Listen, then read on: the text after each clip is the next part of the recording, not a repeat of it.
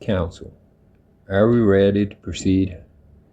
Court is going to call the case of State of Wisconsin versus Brendan R. Dassey, 06CF88.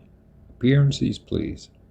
The state appears by Katknit County District Attorney Ken KRATZ. Also appearing is Assistant Attorney General Tom FALLON, Assistant District Attorney Norm GAHN, all appearing as special prosecutors.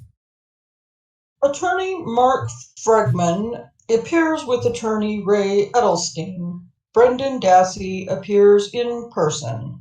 Yeah, could you move the microphone closer? We're having a little trouble hearing. Attorney Mark FREMGEN appears with Attorney Ray Edelstein. Brendan Dassey, defendant, appears in person. All right. This matter is set today for a jury pick. Before we get to that, there are a couple of issues that the court has to complete.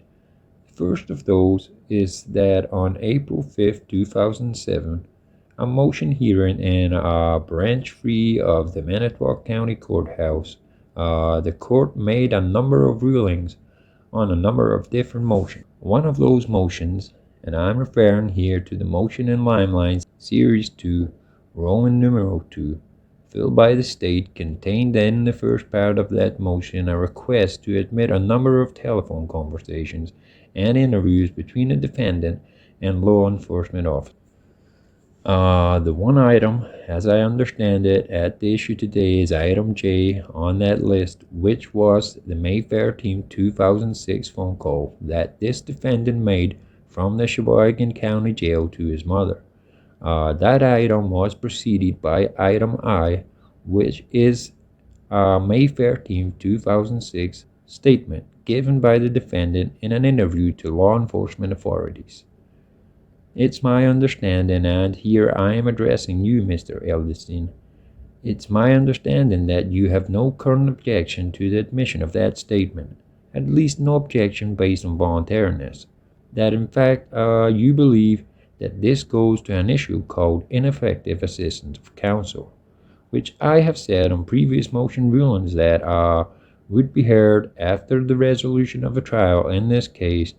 Is that an accurate summary? It is, Your Honor.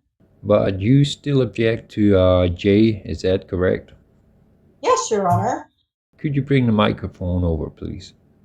J is a telephone conference, as I noted before, between the defendant and his mother, which occurred on May 13th, the same date that the defendant gave a statement to law enforcement authorities. The motion was argued at the April 5th, 2007 motion hearing.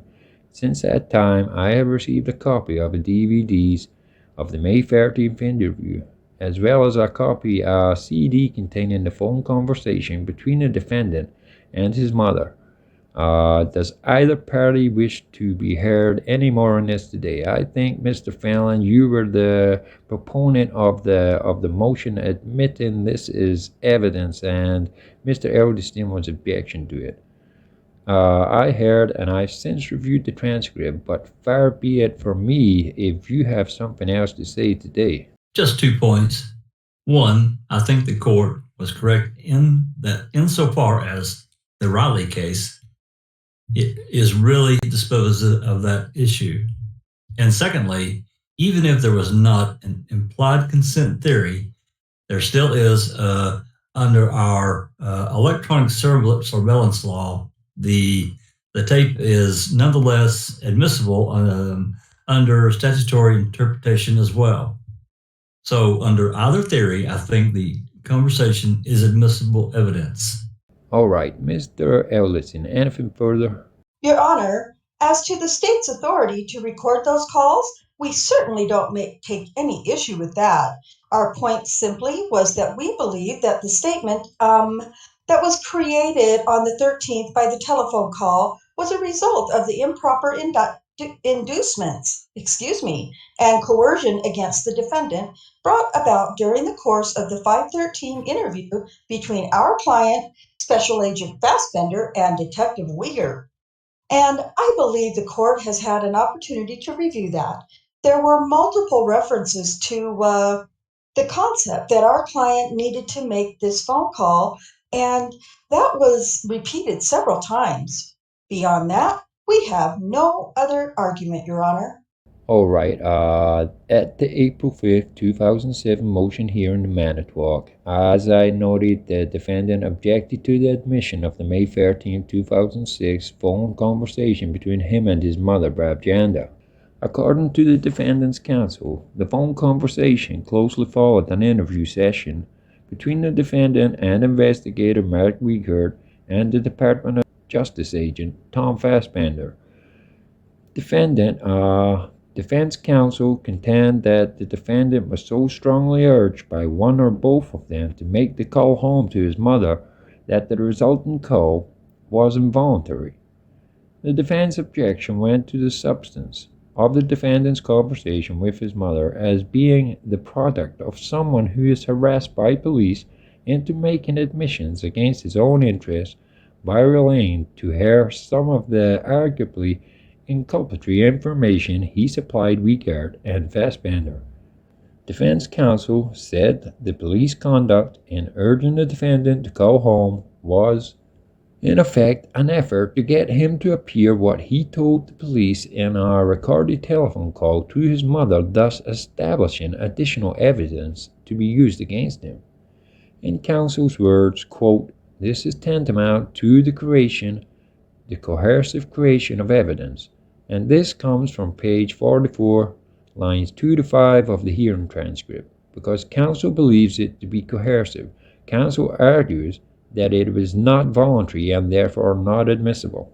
I have reviewed the 3+ hours of the May 13th interview, and I find at least 4 instances where one of the officers, usually Investigator Wiegert, suggested to the defendant that he should call his mother.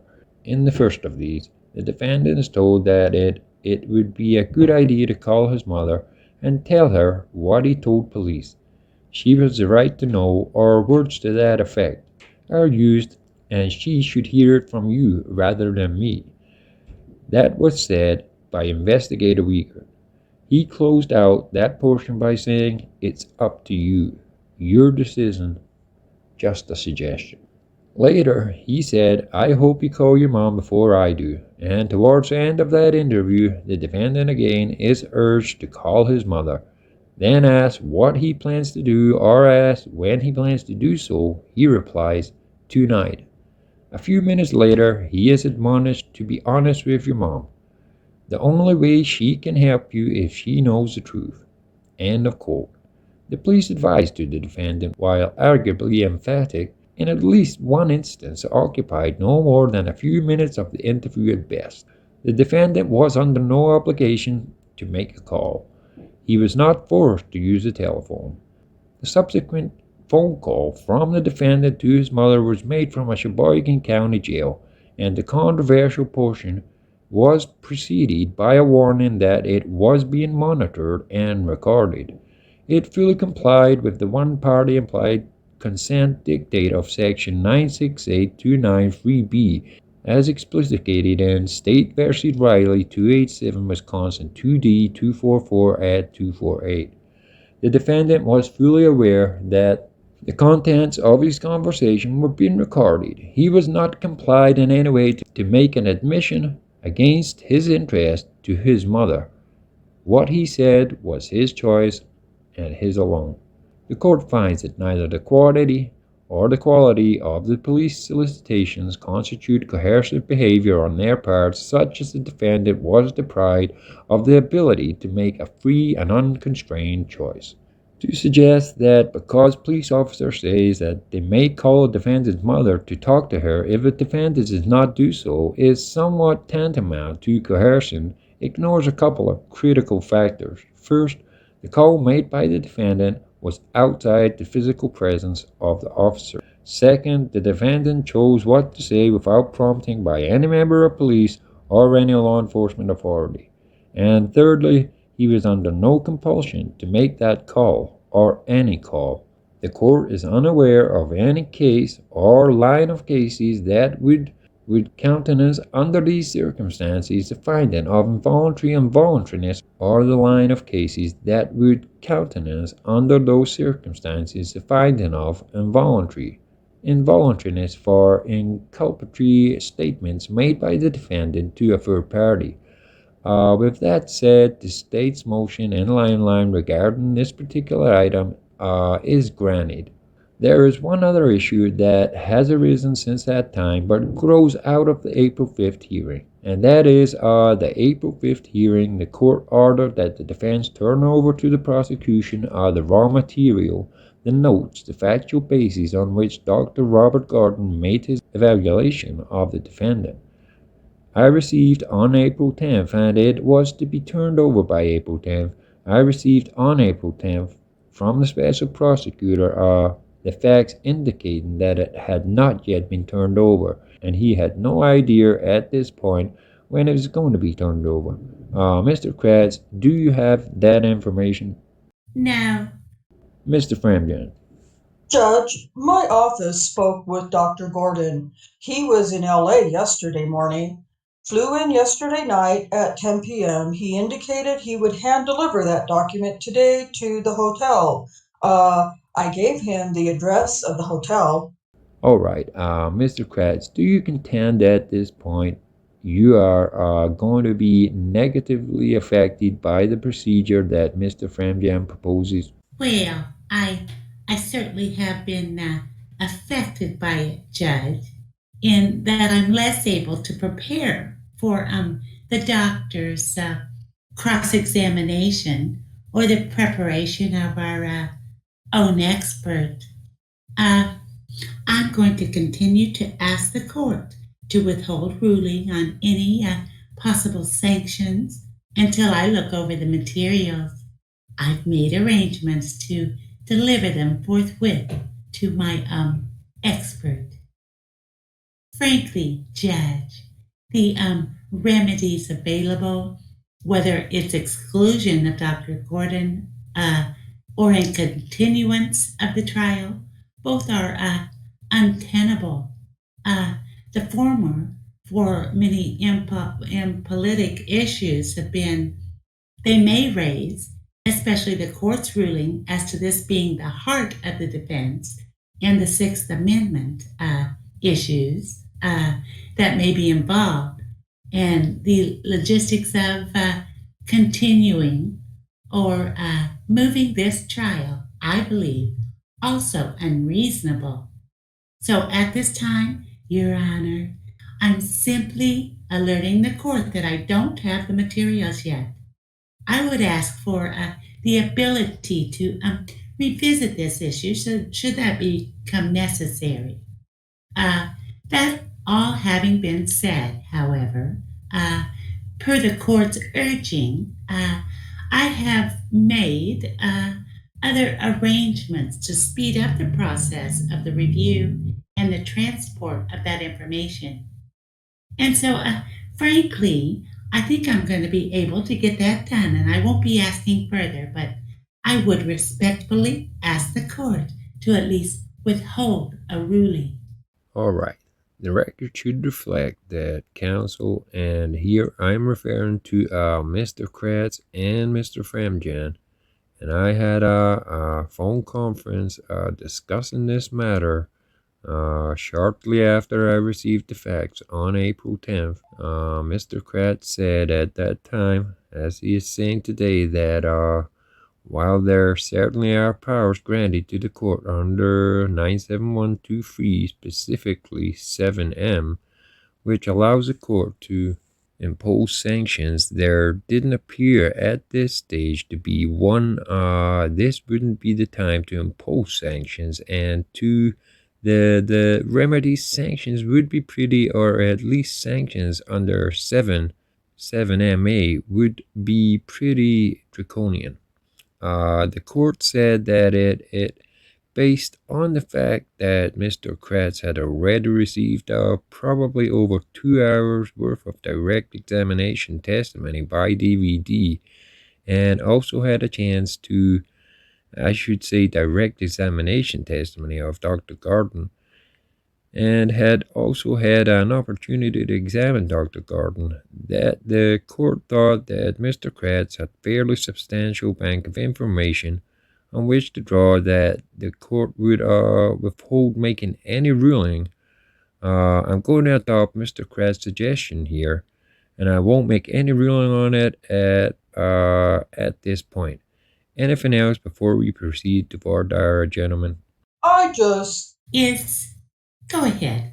I I just had two issues, Judge. I provided to the state earlier, and I'll provide a copy to the court. I amended our witness list, and to add one additional witness, it would be about 5-10 minute witness. But I intended to withdraw Barb Yonda, from the list. The state had indicated that because we had her on our list, they didn't subpoena her. We've agreed that we'll continue to keep her as a witness, but the parties are agreeing to exclude her from the sequestration order so she can appear in the courtroom, except if there's an issue that comes up with a witness in regards to those phone calls from the jail to to the witness. Then she will be asked to leave the courtroom for that testimony. I think the state agrees to that. Would that then be any phone call in which she's involved in, or what? I think we'll get a heads up, is my understanding from the state, as to if they intend to call this particular witness that may be discussing this phone call. It won't be in the middle of testimony, but we'll give her the notice that she should leave the courtroom at that point. Mr. KRATZ, is that an accurate summary of the agreement? It is, Judge. I had gotten Mr. FREMGEN's amended witness list, adding one short witness, removing Ms. Tadek. And I understand that the state has agreed to allow her to participate and be in the trial unless we alert the court and counsel that there's a problem. The state also informed the defense that there is a possible witness, a Detective Todd Baldwin from the Marinette Sheriff's Department, who accompanied another officer during an interview. Detective Baldwin may or may not be called.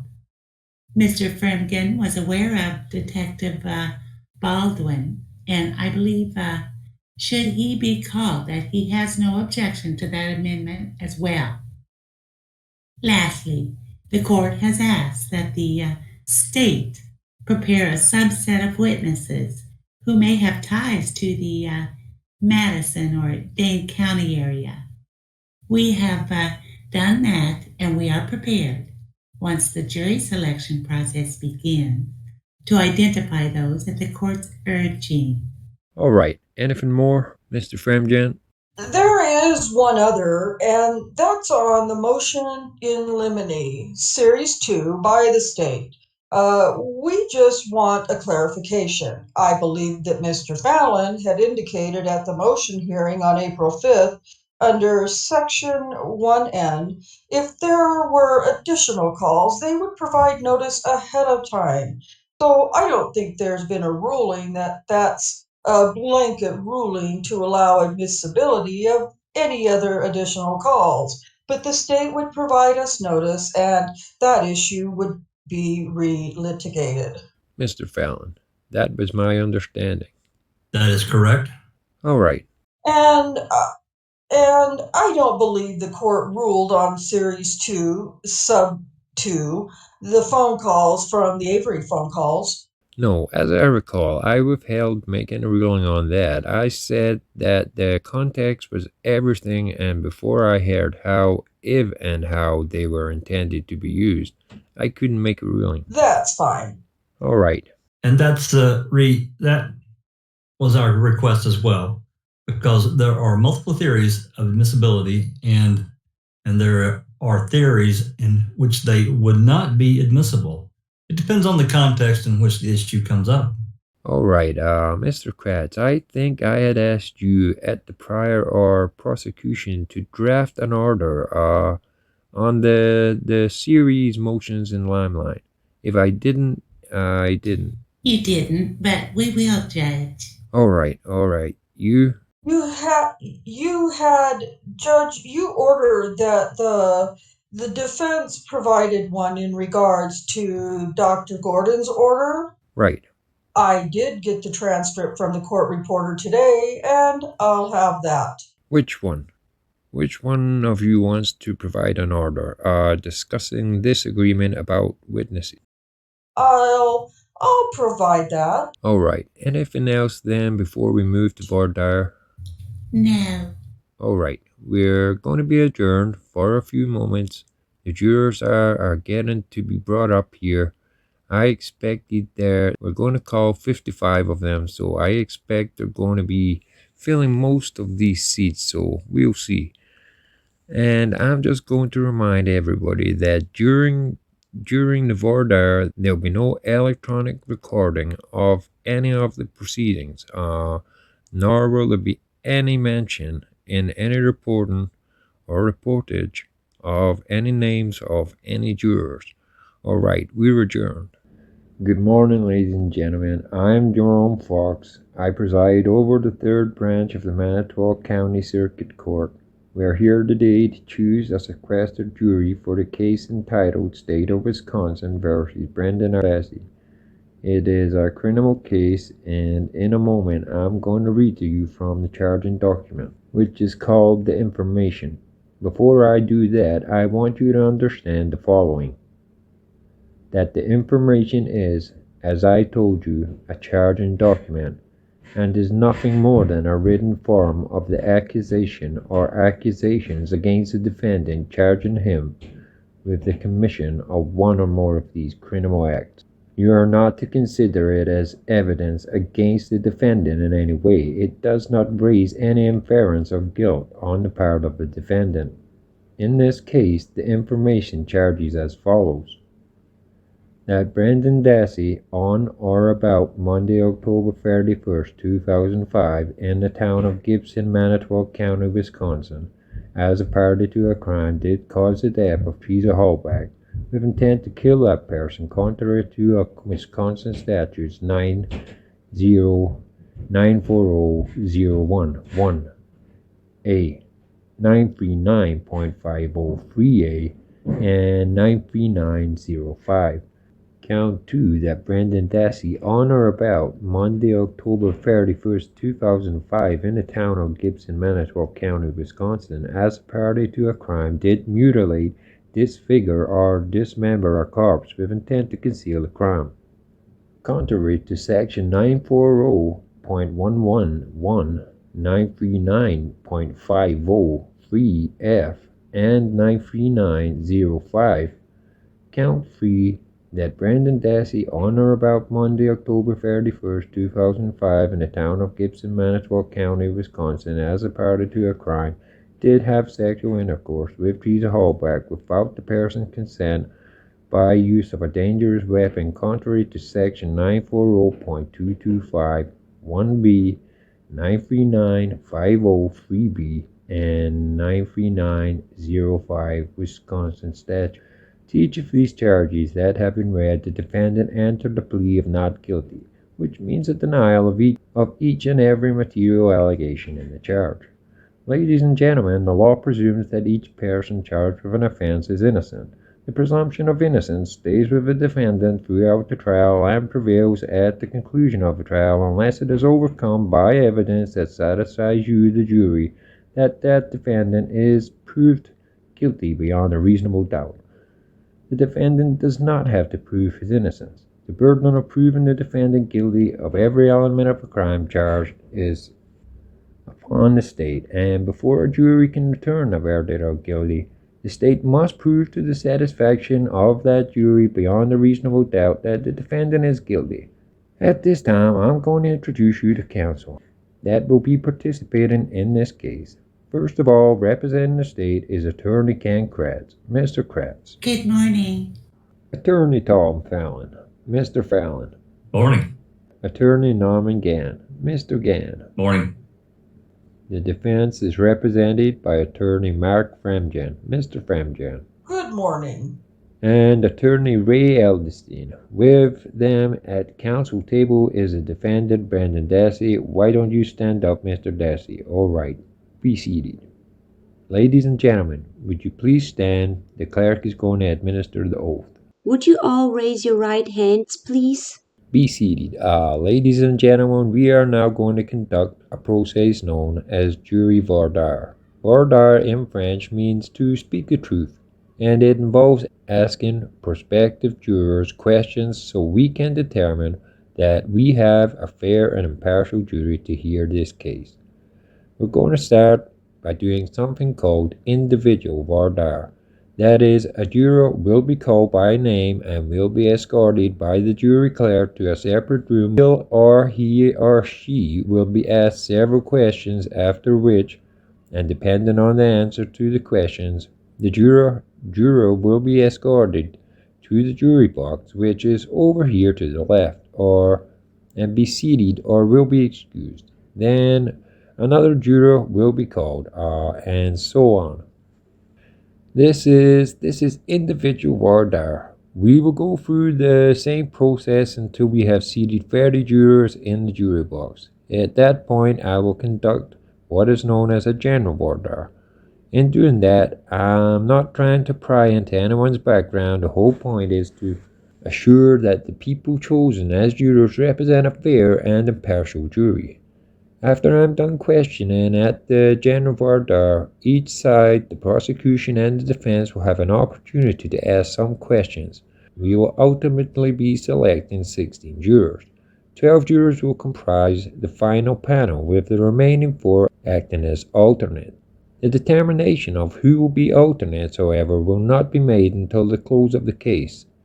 This is after the case has been entirely put before the jury. Madam Clerk, would you give us a couple of minutes so we can set up in the next room and then bring the first juror in? I direct that the rest of you remain in this courtroom. You may visit and talk amongst each other, but please remember, don't talk anything about this case. All right. Good morning, Miss McDonald. Hello. As I told you, we're going to do what is called individual voir dire in this case. And I'm going to start with the following question. This is the state of Wisconsin versus Brendan Dassey, and it received a lot of publicity. Have you heard anything about this case or read anything about it? Yes, I have. From what source did you learn whatever information that you've got? I think the Wisconsin State Journal. Based on the information that you got from the Wisconsin State Journal, have you formed any opinion with respect to the guilt or innocence in this matter? I don't know.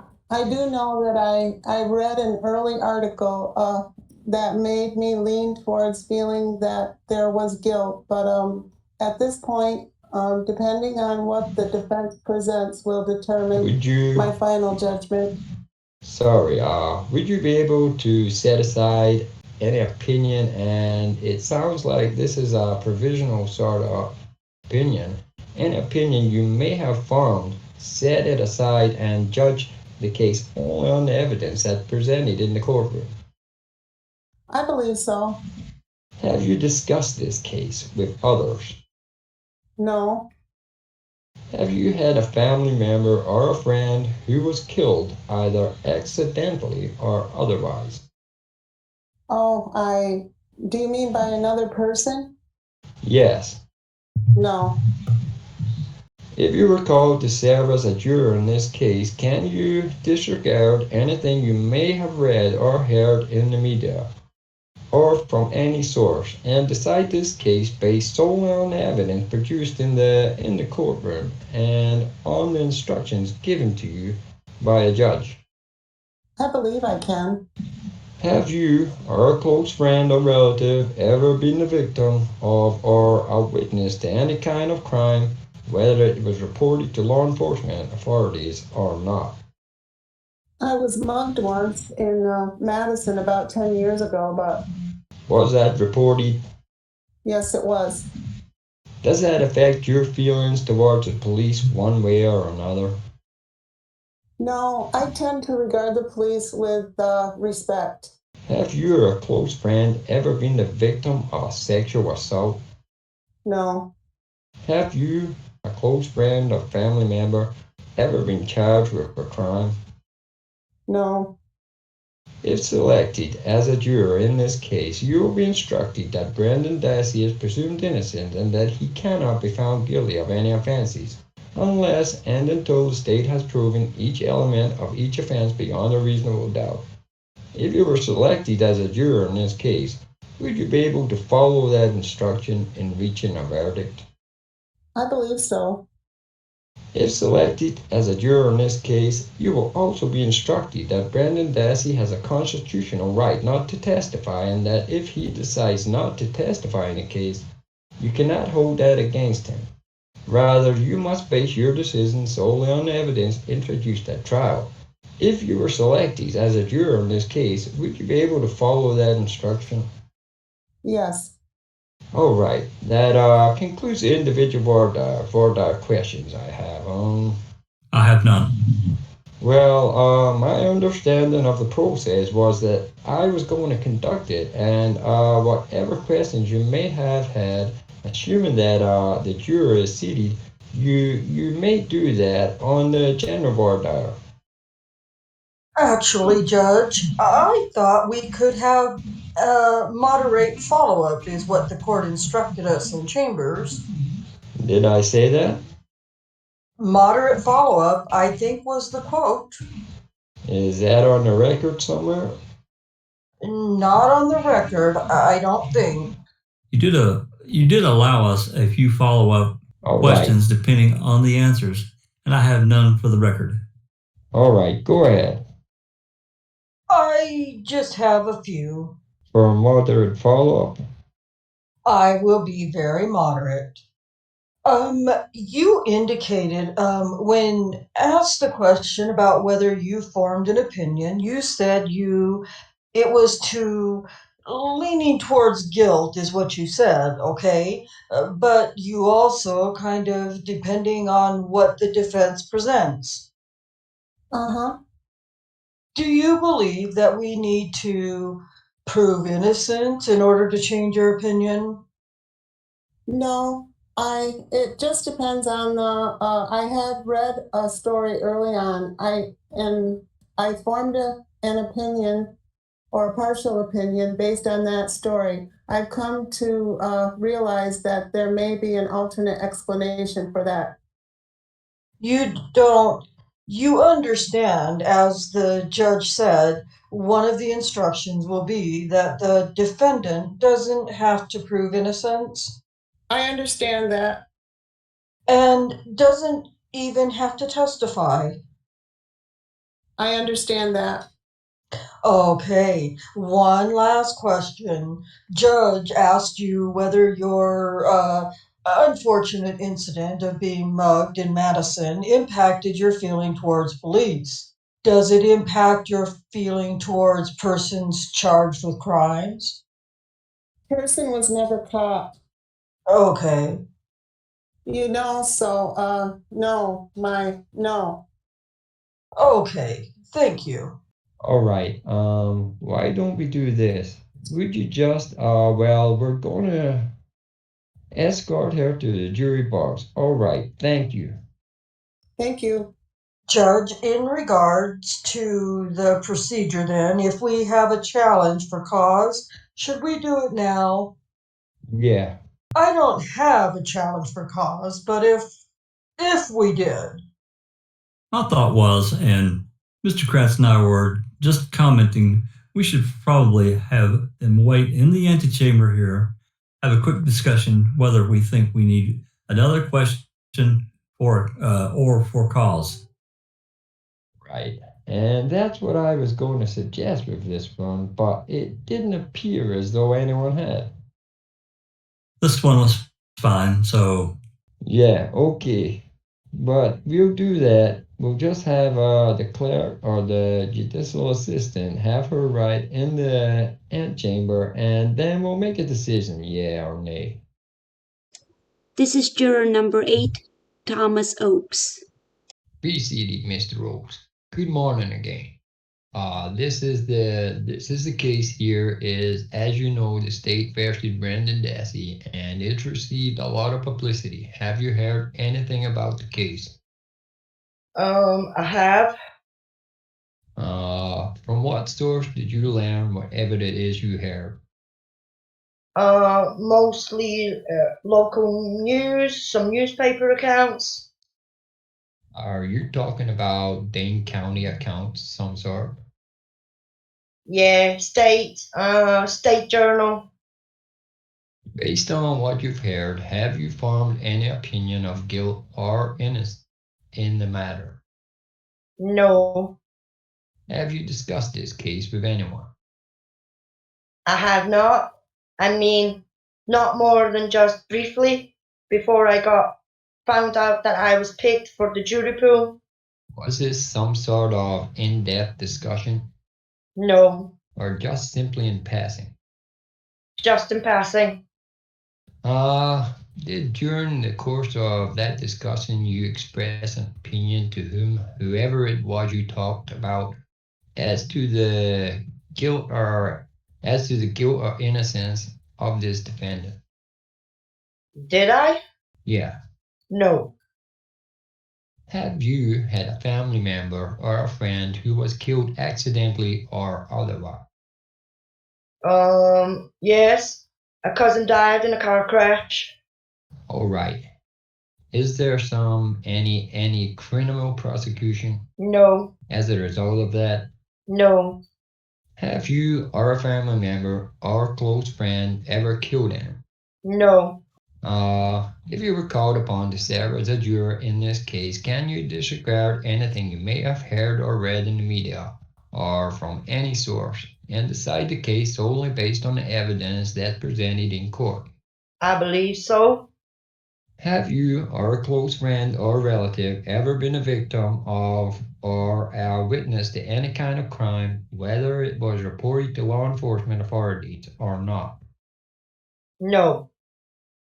All right. Ever had a friend or a relative, close friend who's been the victim of a sexual assault? No.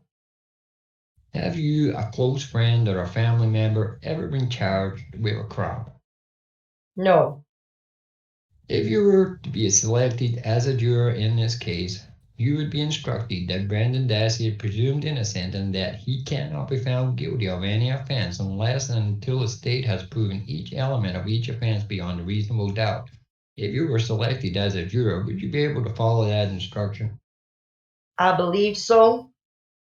If you were selected as a juror, you will also be instructed that Mr. Dassey has a constitutional right not to testify in the case, and that if he decides not to testify, you can't hold that against him. Rather, you must base your decision solely on evidence introduced at trial. If you were selected as a juror, would you be able to follow that instruction?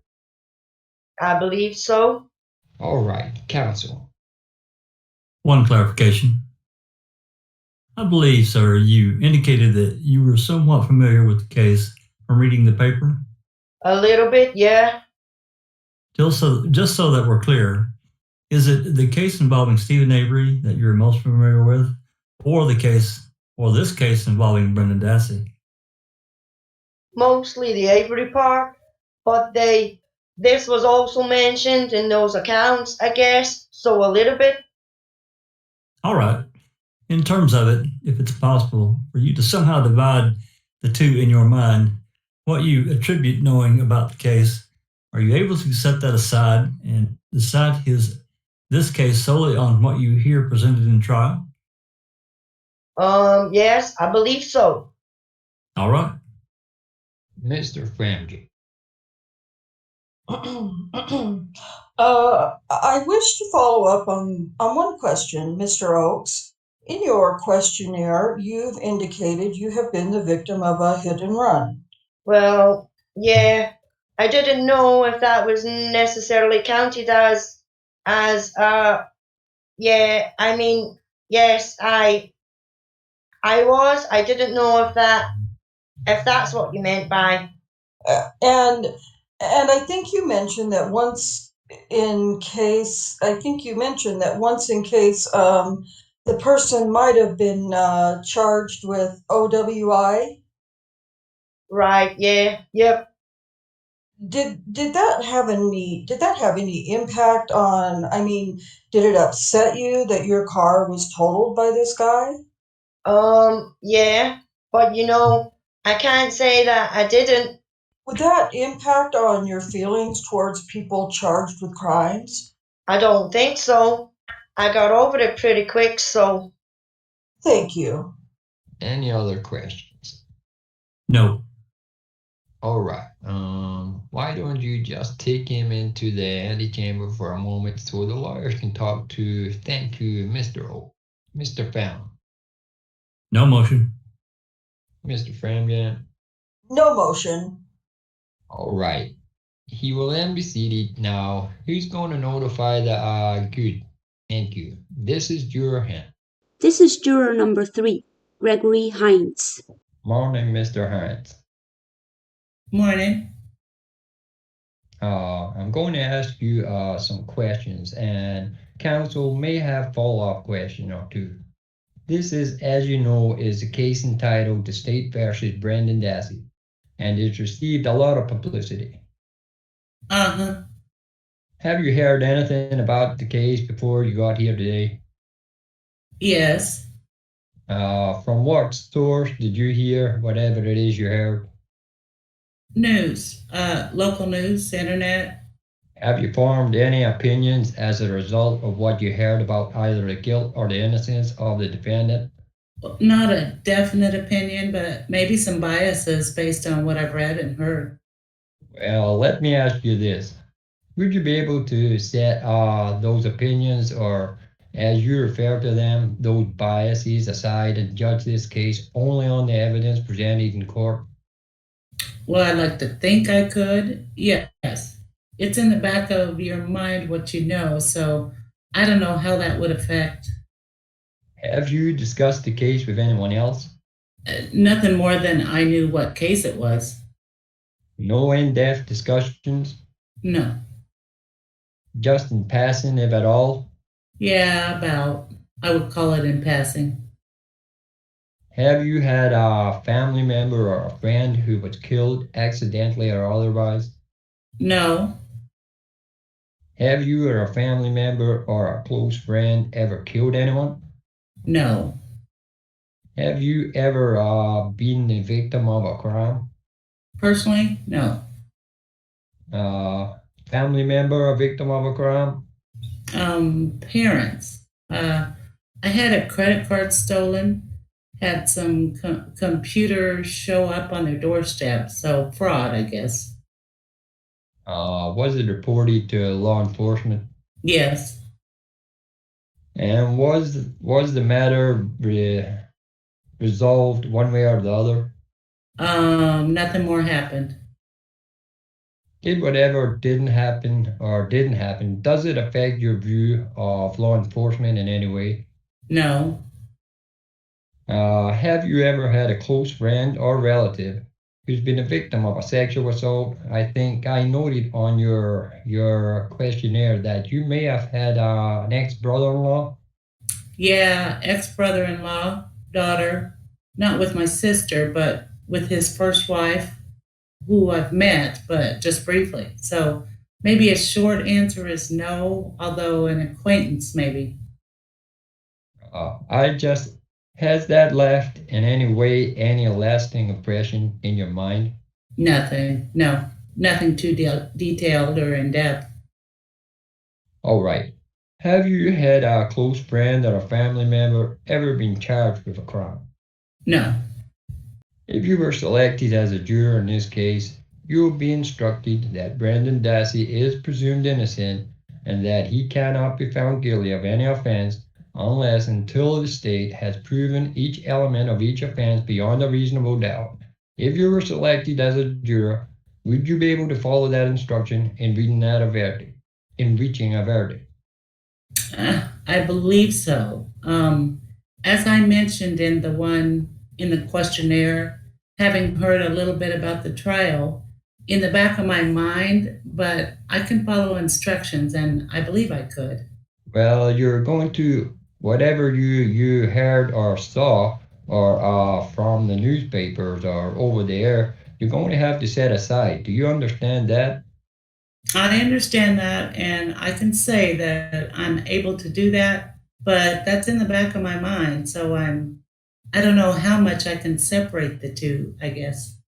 If you're selected as a juror, you will also be instructed that Brendan Dassey has a constitutional right not to testify in this case, and that if he decides not to testify, you cannot hold that against him. Rather, you must base your decision solely on the evidence introduced at trial. Right. If you were selected as a juror, would you be able to follow that instruction? A similar answer. I believe I could follow that instruction. I think it'll be hard to disassociate what I do know already, though. All right. And if that comes out in the trial, I guess it's a non-issue, right? What I answered in my questionnaire. Mr. Fallon? Yes, thank you. Good morning, Mr. Hines. Morning. Just so that we're clear, the court, I think in response to the guest's first question, and it kind of dovetails into your last two responses, you say you were familiar with the case from the news. I'm assuming you are familiar with the case involving this man, Brendan Dassey. Uh-huh. As opposed to the other gentleman, Mr. Avery. Uh-huh. All right. So you have a clear... Excuse me, just a second. When you answer, could you say Yes. yes or no? Sorry. Thank you. So in your mind, you can delineate the two, differentiate the two? The two individuals? Yes. Yes. Okay, good. Now, here's my question. You said you didn't really have any opinions, but you had some biases maybe in the back of your head. You keep referring to something in the back of your head that is giving you some concern. Can you tell us, can you articulate what that is? Can I ask a question? Oh. Sure. With the questionnaires I filled out, has everybody read those or? Yes. Okay. I guess the bias I have is that I believe I read, or as I remember, it's been a while ago, that there was a confession that was rendered at one point and then withdrawn. I guess that's the main thing that I'm referring to. All right. Yes, you're likely to hear some evidence regarding a confession. Now, you said that there's what is the part of that confession and then the supposed recantation of that? What is it about that caused you some concern as from being a juror in the case? Well, if that confession comes out, or that a confession was made comes out in the trial, I have less concern because it becomes part of the evidence, I guess. If that doesn't come out, and I know of that I don't want that to influence my decision based on the evidence that is presented. All right, that makes sense? Yes, that's exactly what we're concerned about. So the question the judge has, and that goes back and assuming for the sake of argument, confession did not come in, would you be able to, like any other information you hear in the media, any other news coverage, would you do your best to set that aside and listen solely to the evidence which is presented in the trial? I can listen solely to the evidence that's presented. All right, and make your decision accordingly? I believe so. Good enough. Thank you. Mr. FREMGEN, anything? Please, thank you. Mr. Heinz, one of the questions the judge was asking you essentially implies, can you fairly and impartially make a decision about Mr. Dassey? And you said yes? Uh-huh. So that'd be correct? Yes. Okay. Mr. Fallon was asking you about the bias, something in the back of your mind that might be hard to forget. And what you've mentioned was this confession and recantation. Yes. And you said, well, if the confession comes out, that won't really be a big deal as far as your opinion then. Because everybody then knows that. So if you knew right now that the confession was going to be told to you, what is your opinion then as to guilt or innocence of Mr. Dassey? I object to that in the context in which it's asked. That's I think, counsel, unnecessarily confusing. Are you saying if only the confession appears as evidence, what would you do?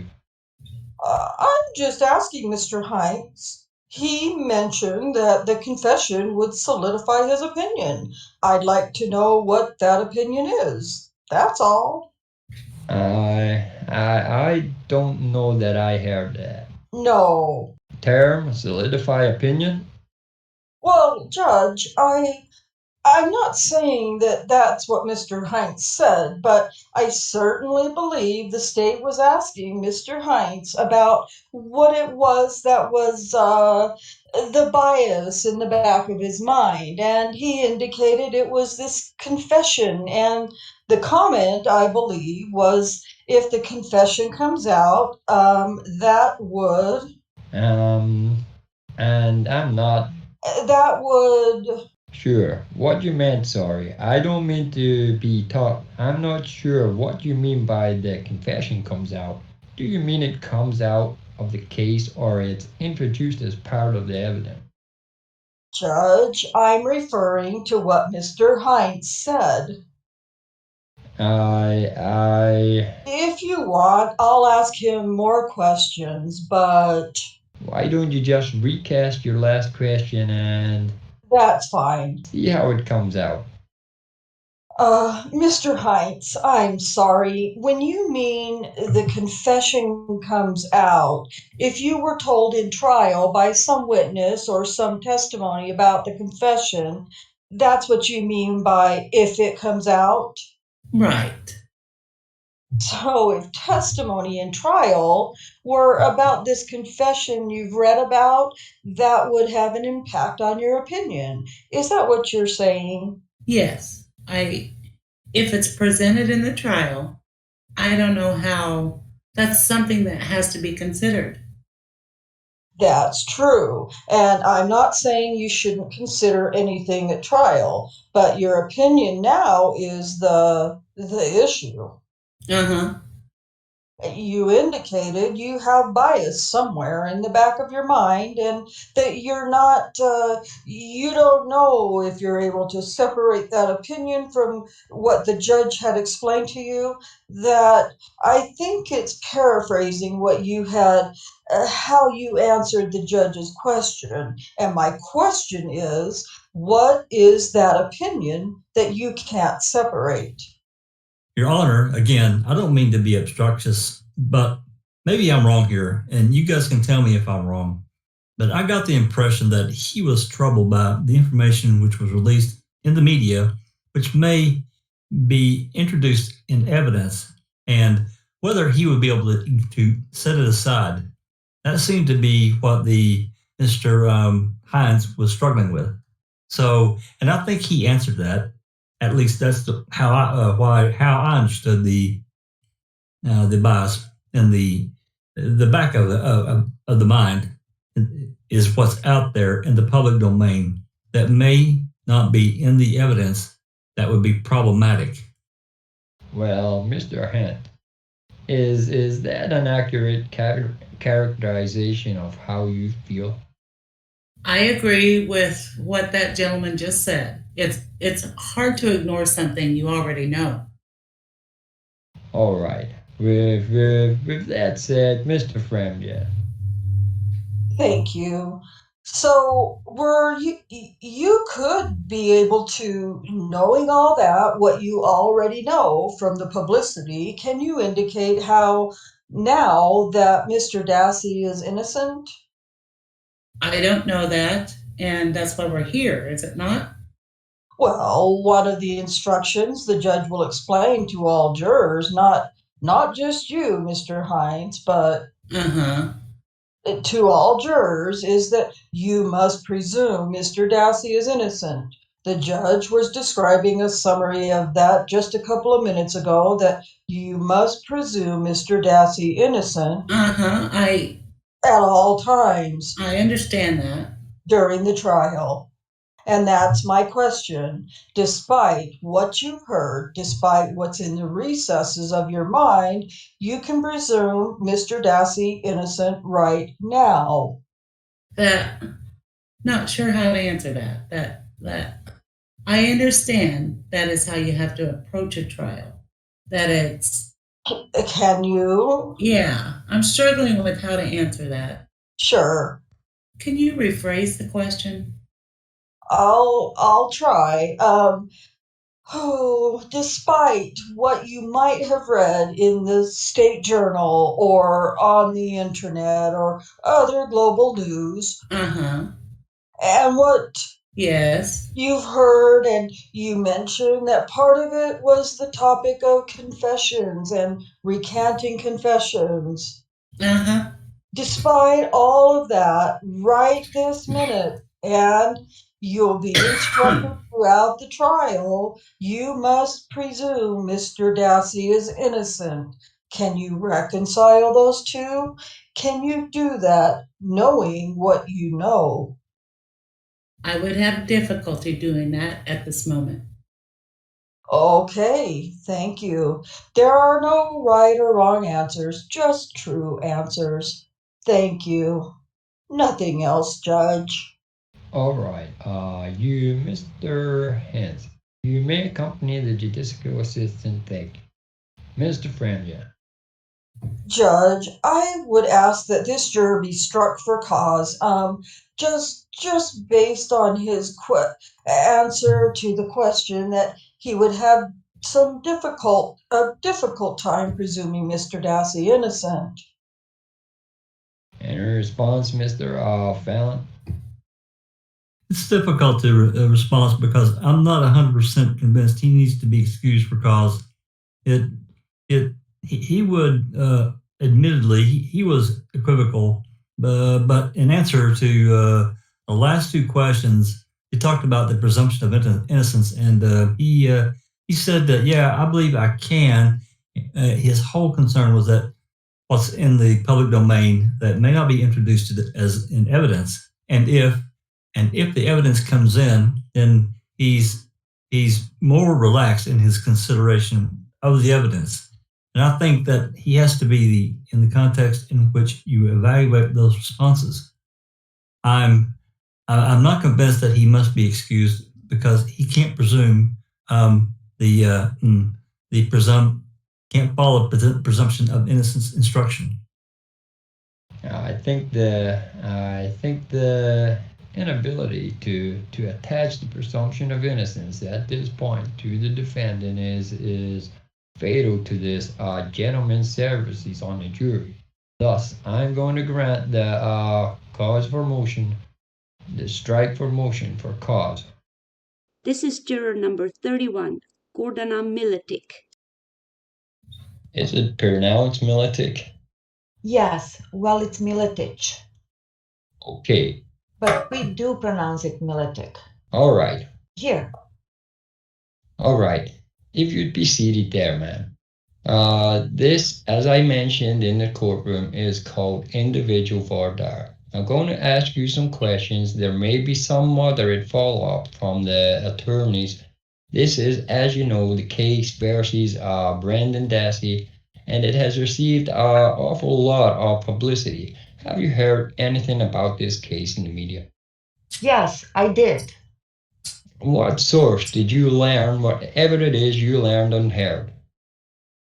Well, first started with my son. A few years ago, just before April, he was released. My son volunteered for the Innocence Project, so I became aware of the problem. And soon after, in April, he was released. So I really got interested in the case. So I have been following it through Wisconsin State Journal and the local television. Have you, as a result of what you heard, formed any opinions about the guilt or innocence of Brendan Dassey? Not about him. All right, not about Brendan Dassey. No. You're making a distinction here, and you haven't said this, but I'm going to surmise between Stephen Avery You're right. and Brendan Dassey, but you formed no opinion one way or the other, guilt or innocent. No. About Mr. Dassey, have you discussed this particular case with anyone else? No. Have you had a family member or a friend who was killed by accident or otherwise? No. Have you, a family member or a close friend, ever killed anyone, accidentally or otherwise? No. Have you, if you are called to serve as a juror in this case, can you disregard anything you may have heard or read in the media or from any source and decide this case based only on the evidence presented in court? I have a little bit of concern. I have PhD in child development, and I'm just wondering if some of my previous knowledge might affect my decision in making of this case. I have also worked with visually impaired for a number of years, and they always have other impairment, and we have discussed that.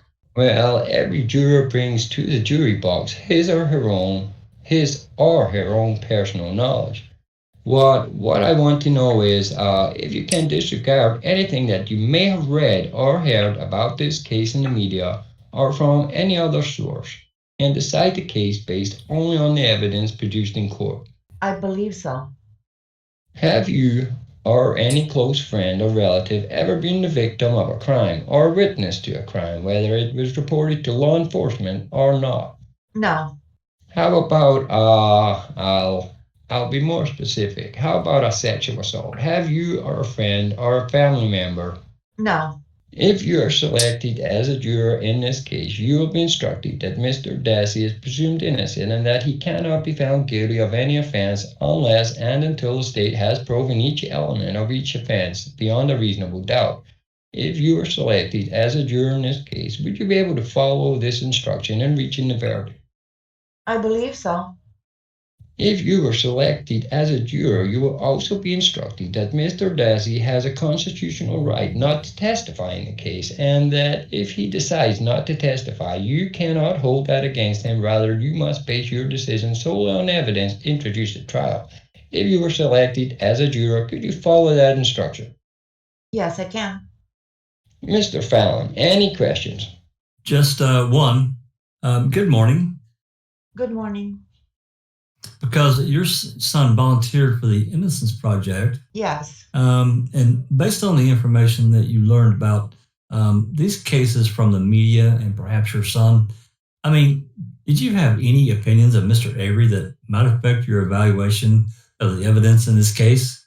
Oh, actually, Mr. Avery said that he was set up, and it was very hard for me to believe that, given the crime that was committed. I just cannot imagine that anyone would want to hurt a person so badly to get back at somebody else. So when he was found guilty, it was not hard for me to accept that. All right. So then we're clear then. So you're reasonably sure you won't let those feelings or thoughts affect your deliberations on the evidence that we introduced in this case? I believe so. Okay, thanks. Mr. FREMGEN, anything? No, thank you, Judge. All right, thank you. You may step down. You can wait in the anteroom for just a second. Okay. With the legal assistant. Mr. Fallon? No motion. No motion, Judge. Court has no motion. Juror number 33, Timothy Hughes. Aye, Mr. Hughes, be seated. Hi. Good morning again to you. Morning. This is, as I mentioned in the courtroom, would be called individual voir dire. I'm going to ask you a series of questions. Counsel may have a brief follow-up questions for you. You're aware this is a case, State versus Brendan Dassey, and it's received a substantial amount of publicity. Have you heard anything about the case? Yes. From what source did you hear whatever it is you heard? Television. As a result of what you heard, have you formed any opinions regarding the guilt or innocence of this defendant? Not much of one. Well, does not much of a one mean no or? I really don't know much about it, to be honest. I know it's connected with the Stephen Avery and thing there, and I know more about that. You understand though that this is a separate case? Yes. Yeah. Based on that fact, have you, based on the fact that this is a separate, you've heard something about it, have you formed an opinion? No. With respect to this? No. You're going to have to, she takes all of what we No. say down. All right. Have you discussed this case with anyone? Yes. With whom? With my wife and my employer. Have those discussions resulted in you forming an opinion about this case? No. Have you had a family member or a friend who was killed accidentally or otherwise? Yes, my brother was killed accidentally. How long ago was that? 1980. Was there a criminal prosecution as a result? No, it was an accident. All right. What kind of accident? He was a garbage truck driver, and he got out of his truck and it ran him over and crushed him. All right. Has that in any way, positive or negative, affected your attitude towards law enforcement authority? No. We talked a little bit before about forming opinions. Would you be able to set aside anything you've heard or read about this case and judge a case solely based on the evidence presented in court? I believe I can. Have you or any close friend or relative ever been a victim of or witness to any kind of crime, whether it was reported to law enforcement or not? No. Specifically, have you or a close friend or relative been the victim of a sexual assault? No. Have you, a close friend or family member, ever been charged with a crime? I was arrested a month ago for slapping my daughter, and the charges were dropped. All right. Other than that? That was it. If you're selected as a juror in this case, you will be instructed that Brendan Dassey is presumed innocent and that he cannot be found guilty of any offenses unless and until the state has proven each element of each offense beyond a reasonable doubt. If you were selected as a juror in this case, would you be able to follow that instruction? Yes. There will also be another instruction that says Mr. Dassey has a constitutional right not to testify in this case, and that if he decides not to testify, you cannot hold that against him. Rather, you must base your decision solely on the evidence introduced at trial. If you were selected as a juror in this case, would you be able to follow that instruction? Yes. In reaching a verdict? All right. Mr. Fallon, any question? Just two. Sir, you indicated you had some discussion with your employer. Is that regarding your ability to maintain income if you were selected as a juror in this case? Yes, we talked about... All right. And will you suffer any financial hardships, sir, if in fact you are selected and are off work for 2 weeks? No. The Postal Service will pay my salary and I'd be reimbursed. All right. So there's not a concern in that regard? No. Great. All right. Now, you said you were unfortunately arrested a month ago for slapping your daughter. How old is your daughter? She's 17 now. She was almost 16 and... Almost 16. It happened in February. February 24th, she turned... It's been a little bit more than a month. I I remember 3 days after I got out of jail, I was in jail for 12 hours, and 3 or 4 days after I got out, she turned 17. Okay. Now, I would imagine that wasn't exactly much fun at all. No. And do you feel that the case was adequately investigated before your arrest? Yes, I admitted doing it, and they said it was automatic. You can't strike a child, and I understand that. Okay. So you think that you were handled appropriately and professionally by the law enforcement officers?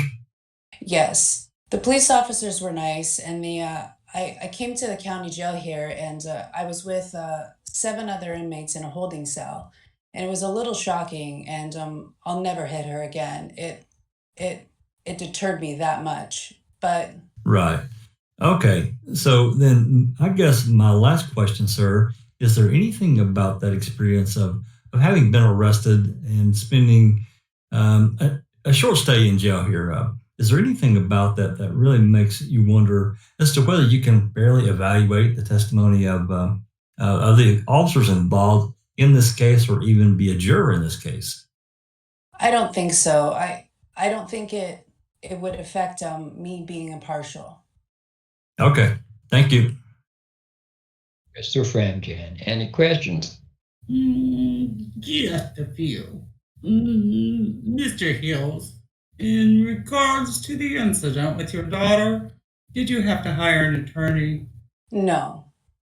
When you say it was dropped, did you have to meet with the prosecutor's office? No, they just came to the jail cell and they said that you're free to go. And I called the district attorney and they said the charges were dropped. Oh, you'd indicated that you haven't formed an opinion in regards to Mr. Dassey, correct? Yeah, I said not much of a one. I don't know much about that. But you indicated that you discussed the case with your wife. Yes, I did. Did you guys discuss whether you felt he was guilty or innocent?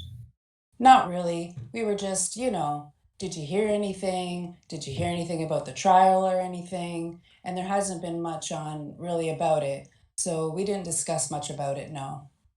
Was that more so after you received your summons that you might have Yeah, to? when I got the summons, we talked about it, and I didn't even realize who Brendan was at first. And then later on in the questionnaire, it dawned on me, And then I did hear something about it on TV, but not too much. Just that the trial was going to be taking place, and they were going to use people from Dane County. I appreciate that. Thank you. Nothing else. All right. Thanks much. You may step down. You can wait for just a moment in any room, the antechamber. No motion. No objection. All right. He can be escorted to the jury box. Bring the next one in, please. This is number 35, Heather Rasmussen. Morning again, Mrs. Rasmussen. As I mentioned, this is individual Voir Dire. I'm going to ask you some questions. Counsel may have some brief follow-up questions for you. All right. This is a case entitled State versus Brendan Dassey, and it has received a fair amount of publicity. Have you heard anything about this case? I don't watch the local news. I've heard nothing. So you know nothing about this case or the issues in the case? Only what was told to me in the questionnaire I filled out. Beyond that, nothing? Nothing. So then, if I were to ask you if you formed an opinion as to the guilt or innocence, your answer would be? No. Have you had a family member or a friend who was killed accidentally or otherwise? Yes, my younger brother was killed in a car accident in November of 2005. All right, I think you said that in your questionnaire. Or you implied there was a charge for negligent homicide in there. Is that right? Yes, that's correct. And at this point, the defendant has not yet come up for a trial, is that right? The pretrial was done in December, but she has not been up for trial yet. Does that affect in any way, either positively or negatively, the way, number one, you feel about law enforcement? Not at all. About defendants generally, does that predispose you in one way or another? I don't feel so, no. I really haven't had much interaction with it. I've been kind of out of contact with my family since then. Have you or a family member or a close friend ever killed anyone accidentally or otherwise? No. If you're selected as a juror in this case, you will be instructed that Brendan Dassey is presumed innocent and that he cannot be found guilty of an offense unless and until the state has proved each element of each offense beyond a reasonable doubt. If you were selected as a juror in this case, would you be able to follow that instruction? Yes, I would. Likewise, if you were selected as a juror, you're going to be instructed that Mr. Dassey has a constitutional right not to testify, and that if he does testify at trial, you cannot hold that against him, but rather, you're going to have to base your decision solely on the evidence that you hear at trial. Could you follow that instruction? Yes, I could. Mr. Fallon. No questions. Ms. Rasmussen, if I may, I just want to follow up a little bit about the answer to the question about your brother having been killed. Go ahead. Were you close to your brother? I was away at college and I hadn't been close to him growing up. We had just started spending a little more time together, so we were getting closer, but I wouldn't say I was horribly close to him. Now, I would imagine was somewhat of a horrific news to hear that your brother. It was not pleasant news to hear, no.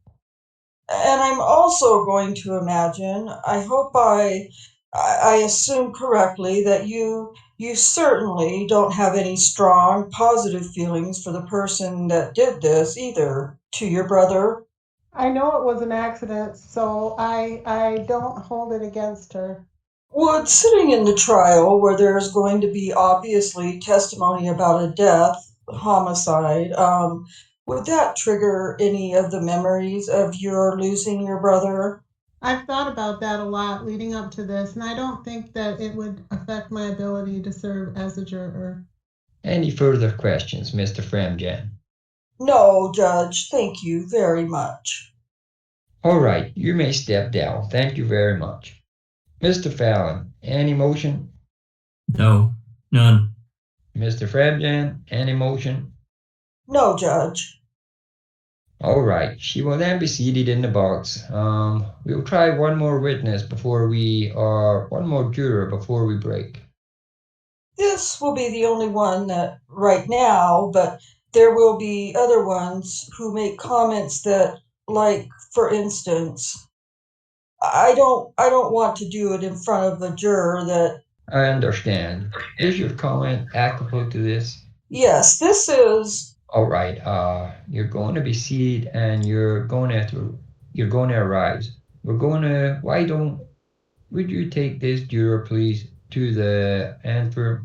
Sure. Mr. FREMGEN wants to make have some discussion outside the presence. The reason. Mr. FREMGEN? The reason I wanted to bring this up, Judge, we spoke in front of juror number 30, Mr. Heinz, and I don't think that was appropriate to be basically arguing about first the witness in front of, or the juror in front of a witness, or excuse me, juror, I believe, is going to be kind of similar. She made comments in her juror questionnaire that may think he's already guilty. I'm worrisome, and I certainly want to delve into some of that. And rather than if we're going to have any discussions about the questions being inappropriate, I would prefer we don't have that discussion in front of the juror while we're sitting here questioning the juror at the same time. Well, this process is cumbersome at best. It could go on forever. Obviously, if I thought there was something that would have any kind of serious impact on the juror, in the form of a question or an objection or something else, I would excuse the juror to the room. But with Mr. Hans, I didn't feel that what was said there was other than appropriate. Mr. Fallon, No, I thought it went okay. All right. I didn't see from our perspective everything was okay. I think, but I mean, looking at it from another, I was watching the juror as we were having our discussion right. among the three of us, and it didn't seem to cause him any uncomfort or unrest. And that's my number one consideration, is that we don't somehow contaminate him or make that juror uncomfortable. And I was comfortable with that, with what happened. Well, what it was, Mr. FREMGEN, and perhaps I'm wrong about this, really it went to the form of the question. I thought at one point that the question was confusing or compound, and I don't know that it went to his answer. So obviously, if we have something that is going to be discomforting to a juror, we're going to move it out. But Voir Dire is an effort to find out attitudes, and you have an opportunity, as does the state. So I understand that. I don't have a problem with that. I don't think that the voir dire is the appropriate place for the juror to see the attitudes of the counsel and the court, how they interact, though, necessarily. keep that in mind. All right. Next juror. Juror number 43, Rachel Tedder. Good morning again, Mr. Tedder. Why don't you be seated there? I mentioned to you, as well as the others in the courtroom, is individual voir dire. I'm going to be asking you a series of questions. Counsel may have some follow-up questions. This is, of course, the state versus Brendan Dassey. It's received a fair amount of publicity. Have you heard anything about this case? I have, yes. From what source did you learn whatever it is you heard? The television when it first happened, and I'm on the internet every day, so I do, read the news. I have heard about the case. All right. Based on what you've heard, have you formed any opinions about the guilt or innocence of this defendant? Yes, I feel like I have to a certain degree. We'll get to that a little bit more in a moment. But would you be able to set those opinions aside if you were on the jury and judge this case solely on the evidence as it's presented in court? Yes. All right. Have you discussed this case with anyone? Yes, I mean, just whatever's on TV and reading about it at the time. Yes, I discussed it with others. Are these discussions in passing, or are they in-depth discussions? Not in depth, in passing. Based on those discussions, did you form an opinion regarding the guilt or innocence of the defendant? Not completely, no. Well, whatever opinion you had. Well, and I'll ask you, do you have some preliminary opinion that you formed? Yes, I feel in my heart that maybe I have. I have given it some thought, and whatever I've learned about it, I guess I believe I have a feeling about it. And that feeling is Guilty. that he may be guilty? Yes. And you've described it as a feeling. I've described it as an opinion. Would you be able to set that aside? Again, I'm going to ask you this and judge the case solely on the evidence that's presented in the court and the instructions the court gives you? Yes. Have you had a family member or friend who was killed accidentally or otherwise? No. Have you a family member or a close friend ever killed anyone accidentally No. or otherwise? No. If you're called upon to serve as a juror, can you disregard anything that you've heard or read in the media or on the internet or from any other source and decide the case solely based on the evidence? I can certainly try. Yes. Absolutely. Well, try is one thing. Can you do it? Do you believe in your heart Yes, I believe. that you can? In my heart, I can. Have you or any close friend or relative ever been the victim of, a witness to any kind of crime, whether it was reported to law enforcement or not? No. Specifically, have you or a close friend ever been a victim of a sexual assault? No. If you were selected as a juror in this case, you would be instructed that Brendan Dassey is presumed innocent and that he cannot be found guilty of any offense unless and until the state has proven each element of each offense beyond a reasonable doubt. If you were selected as a juror, would you be able to follow that instruction? Yes. Likewise, if you were selected as a juror, you would be instructed that Brendan Dassey has a constitutional right not to testify in this case, and that if he decides not to testify, you can't hold that against him. Rather, you must base your decision solely on the evidence that's presented in court. Could you follow that instruction as well? Yes. Counsel? At Mr. Fallon? this point, I do not. I will wait for counsel.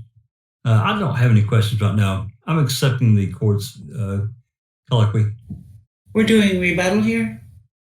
I'm anticipating an argument, so Go ahead, Mr. FREMGEN. Oh, Miss Tedder, is it? Mm-hmm. You'd indicated that in your heart you feel that he is guilty, but can you set that aside if that's the instruction of the court, correct? Yes. Do you believe Mr. Dassey right now to be innocent? It hasn't been proven. No. I have the evidence hasn't been presented to me yet. If it were presented, I'd try to make a decision from that evidence. Do you believe that it would be necessary to prove he's innocent or just prove that he's guilty? That he's innocent. Now, one of the instructions the judge will give to all of the jurors was, I think summarizing here, was that presumption of innocence and burden of proof mean that he doesn't have to prove he's innocent. Do you understand that? Yes. But as a juror, you think that that he should have to prove that. I'm sorry. My mind is get jumbled. I can rephrase. Yes. Would you rephrase the question? Let me ask you it a different way. Okay. Maybe it will be a little easier. You indicated that you can follow the instruction of the court, and one of the instructions is you have to presume that Brendan is innocent. Mm, Another instruction later would be that the state, the prosecutors, are the only ones that have anything to prove. They have to prove, they would have to prove guilt beyond a reasonable doubt. That's the instruction. um, There's no instruction that says the defendant has to prove he's innocent. Is that okay with you? Can you? yes. Okay, you can set aside your feelings in your heart that he's guilty and follow those instructions. Yes. Okay. Um, and and may I might have missed your answer. The judge had asked about trying to set aside the publicity, the things you've read already. You said you would try.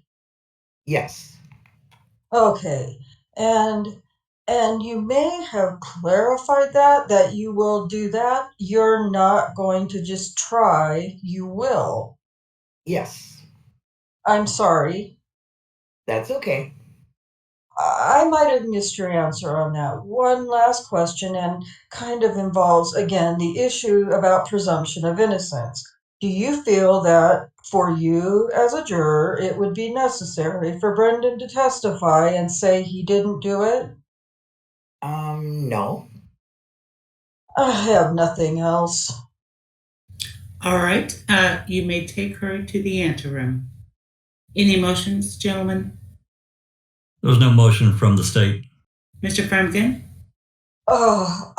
Judge, I think it's a real close call, but I still would ask that the court consider striking her for cause for the concerns that she has, or her comments of being feeling in her heart that the defendant is guilty, despite the comment to the court that she could set aside her feelings and follow the laws instructed by the court.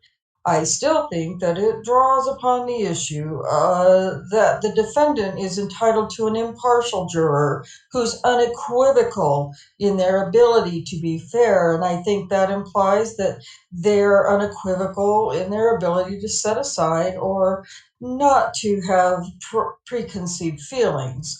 And she's saying, I have this feeling in my heart that he's guilty, yet I'll set it aside. I'm not so sure I'm convinced that she can do so. Well, people come with opinions. We attempt to find a jury that ultimately is impartial. I take this juror at her word that she could set aside whatever it is that she may have felt.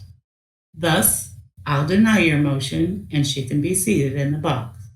We'll wait. We'll take about a 10-minute recess. All right, we'll go back on the record. Bring the next juror in, please. This is juror number 44, Leah Shea. Hi, Mrs. Shea. Be seated. As you may recall my telling you a few moments ago, this is called the individual voir dire. I'm going to ask you a couple of questions and then counsel may or may not have some follow-up questions to ask. This case, as you are aware, is the state versus Brendan Dassey. It's received a substantial amount of publicity. Have you heard or read anything about this case before coming here today? Yes. And from what source did you learn whatever it is you learned? I've read it in the newspaper, mostly the Wisconsin State Journal, and I've seen it on TV. All right. Based on what you've read and what you've heard, have you formed any opinion as to this defendant's guilt or innocence? No. Have you discussed this case with anyone else?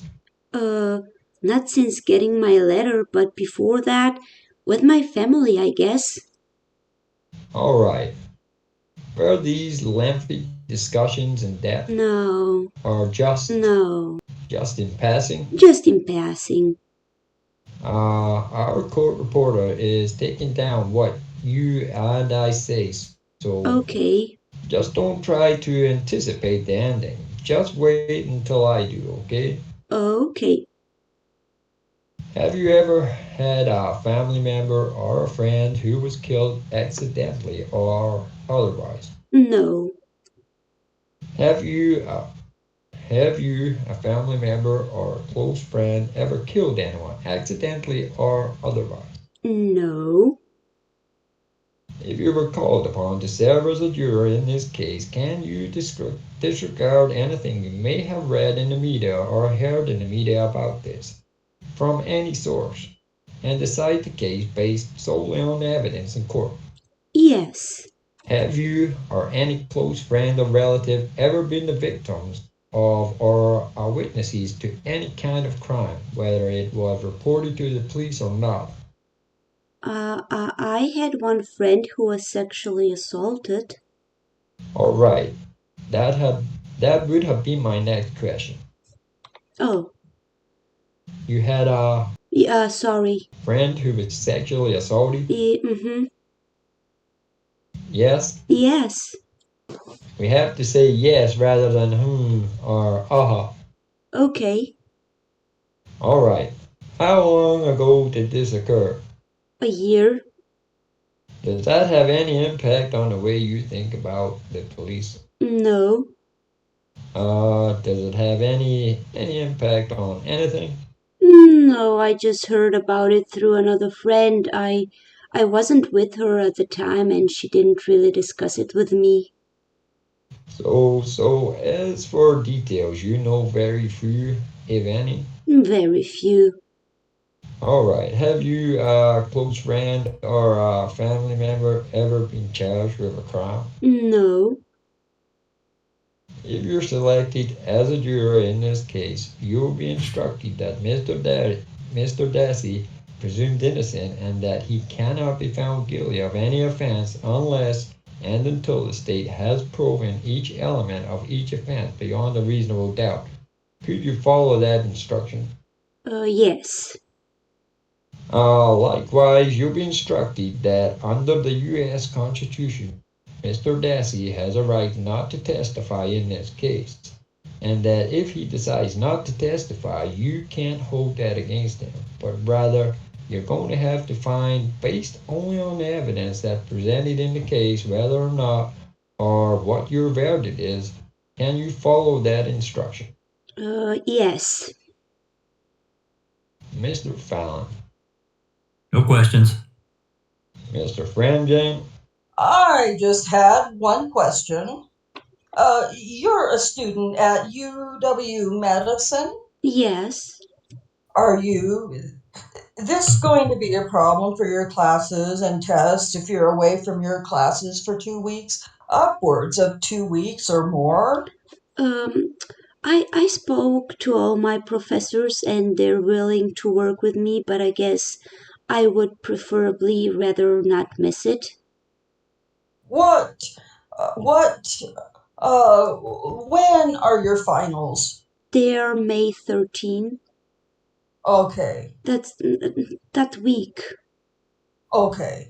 I have nothing else. All right, you may step down. Thank you. Okay.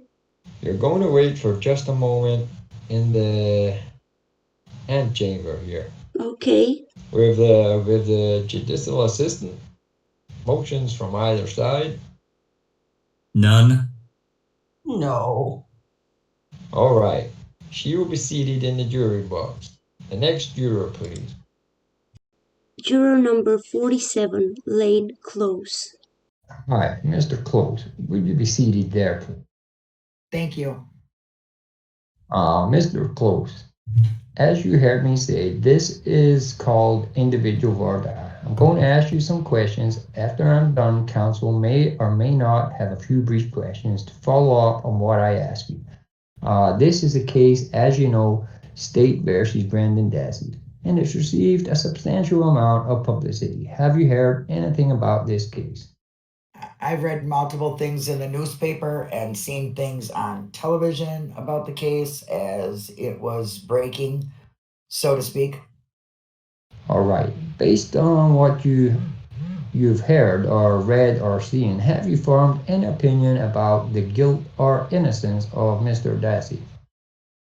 Initially, I had because one of the first things that had come out within it was that there was a confession involved, and at that point, obviously, you allow that to set in your mind as a point of ending, so to speak, because it's a confession.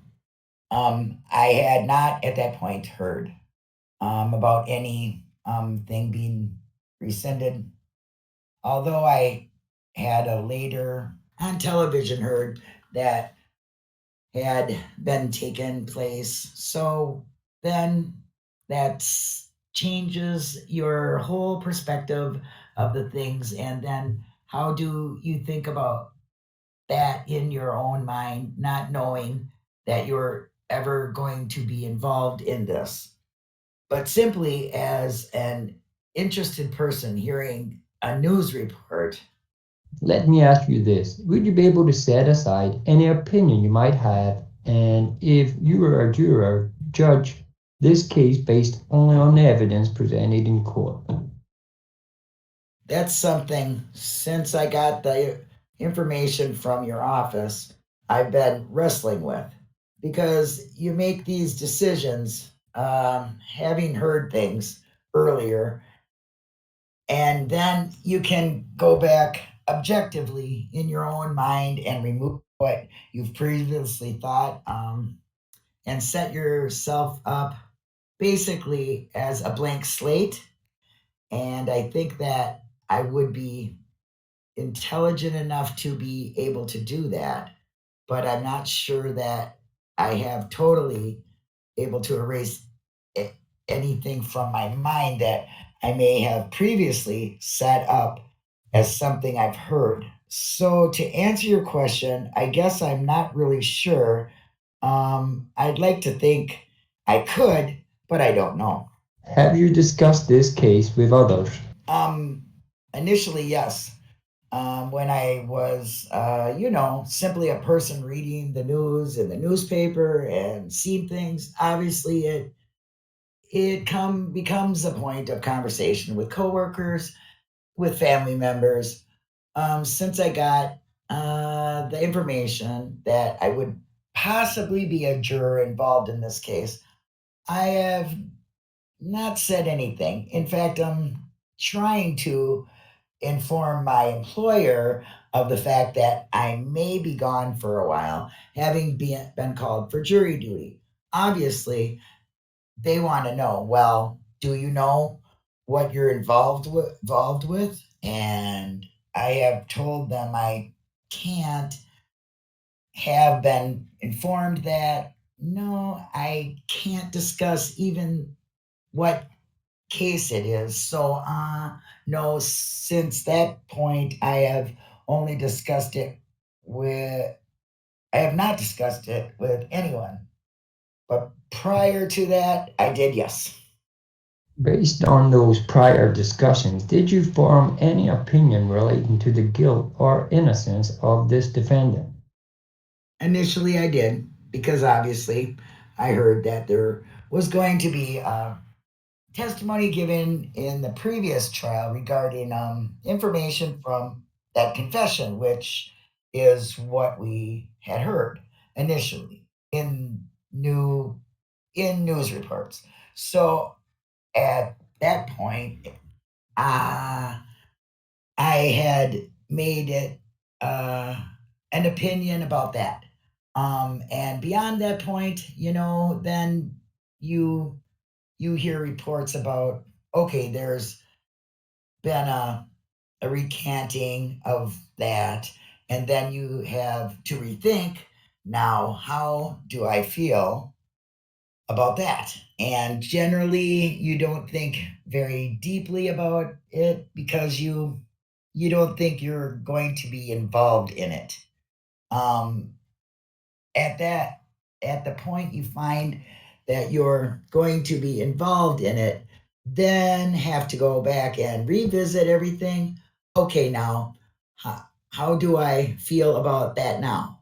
And again, it's been somewhat emotional to try and think, okay, I can be objective, but this, can I not be? I've already heard things, and you really wrestle with, okay, how objective am I really? And I think that, like I say, I think that I'd like to think on that.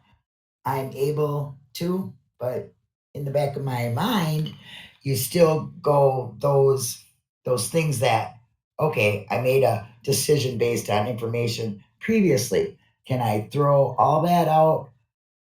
And can I do that? And again, I'd like to think I can, but could not tell you sitting here now, obviously, that I am absolutely positive 100% that I can say I can completely ignore everything previously and simply base things on what I'm going to hear now as a blank slate. Just a point of clarification. You mentioned prior trial. You're talking about State versus Stephen Avery? Correct. All right. Have you had a family member or a friend who was killed accidentally or otherwise? No. Have you, a family member or a close friend, ever killed anyone accidentally or otherwise? Not that I'm aware of. I'll ask you, sort of follow up to something we did earlier, something we talked about earlier. If you were called to serve as a juror in this case, can you disregard anything you may have read or heard in the media from any source and decide this case based solely on the evidence that's presented in the court and instructions that the judge gives you regarding the law? I would like to think I can. All right. Have you or any close friend or relative ever been the victim of or witness to any kind of crime, whether it was reported to law enforcement authorities or not? Yes. Specifically? Some of the things I've put in the questionnaire. My wife was raped as a young woman working in a work environment. My sister was raped when she was in grade school. I guess, well, it was sexual contact, but it was unwanted. None of those were reported. I think those are the major ones that might relate to this. But these were not reported and prosecuted. No. Do these incidents that you've just described affect in any way your attitude towards allegations of sexual crimes? I don't think so. You would treat them based on evidence that you saw in a particular case? Yeah, I mean, each case is an individual set of situations. It shouldn't, you can't make inferences about one person's behavior based on another one's. Have you, a close friend or a family member, ever been charged with a crime? Yes. And that is? A number of years ago, I pleaded no contest for shoplifting. Beyond that, Felony type charges you're referring to? Well, what you're talking about is retail theft. I'm not sure whether it was charged as a municipal ordinance or under a... It was. Okay, so that really isn't a crime. Okay. Anything other than that? Not that I'm aware of, no. If you were selected as a juror in this case, you will be instructed that Brendan Dassey is presumed innocent, that he cannot be found guilty of any offense unless and until the state has proven each element of each offense beyond a reasonable doubt. If you were selected as a juror in this case, would you be able to follow that instruction? Yes, I think so. Likewise, if you were selected as a juror, understand that Mr. Dassey has a right under the United States Constitution not to testify if he so chooses, and that if he decides not to testify, you cannot hold that against him. Rather, you must base your decision solely on the evidence introduced at trial. If you were selected as a juror, would you be able to follow that instruction in reaching a verdict? I think so. All right. Mr. Fallon. Oh, no questions. Mr. FREMGEN. Mr. FREMGEN. Just a few, Judge. Mr. Close, and it may be just more semantics. when asked whether you could follow the instructions about presumption of innocence and the fact that the defendant need not testify, you said you think so. Is there something that you think possibly I may not be able to follow that instruction?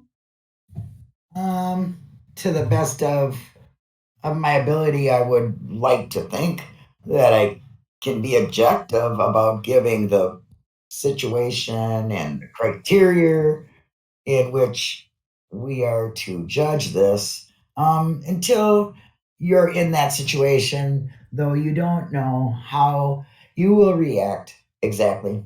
So I'm allowing that bit of wiggle room, so to speak, to say that I cannot predict exactly how I will react to that, but I think, I'd like to think that I'm objective enough to be able to follow the criteria given as far as judgment on the evidence presented. So right now you can say Mr. Dassey's not, Mr. Dassey is innocent? That is the basis of the whole legal system. Okay, and you're okay with that? I'm okay with that. When you were asked whether you could set aside some of the prior opinions that you formulated due to, in part, the publicity that you've heard or read, you said, I think I can. I'm not sure. Um, Oh, is there something about the extent of the publicity or what the publicity was that indicates to you that maybe you can't put this aside? I want to just find out some more about that in your mind. Again, it's you form opinions when you read anything in the newspaper, see news reports about it, assuming that what you're seeing is objectively reported news. Obviously, you don't think you're going to be involved with it. You're just an outside observer, and thus you're seeing these things come into your mind. You form opinions on anything and everything.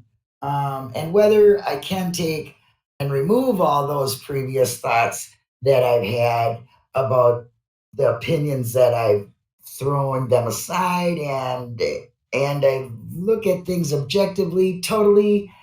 I like like I say, I I think that I can do that, but I can't say absolutely for certain when I'm in a situation such as this that I can totally eliminate everything that I previously had on as an experience. Oh, I don't want you to totally ignore your prior experiences because that you all jurors should bring their prior experiences, but in Yes. regards to this particular person, Mr. Dassey, or the publicity that you indicated, can you set that aside? Or are you still concerned that it may still be a problem to set that aside? Trying to be as truthful as possible. I think that I'm able to do that. I'd like to think I'm objective enough to do that, but I'm not going to eliminate the fact that it has colored my opinion earlier, in the publicity and the coverage, and that to say that's not going to be a factor involved in how I have felt about it in the past, and is that going to bleed into what I am seeing? I'd like to think not, but I'm not going to throw that out as saying absolutely positively there's no way that this is ever going to affect what I think and how I feel about it, because it's a part of the experience that, you know, that I've had prior to having to know what I'm going to be involved in doing this sort of thing. So it's basically just my way of saying, I'm not going to absolutely 100% say that's how I can react and that I've absolutely heard nothing about this and it's not going to color what I see, hear, and feel because it very well may. That's just life experiences. But again, to ramble around the question, which is what I'm doing here, I'd like to think that I'm objective enough that I to be able to look at something and say, okay, this is the criteria you need to judge this by. That's what's going to be involved. And I like to think that I can do that. Yes. One of the reasons we're doing this process is so that some of the discussions that might be considered embarrassing won't be done in open with all the other jurors. And I just want to ask you a couple of questions about what I'm. I guess I'm going to assume we're not obviously very positive experiences. You indicated you pled no contest once to retail theft. True. Did you, when you pled, I'm going to ask you this. You pled no contest because you felt you were guilty or just you were offered something you just couldn't refuse? No, I knew I was guilty. If if you had, It was. I'm sorry, I'm sorry. No, go ahead. if you hadn't been guilty, would you have pled not guilty? Oh, definitely. If I felt that I was, if I knew that I hadn't done it, certainly. The experience with, you said your wife had been sexual assaulted. Correct. Was that something that you have talked to her about in the past, or is this something you know about? You just don't have a lot of detail? You both kept it. Oh, no, it's been discussed in great detail. We have very few things that we keep from each other as far as secrets. Now, this obviously you've heard the instructions from the judge earlier. He read the information which indicated that Mr. Dassey's charged with one of these three counts is sexual assault. And do you feel that having this life experience involved with a person that's very close to you, your wife, that you'll be able to set that aside to some extent while you're hearing evidence or testimony about the sexual assault? Yes, because I think that the you can't infer one person's behavior upon another person, even though the actions may be of similar nature.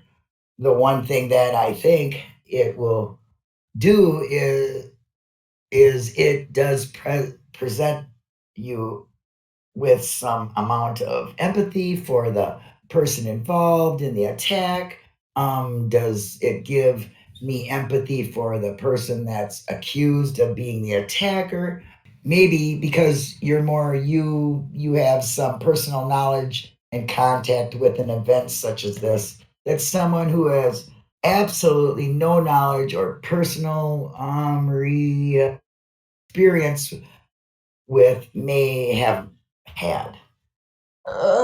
Thank you. I have nothing else. Mr. Fallon, anything? Nothing further.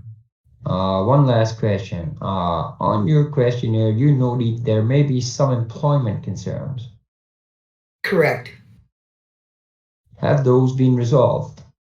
Well, without violating HEPA laws, but to provide you with enough information so that you know what I'm talking about, I'm a surgical service coordinator and I have a manager and we co-run the department. So generally, as far as administrative duties, if one of us is not there, the other do it. Okay. My co-leader has undergone treatment and is now undergoing treatment for cancer and will be doing chemotherapy at a point where she may be gone for a number of days each week. during the treatment. She started her first ones yesterday. Obviously my boss above her was not happy about the fact she may be gone and I may be gone, which may put our department at an extremely shorthanded point, even without anybody calling in sick or being on vacation. So that obviously is something which does present a hardship to our department, but not something that couldn't be, in the best of circumstances, probably worked through. All right, okay, that answers the question. You may step down and thank you. Mr. Fallon, any motions? Judge, I'd ask the court consider moving or striking this juror for cause simply on the answers to the questions about his the one, can he feel he's an objective person and can set aside his prior opinions, indicated he may not be able to do so, or I'm not sure. And then this question, answer to your question about presumption of innocence, I think so. I think those are the two equivocal of answers to, I think, some pretty important questions. We're not really going to object. My concern is also the job situation as well. So given, in the best of worlds, I would oppose the motion, but I think just on balance, I just have a sense that we should probably excuse this juror. All right, the court is going to treat that as stipulated for cause dismissal, but I would have granted it in any event for those reasons. It was too close to the line, and the work situation appears to be a little dicey. All right. Juror number 48, Ryan Johnson. Mr. Johnson, be seated. Good morning again. Good morning. As I mentioned in the courtroom before, we're going to be doing individual voir dire, and that's what this is. I'm going to ask you a few questions. Counsel may or may not have some follow-up questions of you. This is, as you know, the case, the state of Wisconsin versus Brendan Dassey. It received a substantial amount of publicity. Have you heard anything about the case? Not really much at all. Like maybe here and there. Nothing that sticks in your mind. You're going to have to say yes or no. I'm sorry, no. So have you formed any opinion with respect to the guilt or innocence of this defendant? No. Have you at any juncture discussed this case with anyone else? No. Have you had a family member or a friend who was killed accidentally or otherwise? No. Have you, a family member or a close friend, ever killed anyone accidentally or otherwise? No. Have you, or any close friend or relative of yours, ever been the victim of, or a witness to any kind of crime, whether it has been reported to law enforcement or not? Yes. And that is my wife, specifically. She was raped. How long ago did this occur? 3 years. Was she your wife at the time, or did it fiance at the time? All right. Was the perpetrator caught? Yes. Prosecuted? Yes. Did you feel that law enforcement authorities handled it appropriately? Yes.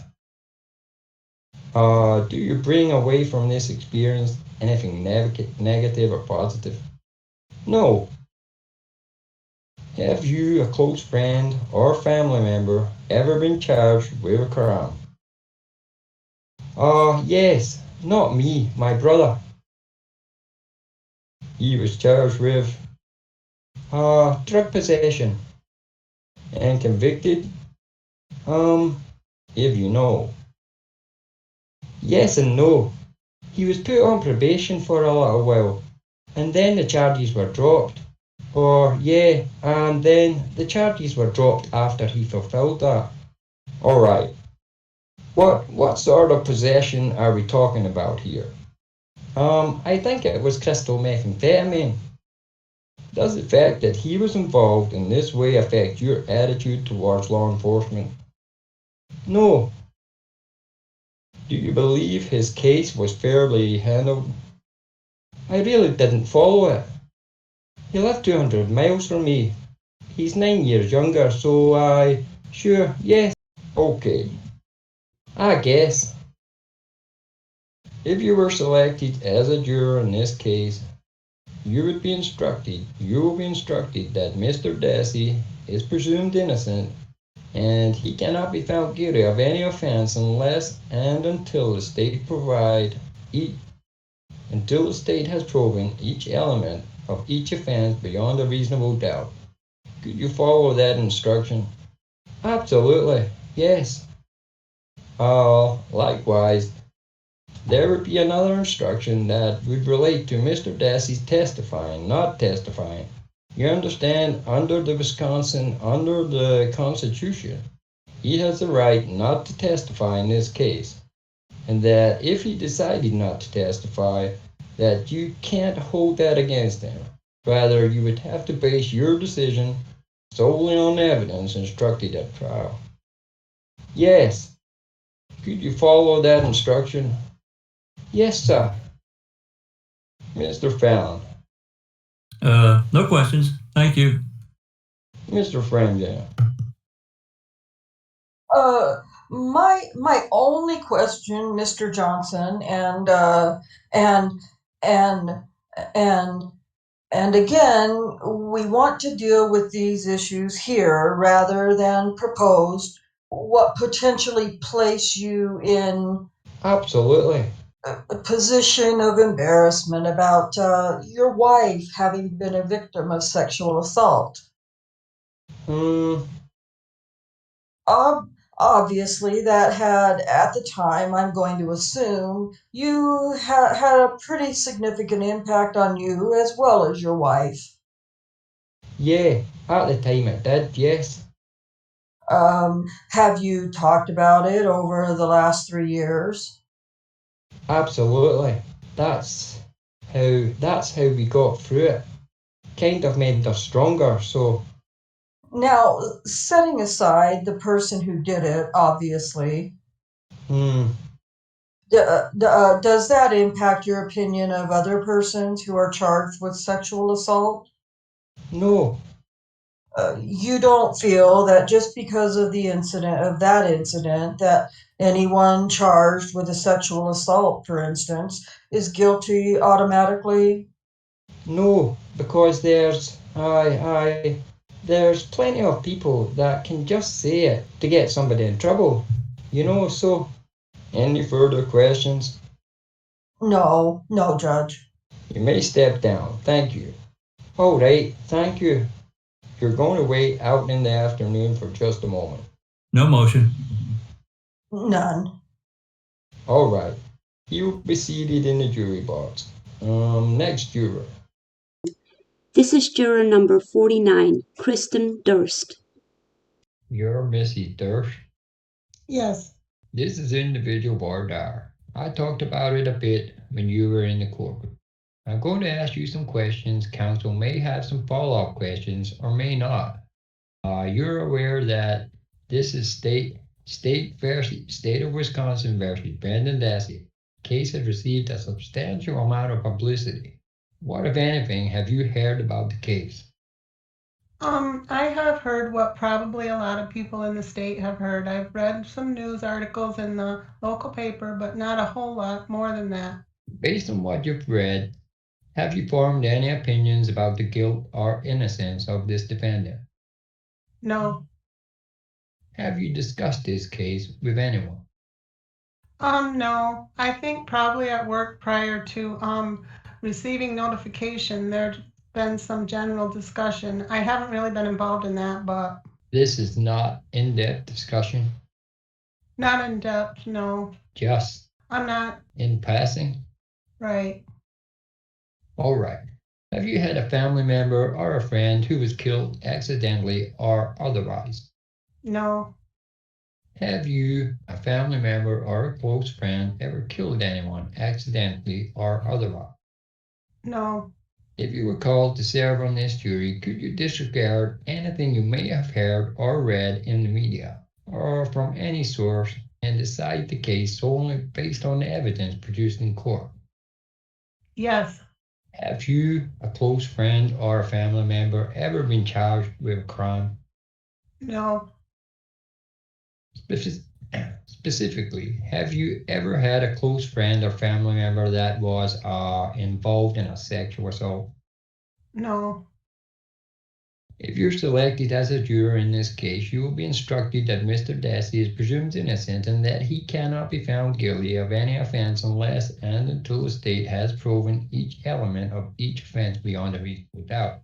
If you were selected, could you follow this instruction? yes, Likewise, Mr. Dassey has a right under the Constitution to testify in court or not as he sees fit. If he decides not to testify, you cannot hold that against him. Rather, you must base your verdict on the evidence received in court. Can you follow that instruction as well? yes. Mr. Fallon, any question? Just one. Is there anything about your background in journalism or that experience having worked in that field makes you wonder as to whether you could fairly and impartially decide this case based on, for instance, pretrial publicity and whether other experiences that you've had as a journalist? I don't believe that would hinder things in any way. I haven't worked in that capacity in a few years, nor in the state of Wisconsin. When you worked in the field, did you cover the court system and handle any type of or cover any murder trials or anything like that? Not specifically cover. I was a news announcer, so I did read stories on, Oh, I see. daily news, yes. Okay, all right. Thank you. Anything, Mr. FREMGEN? No, Judge. You may step down. Okay, You can wait in the other room, which the judicial assistant for a moment. Any motion, Mr. Fallon? None. Mr. FREMGEN? No. All right. Before we call the next juror, I was discussing with one of the bailiffs the lunch. I propose we take 45 minutes at one time or another, trying to find out when the cafeteria is going to be at least busy so the jurors and we can circulate through it. Is that 45 minutes? Is that either too long or too short for any of you? That's fine.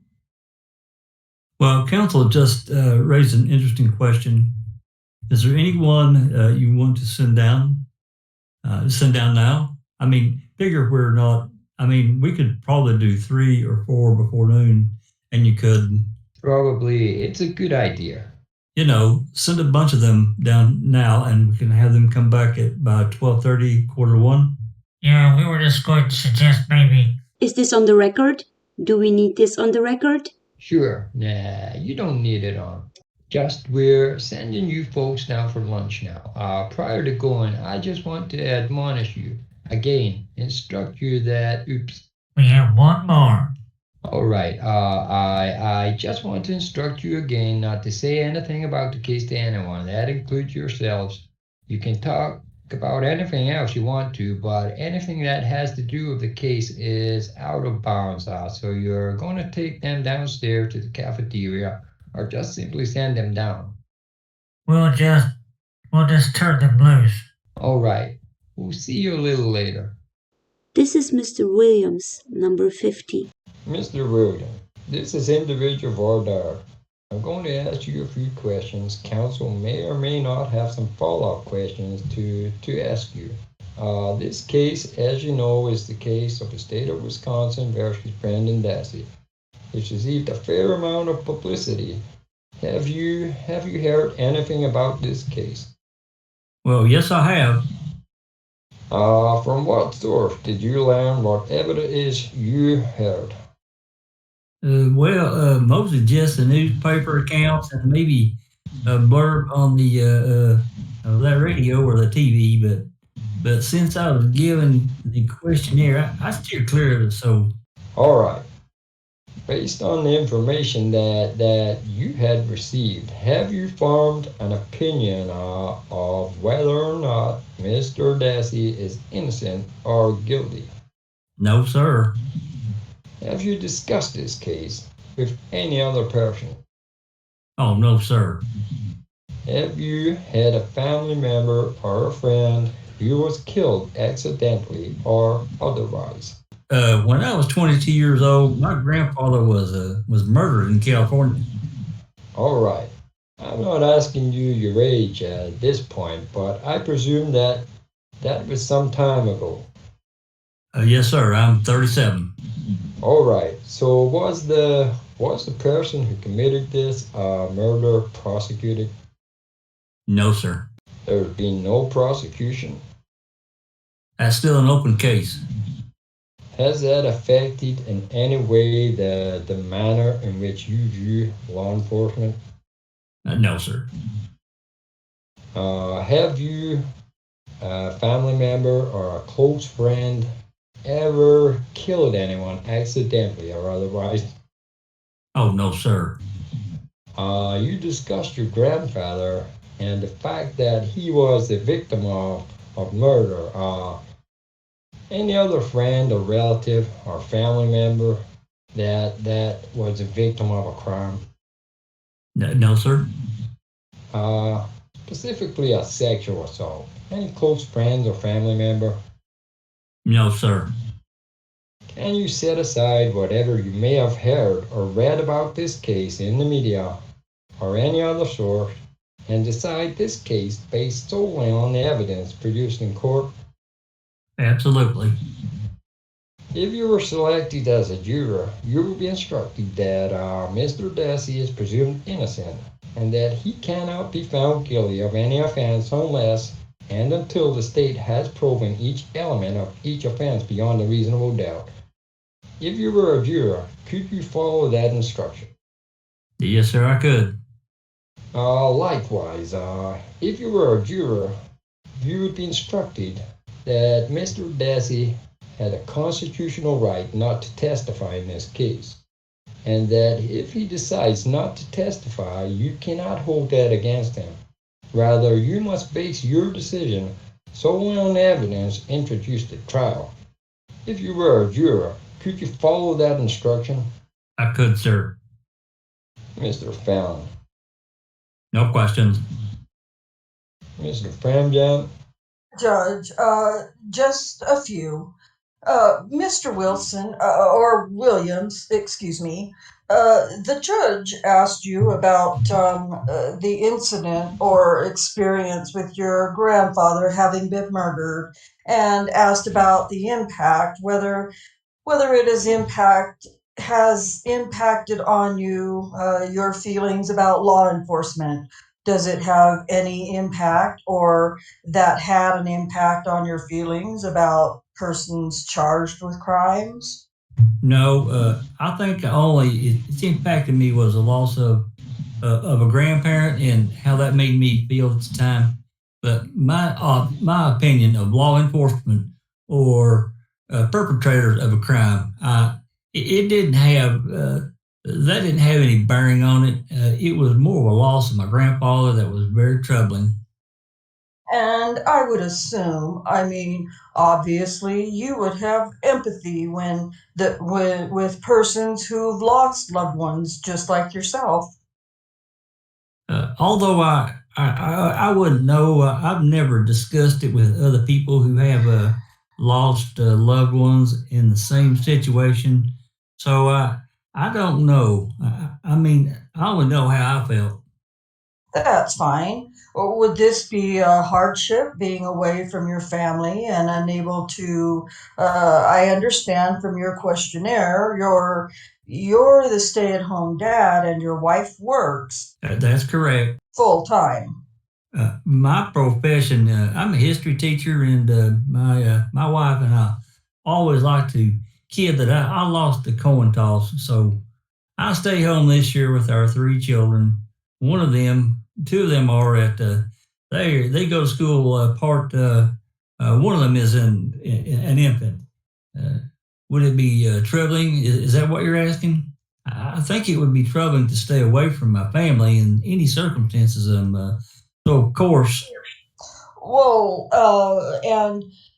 and maybe I didn't phrase it correctly. Do you have appropriate caretakers that it won't be a problem for you as the full-time caretaker to not be there for 2 weeks?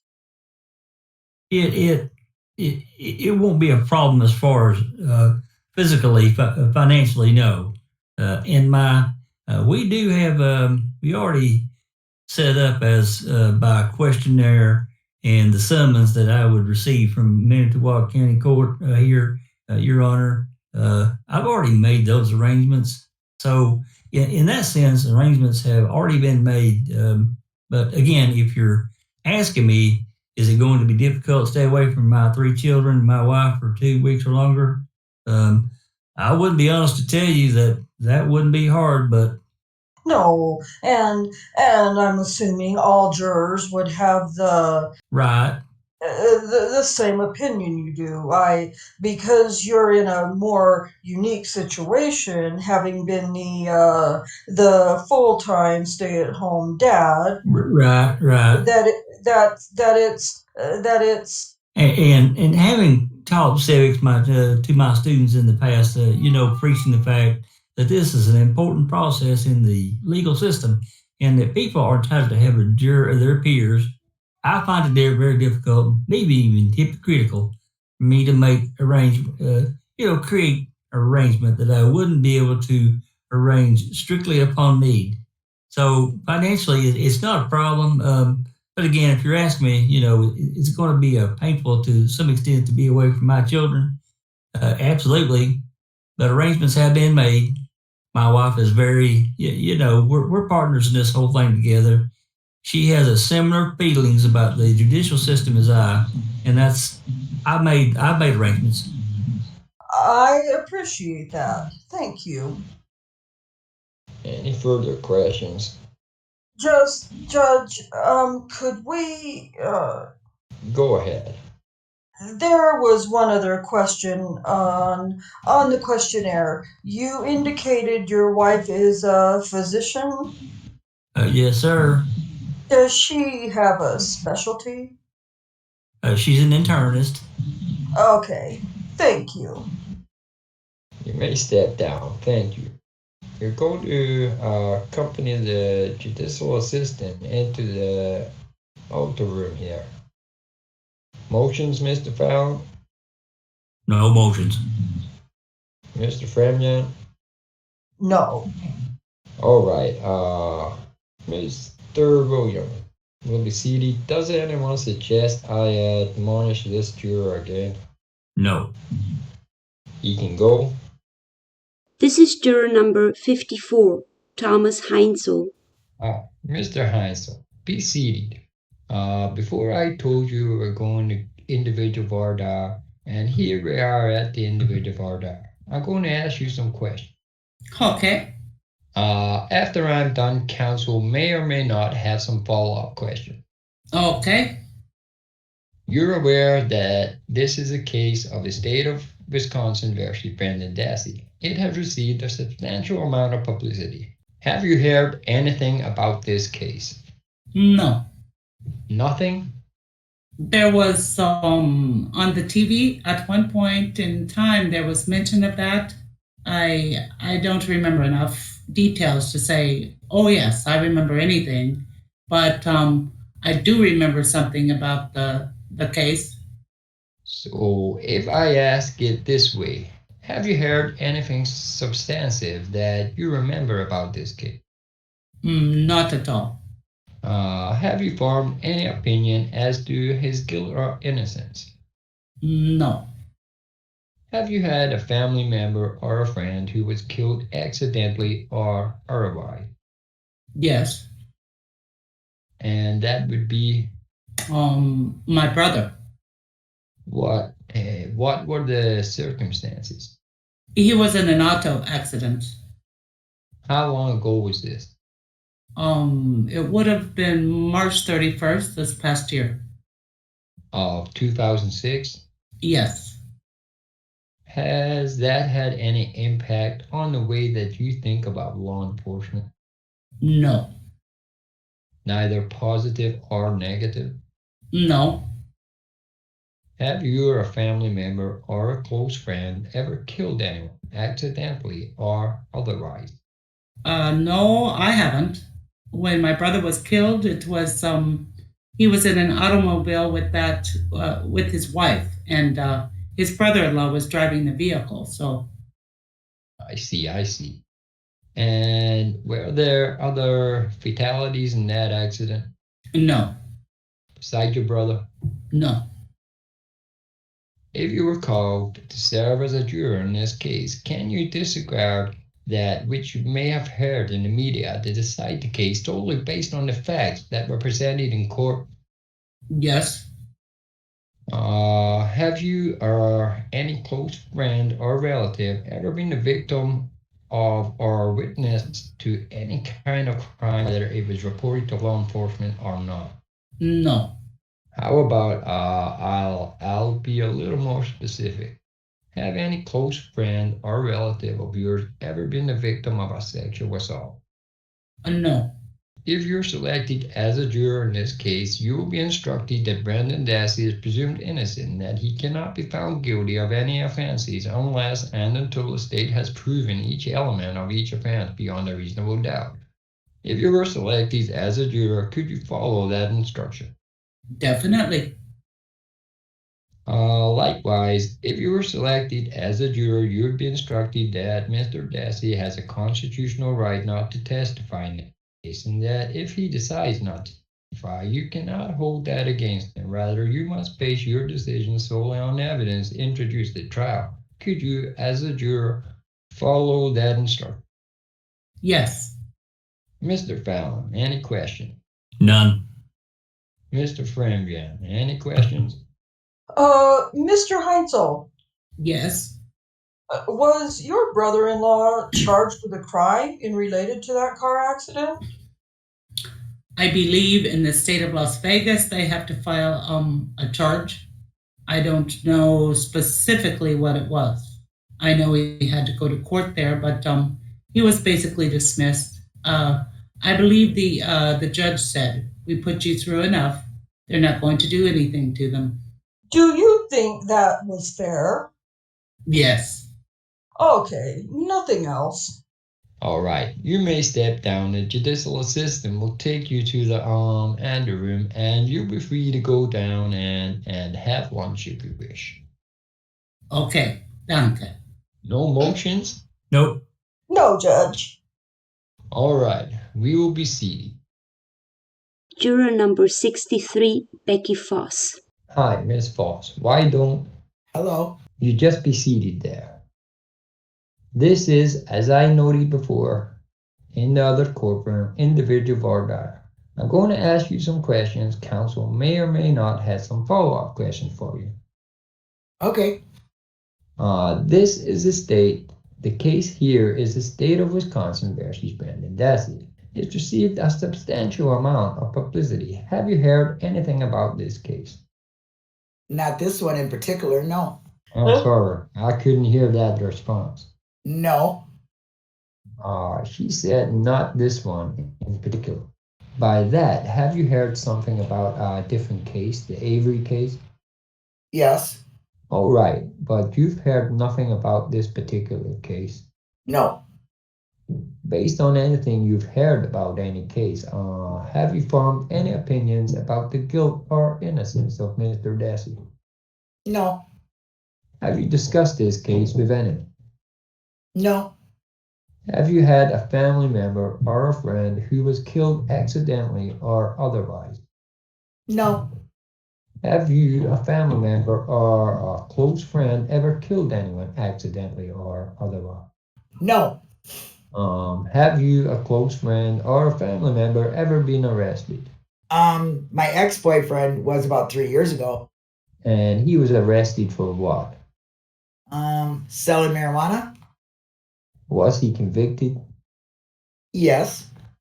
Does the fact that he was arrested and convicted affect your attitude in any way, positive or negative, towards law enforcement authority? No. Have you, a close friend or relative, ever been the victim or witness to a crime, any kind of crime, whether it was reported to law enforcement or not? Yeah, my sister was mugged about a year ago in Waukesha. All right. Anything else? Was it reported to law enforcement? Yes. Did they catch the Yes, they did. perpetrator? Does that experience in your mind affect the way you think about law enforcement? No. Have you or a close friend or relative ever been the victim of a sexual assault? No. Have you, a close friend or a relative, ever been charged with a crime other than Other than that one? yeah. No. If you're selected as a juror, you'll be instructed that Mr. Dassey is presumed innocent, that he cannot be found guilty of any offense unless and until the state has proven each element of each offense beyond a reasonable doubt. If you were selected as a juror in this case, could you follow that instruction? Yes. Likewise, you would be instructed that Mr. Dassey has a right not to testify in this case, and that if he decides not to testify, you cannot hold that against him. Rather, you must base your decision solely on the evidence introduced at trial. Could you follow that instruction as well? Yes. All right, Mr. Fallon, any question? Yes, thank you. Ms. Foss, you indicated you had some familiarity with some opinions, I guess with respect to other cases involving Mr. Avery. What opinions did you have relative to that case? I didn't have an opinion, but I just happened to see one news article about it. Shh. She did not say she had any opinions, but she said she was aware. Oh, I see. I'm sorry. Perhaps I'm just misreading this, but you seem a little pensive in one of your responses regarding discussions or the fact that your ex-boyfriend was arrested. Is there anything about that experience at all that causes you some question or concern whether you think you could fairly evaluate the evidence in this case? I don't think so. No. Okay. That's all I have. Thank you. Any questions, Mr. FREMGEN? Ms. Foss, when the judge was asking you about the incident that occurred with your sister in Waukesha, whether it impacted on your opinion or feelings towards law enforcement, did that have any impact on your feelings towards persons who are charged with crimes? No. What about the experience that you had when your ex-boyfriend was charged with a drug offense? You indicated he's an ex-boyfriend, Right. and from your questionnaire, you were somewhat disturbed by how the search took place in your home. Did that leave you with any strong feelings or an impact about persons who are charged with crimes, such as in that case, I suppose, a drug offense? No. I have nothing else. All right, you may step down. You can also go to lunch. Accompany the judicial assistant. You're going to wait in the anteroom for just a moment. Mr. Fallon, any motion? No. Mr. FREMGEN? No. She will be seated. Next. Number 65, Linda Harris. Hi, Mrs. Harris. Be seated there if you would, please. I mentioned that we're doing individual Voir Dire. You're now here for individual Voir Dire. I'm going to ask you a few questions, and then counsel may have some follow-up questions or not, as they choose. All right. You're aware that this is the state of Wisconsin versus Brendan Dassey. This case it's received a substantial amount of publicity. Have you heard anything about this case? Just that it was going to occur. All right. I'm trying to get at. I'm sorry. Go on.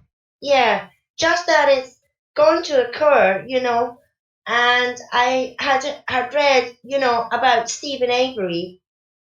All right. So you heard something about Stephen Avery case. Is that correct? Correct. You have heard this case, State versus Brendan Dassey, is going to occur. Is that correct? Correct. Where did you learn about the Dassey case? On TV, channel 3. All right. Any other source that you can recall? No. Has anything that you heard about this, based on anything you heard, have you formed any opinion as to the guilt or innocence of Mr. Dassey? No. Have you discussed this case with anyone? No. Have you had a family member or a friend who was killed accidentally or otherwise? No. Have you, a family member or a close friend, ever killed anyone? No. Have you, a close friend or a relative, ever been the victim of a crime, whether it's reported or not? I was a victim of a crime. And what crime was that? A house invasion while I was home. How long ago did this occur? Over 30 years ago. All right. Did this leave any lasting effect on, or any effect whatsoever on your impression, positive or negative, of law enforcement agency? No. Was whoever did the home invasion caught? No. Have you or a close friend or relative ever been the victim of a sexual assault? No. Have you, a close friend or a family member, ever been arrested? No. Charged with a crime? No. If you were selected as a juror in this case, you would be instructed that Mr. Dassey is presumed innocent and that he cannot be found guilty of any offense unless and until the state has proven each element of each offense beyond a reasonable doubt. Could you follow that instruction? I could. Likewise, you could be instructed that Mr. Dassey has a constitutional right not to testify in this case, and if that he decides not to testify, you cannot hold that against him. Rather, you must base your decision solely on the evidence introduced at trial. As a juror, could you follow that instruction as well? Yes, I could. All right, Mr. Fallon, any question? None. Mr. FREMGEN? No, Judge. All right, you may step down. Okay. You can go to lunch. You're going to wait in the anteroom for just a moment with the judicial assistant. Any motions from either counsel? No. No, Judge.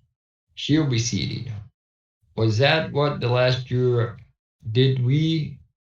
There's one more. One more? Okay, then.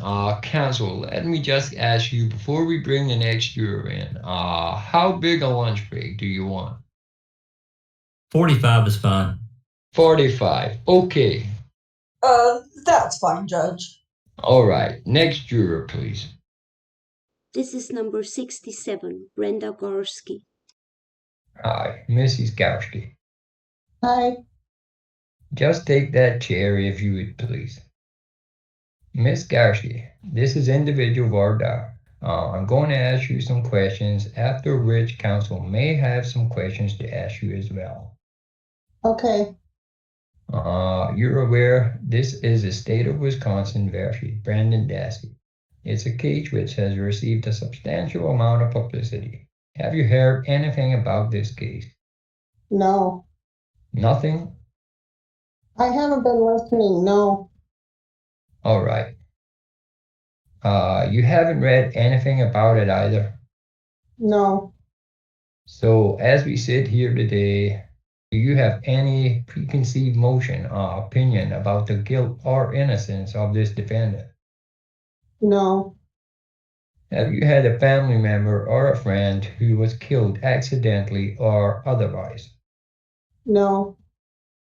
Have you, a family member or a close friend, ever killed anyone accidentally or otherwise?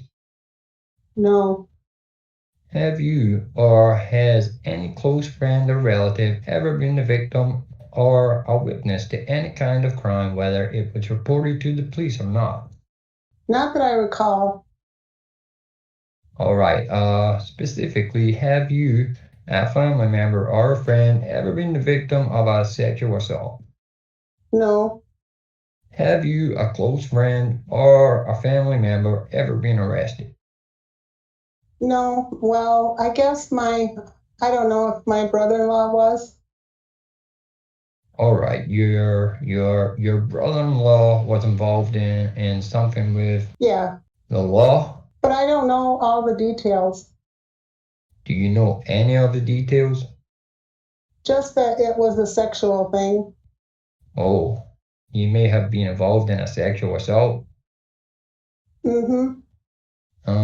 You're going to have to say yes or no. Yes. For the benefit of the court reporter, was he prosecuted, if you know? I don't know. All you know is that he was involved. Is that correct? Correct. Does his involvement in any way positively or negatively affect your view of law enforcement?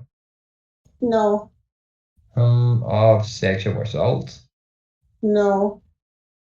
If you were selected as a juror, you would be instructed that Brendan Dassey is presumed innocent and that he cannot be found guilty of any offenses unless and until the state has proven each element of each offense beyond a reasonable doubt. If you were selected as a juror in this case, would you be able to follow that instruction? Yes. Likewise, if you were selected as a juror, you'd also be instructed that Mr. Dassey had a constitutional right not to testify if he so chose, and that if he decided not to testify, you could not hold that against him. Rather, you would have to determine the case based on the evidence that was before you. Could you follow that instruction as well? Yes.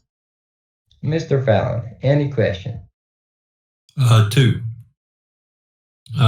So all that you know is that your brother-in-law has a sexual offender in Alabama. That's all I know. Yes. So with that label, does that mean he has to register as an offender down there, or that I don't know? How do you know that he's a sex offender? My mother-in-law, at Christmas time a few years back, said that he was in some sort of trouble. Oh, okay. So, all right. And so you don't really know if he's actually been convicted or registered or anything like that? No. Okay. The only other question that I have then, I see from your questionnaire that your husband is scheduled for some surgery the first full week of May. Yes, that's correct. I mean, we expect the trials to be done perhaps a full week before that, but are there any pre-surgical preparations that you might have to be at home to assist your husband and get ready for and things of that sort? No, nothing again until after the 7th. All right. So even though if you were selected, you could be gone for 2 weeks. That wouldn't create any hardships or concern in terms of caring for your husband in the meantime? No. That's all I have. Mr. FREMGEN, anything? No, sir. You may step down or just accompany the judicial assistant into the anteroom, and then feel free to go to lunch. Motions, gentlemen? None. No. All right, she'll be seated. We are temporarily out of jurors, so why don't we break for 45 minutes for lunch? That's fine. All right. This is juror number 72, Ronald Paultz. Mr. Paultz, why don't you take a chair there if you would, please? Thank you. This is individual Voir Dire, part of the Voir Dire. I talked a little bit about it in the court earlier this morning. I'm going to be asking you a number of questions, and then counsel may or may not have some follow-up questions. Okay, great. The case we're here on, as you know, is State versus Brendan Dassey, and it's received a substantial amount of publicity. What, if anything, have you heard about it? I've seen it in the newspaper, on TV, and some on the radio. Based on what you've heard and seen, have you formed any opinions about the guilt or innocence of the defendant, Brendan Dassey? No. Have you discussed this case with others? Before, I should say no, not this particular case. All right. Might you have discussed the Avery case? All right. You understand this is a separate case? Yes, I do. And whatever happened in Avery, you can consider this case on its own merits. Yes, I can. You had a family member or a friend who was killed accidentally or otherwise? No. Have you, a family member or a close friend, ever killed anyone accidentally or otherwise? Nope. If you were called upon to serve as a juror in this case, can you disregard anything you may have read or heard in the media, or form any other source about this case and decide the case based solely on the evidence that you hear? Yes. Have you or has any close friend or relative ever been the victim of the witness to any kind of crime, whether it's reported to law enforcement or not? No. Specifically, have you or a close friend or relative been the victim of a sexual assault? Nope. Have you or a close friend or family member ever been charged with a crime? Nope. If selected as a juror in this case, you will be instructed that Mr. Dassey is presumed innocent and that he cannot be found guilty of any offense unless and until the state has proven each element of each offense beyond a reasonable doubt. If you were selected as a juror, could you follow this instruction? Yes. Likewise, you would be instructed that Mr. Dassey has a constitutional right not to testify, and that if he decides not to testify, you cannot hold that against him. Rather, you must base your decision solely on the evidence introduced at trial. Could you follow that instruction? Yes. Mr. Fallon. No questions. Mr. FREMGEN. Just one follow-up. From your questionnaire, you indicated you have some relation to a Winnebago County Sheriff's officer. Correct. Is that a close relation or cousin? It's a good friend. Oh, good friend? Yes.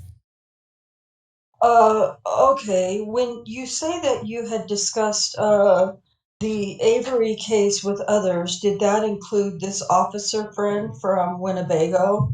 No, it did not. Okay, so it wasn't anyone that was actually closer to the action, so to speak. No.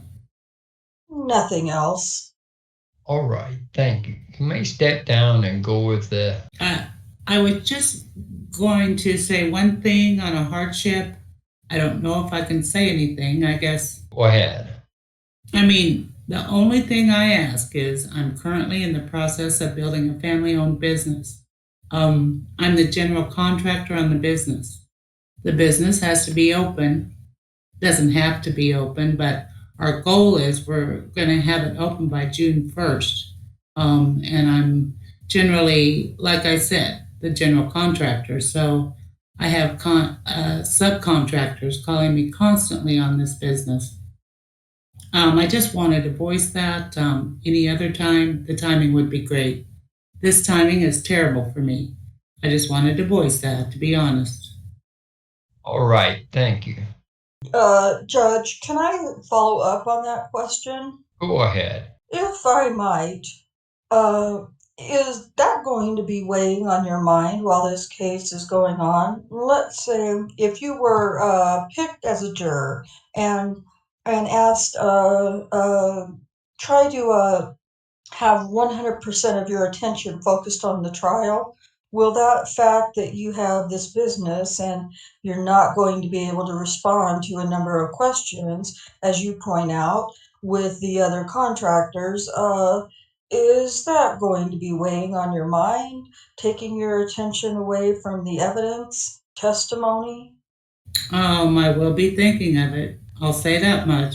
And I put that in my questionnaire too, as it was in there. Sure. I just wanted to be honest with that because I mean it's a big project. It's I'm totally going to be self-employed after this project's done. So I mean everything is hinging off this project for us to do this. So I just wanted to be honest with it and upfront. And again, in that regard, let's say, for instance, you're in deliberations.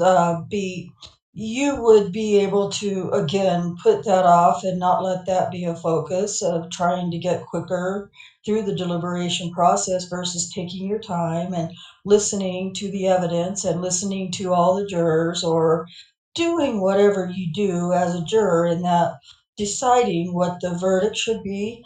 We don't want to rush to judgment Right. because you have this other I understand. obligation. I understand that. I guess it's kind of hard for me to say, but uh, I just say this much. It's on my mind. I mean, even now on my break, I'm making phone calls. Setting up subcontractors to deal with some subcontractors, material handling, people that are dealing stuff with us. I mean, it's right now, it is between, besides my full-time job, it's 100% of my time is devoted to my full-time job, plus this other project that's going on. I appreciate that. Thank you. Last question. I'm sorry to interrupt you, but would this, as you describe it, pose a significant economic hardship for you? What it is, it's a dog kennel training facility. Majority of your business for dog kennels is June, July, and August. That's why we're trying to be open in June to get the full amount of revenue for this kennel. That's the main reason we're trying to be open by June 1st. Mr. Fallon.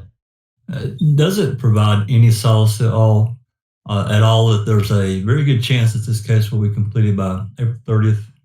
In other words, you still have a full month before your target opening. Well, the only problems the building right now is just structure of the building is just up right now.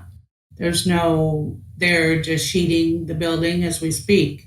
So we've got subcontractors from heating and cooling and all that process going through. And I just wanted to be totally honest with it. Sure. Okay. Well, we appreciate that. Thank you. You may step down. Mr. Fallon. My immediate thought on that, let's just put him in reserve. In other words, we might get to 30, but let's take a few extras, maybe 32, 35, and then we can kick him later, or unless you just want to kick him now. Yeah, I'm not inclined to be taking any extras. Mr. FREMGEN. Judge, I can't point to any bias, but I would certainly think that this would significant inconvenience, and I respect the fact that we're bringing this jury from another county, and I I don't know if it's necessarily an economic hardship either, but I think from a convenience standpoint, it would be fair to let this juror be excused. Well, the court has some reservations about how devoted, given what he described his project as, his participation in the matter could be, and it will excuse him for cause. Next juror. This is Juror 75, Beverly Blankenship. Be seated, Miss Blankenship. Good afternoon. Good afternoon. All right, this is individual Voir Dire. I described it a bit this morning in my remarks to the jury. I'm going to ask you some questions, and then counsel may or may not have some follow-up questions. This case is State versus Brendan Dassey has received a substantial amount of publicity. Have you heard anything about this case? Minimal. From what source did you hear whatever it is you heard? I don't. I don't know any of details of it. I didn't read it in the paper. I didn't see it on TV. So there. It would have been word of mouth. So there's nothing substantial that sticks in your mind about the case other than the name, perhaps. Not even the name, other than from what I had received from you. All right. So have you formed any opinion as to this defendant's guilt or innocence? I have not. Have you discussed this case with anyone? No. Have you had a family member or a friend who was killed accidentally or otherwise? No. Have you, a family member or a close friend, ever killed anyone accidentally or otherwise? No. Have you, or has a close friend or relative, ever been a victim or a witness to any kind of crime, whether it was reported to law enforcement or not? No. Specifically, I'll narrow it to sexual assault. Have you or a close relative ever been the victim of a sexual assault? No. Have you ever been arrested or charged with a crime? No. Has any close friend or relative ever been arrested or charged with a crime of which you're aware? No. If you're selected as a juror in this matter, you will be instructed that Brendan Dassey is presumed innocent and that he cannot be found guilty of any offense unless and until the state has proven each element of each offense beyond a reasonable doubt. If you were selected and that instruction were given to you, could you follow it? Yes. Likewise, another instruction. If you were selected as a juror, would you relate to his constitutional right not to testify in this case, and that if he decides not to testify, you cannot hold that against him. Rather, you must base your decision solely on evidence introduced at trial. If you were selected as a juror in this case, could you follow that instruction? Yes. All right. Mr. Fallon. No questions. Mr. FREMGEN. The only question I have, Miss Blankenship, you mentioned in your questionnaire that you had some concerns about family obligations with your children. Well, I just have 3 children who are very active, and my husband travels periodically. Would you be able to obtain, or have you been able to obtain some sort of, I have family, and I mean, I have a network underneath me that could certainly so that feel those obligations. that won't take away your attention during the trial, knowing that you won't be able to be there to offer whatever help and support of your kids? No, because I know that there's a network underneath me that would be able to do that. That's fine. Thank you. All right, thank you. You may step down. Just join the judicial assistant. Wait in the anteroom for just a second. Any motions? No. No. She will be seated. Next juror, please. This is Robert Covington, number 77. Good afternoon, Mr. Covington. Good afternoon, sir. I talked a bit this morning about something called individual Voir Dire. This is individual Voir Dire. I'm going to ask you some questions, and after I'm done asking you those questions, the counsel out here may or may not have some follow-up questions. You understand? Yes, sir. Have you been able to hear me right now? Yes. Have you had any problems at all? Not you, but I do have a problem with hearing. That's why I'm asking. In your questionnaire, you talk about hearing loss, and I'm wondering if you have a problem hearing me this afternoon. No, I don't have no problem. Did you have any problem in the courtroom this morning hearing me? No, I didn't have no problem hearing you in the courtroom, but I have a problem hearing her. She got a low tone voice, right? Okay, all right. This case, the state of Wisconsin versus Brendan Dassey has received a lot of publicity. Have you heard anything about it? Well, I heard a little about his uncle, and then they had it in the paper yesterday. All right, so well, we'll do this in two questions. You've heard about his uncle, Stephen Avery? Right. Have you heard anything about Brendan Dassey? Not until yesterday. I was reading the paper yesterday, and it was in the paper. You saw something in the paper yesterday? Yes. Based on what you saw in the paper, have you formed any opinion as to whether Mr. Dassey is guilty or innocent? No, sir. Have you discussed this case with anyone? No. Have you had a family member or a friend who was killed or either accidentally or otherwise? No. Have you, a family member or a close friend, ever killed anyone accidentally or otherwise? No. If you're called upon to serve as a juror in this matter, you can disregard anything you may have heard or read in the media or from any other source and decide the case based only on the evidence that is before you. Yes. Have you or a close friend or relative ever been the victim of a witness to any kind of crime, whether it was reported to law enforcement or not? No. Specifically, have you or a close friend or relative been the victim of a sexual assault? No. Have you, a close friend or family member, ever been arrested? No. Ever been charged with a crime? No.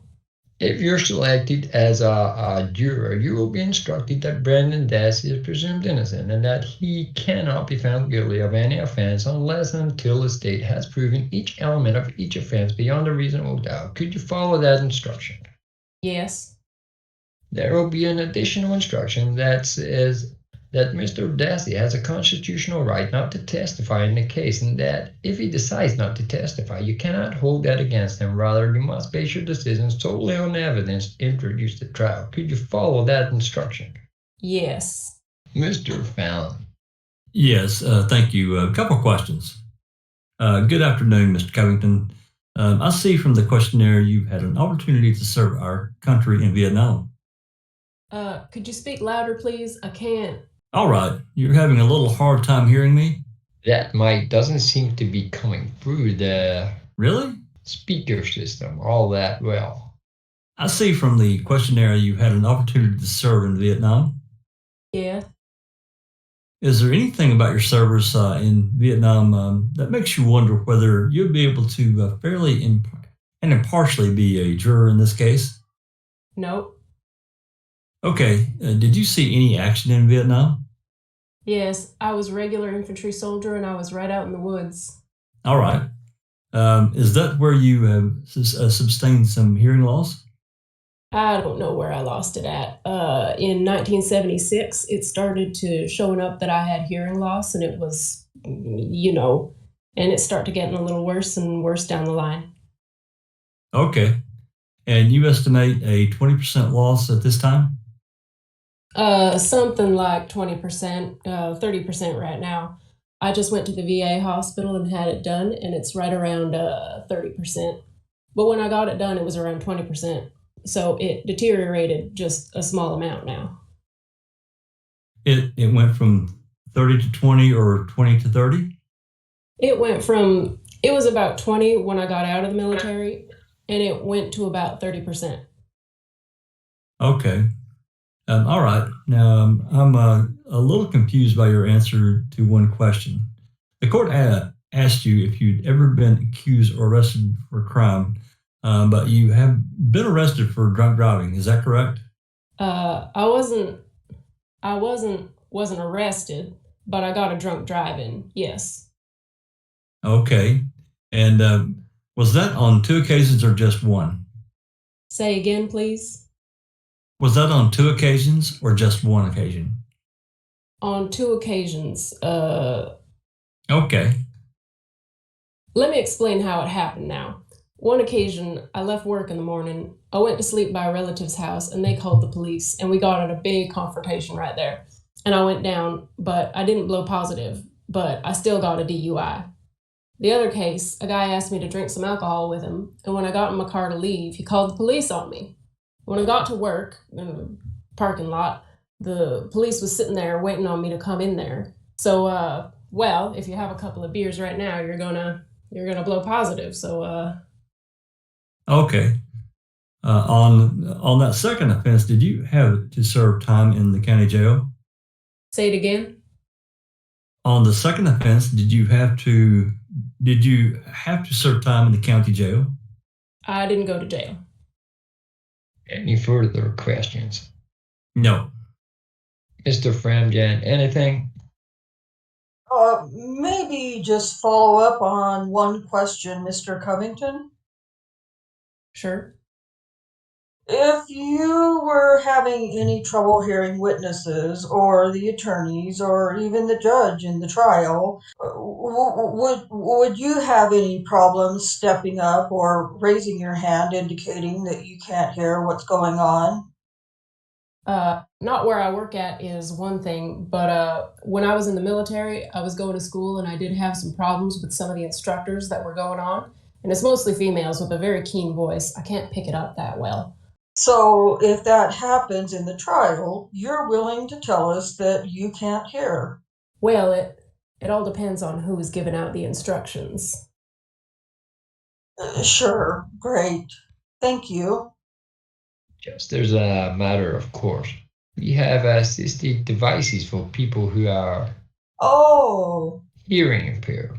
Oh, okay. So they have them in here, and we have them as well. All right. Any further question? No. You may step down. Thank you. Just go with that lady over there. Motions, of any? Well, once again, I find myself in a no-win situation. In answer to question 40 on the questionnaire, have you ever been a suspect in arrested or charged with a criminal offense? Admittedly, that's somewhat problematic. He answered no. He answered no to your specific question, but according to the information I have on Robert E. Covington, born 7/22/42, this gentleman has been convicted of 2 drunk drivings, one in 97 and one in 98. And I'm trying to sit here and thinking of a situation in which a second offense would not be a crime and which would not result in time in jail, and I can't think of it. Well, I can think of one. I'm sorry. Go ahead. Well, because I've actually represented people in that situation where the prosecuting office didn't know about the prior and charged him with a first, and DOT stills it as a second. I mean, that could be the answer, but I don't know that without Mr. Covington answering any more questions. And I can't remember when the mandatory time in jail became part of the second offense, OWI. Oh, it was well before that. Was it? It was well before 97. Yeah. All right. Well, based on that, Mr. Fallon, are you moving what? I'm going to move that he be struck for cause, and because I'm also concerned that about the hearing thing. I understand you have devices, but I didn't think that I was being that soft in my follow-up questions. He was clearly having a difficult time hearing me, and I'm concerned about the honesty of the answer. I mean, the whole point of this questionnaire is to elicit honest responses and have this an honest dialogue, essentially in a more close setting like this. How can we trust the rest of his answers on the questionnaire? Mr. FREMGEN. Judge, well, I would object. Essentially, I don't think that there is any of the normally recognized biases, number one. Number two, I understand Mr. Fallon's concern, but I don't think that necessarily this juror has answered any questions falsely. When asked about being arrested, he said he wasn't arrested. Now, maybe there should have been further follow-up with what it is that he considers to be arrested. You know, being pulled over versus going to the jail and being booked, getting a ticket versus the formal process of a normal arrest. And the other, I think the Americans with Disabilities Act would certainly not appreciate us striking someone simply for having a 30% hearing loss. Since the court does have equipment that can deal with that, I don't think that necessarily should be a reason. I would note there is a year and a half between offenses, so it's I'm troubled by. It may have been the first one was set aside. Yeah, well, here I've heard the discussion of counsel. I'm not going to excuse the juror right. for cause. The explanations he offered don't suggest to me any bias. He may have been mistaken inadvertently, but nonetheless, I don't think it rises to the level that he should be dismissed for cause, and I won't do it next year. Just for the record, we will investigate further. We may renew that motion later on. Juror number 80, Cynthia H. Good afternoon. Good afternoon. I'm going to ask you a few questions as part of this individual Voir Dire, and counsel may have some follow-up questions. In this case, the state versus Brendan Dassey has received a lot of publicity. Have you heard anything about it? Yeah. From what sources have you heard things about? Newspaper articles. Anything on TV or the internet? Not really. No, not on the internet. Just newspaper articles? Yeah. Based on what you have read in newspaper articles, have you formed any opinions about the guilt or innocence of this defendant? No. Have you discussed this case with others? No. Have you had a family member or a friend who was killed accidentally or otherwise? No. Have you, a family member or a close friend, ever killed anyone accidentally or otherwise? No. If you were called upon to serve as a juror in this case, can you disregard anything you may have read or heard in the media from any source and decide the case solely based on the evidence that's before you? Yes, I can. Have you or any close friend or relative ever been the victim of or a witness to any kind of crime, whether it was reported to law enforcement or not? No. Specifically on sexual assault, have you or a relative or a close friend ever been victimized? No. As a sexual assault, have you, a close friend or a family member, ever been arrested? No. If you're selected as a juror, you will be instructed that Brendan Dassey is presumed innocent and that he cannot be found guilty of any offenses unless and until the state has proved each element of every offense beyond a reasonable doubt. Could you follow this instruction? Yes, I can. There will be another instruction. If you're selected as a juror, that Mr. Dassey has a constitutional right not to testify, and that if he decides not to testify, you cannot hold that against him. Rather, you must base your decision solely on the evidence offered at trial. Can you follow that instruction? Yes, I can. Mr. Fallon. No questions. Mr. FREMGEN. No questions. Thank you. You may step down. Any motions? None. None. She will be seated. Next person. Juror number 83, Larry Thornton. Hi, Mrs. Thornton. Have a seat if you would, please. Thank you, Your Honor. I talked a little bit about individual Voir Dire this morning and some general remarks to the jury. That's what this is now. I'm going to ask you some questions, and counsel at counsel table may have some follow-up questions of you.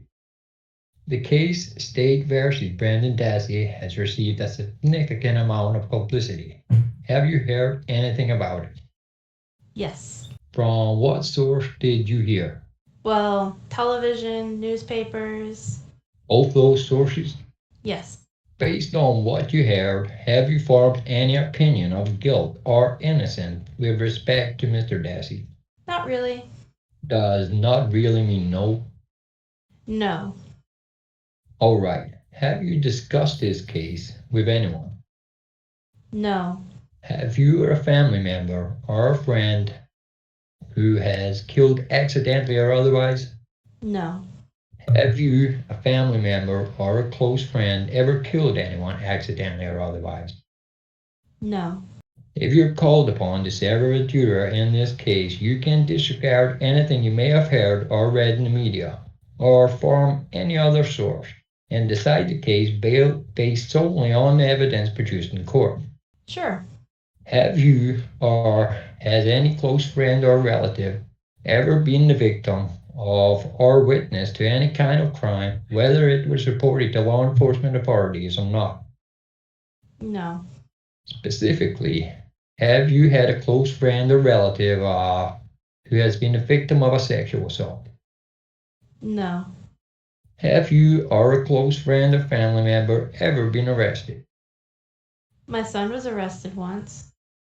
How long ago? Sorry, I could not hear that answer. All right. I said my son was arrested once for DWI. For driving while under the influence? Yes.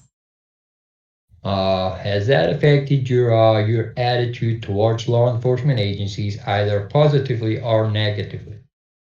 No. If you were selected as a juror in this case, you will be instructed that Mr. Dassey is presumed innocent and that he cannot be found guilty of any offense unless and until the state has proven each element of the offense beyond a reasonable doubt. Could you follow that instruction? Yes. Likewise, you would be instructed that Mr. Dassey has a constitutional right not to testify in this case, and that if he decides not to testify, you cannot hold that against him. Rather, you must base your decision solely on evidence introduced at trial. Could you follow that instruction as well? Yes, sir. Mr. Fallon. Just one moment, Judge. I just have one question. Mr. Thornton, you indicated one of your hobbies is to go up north. Are you a hunter? No. Where up north do you vacation? Post Lake, Elko, Pickerel. I'm sorry? Post Lake, Pickerel. Post Lake. Is that Antigo County? Lake County? Yes. All right. That's all I have. Thanks. Mr. FREMGEN, anything? Mr. Thornton, you indicated your son had been arrested for OWI once. Yes. Was he convicted of that crime also? Well, yes. Well, I don't know that it was. It wasn't a crime. Yeah, it wasn't a crime. I don't know that it's a crime.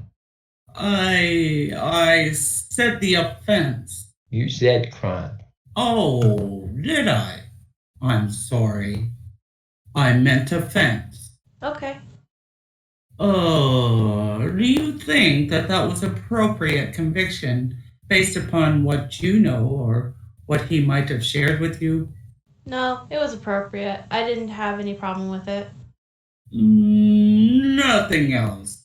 Thanks, Mrs. Thorne. You may step down and go with the judicial assistant, please. Any motions, gentlemen? None. None. All right. He'll be seated. Next juror.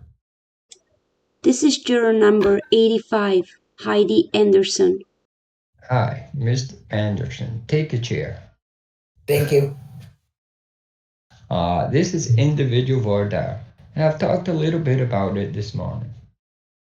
Uh-huh. I'm going to ask you some questions. When I'm done asking you questions, counsel may or may not have some follow-up questions, okay? Okay. This case, State versus Brendan Dassey, has received a lot of publicity. Have you heard anything about it? Honestly, no, not really. All right. You really know nothing about it?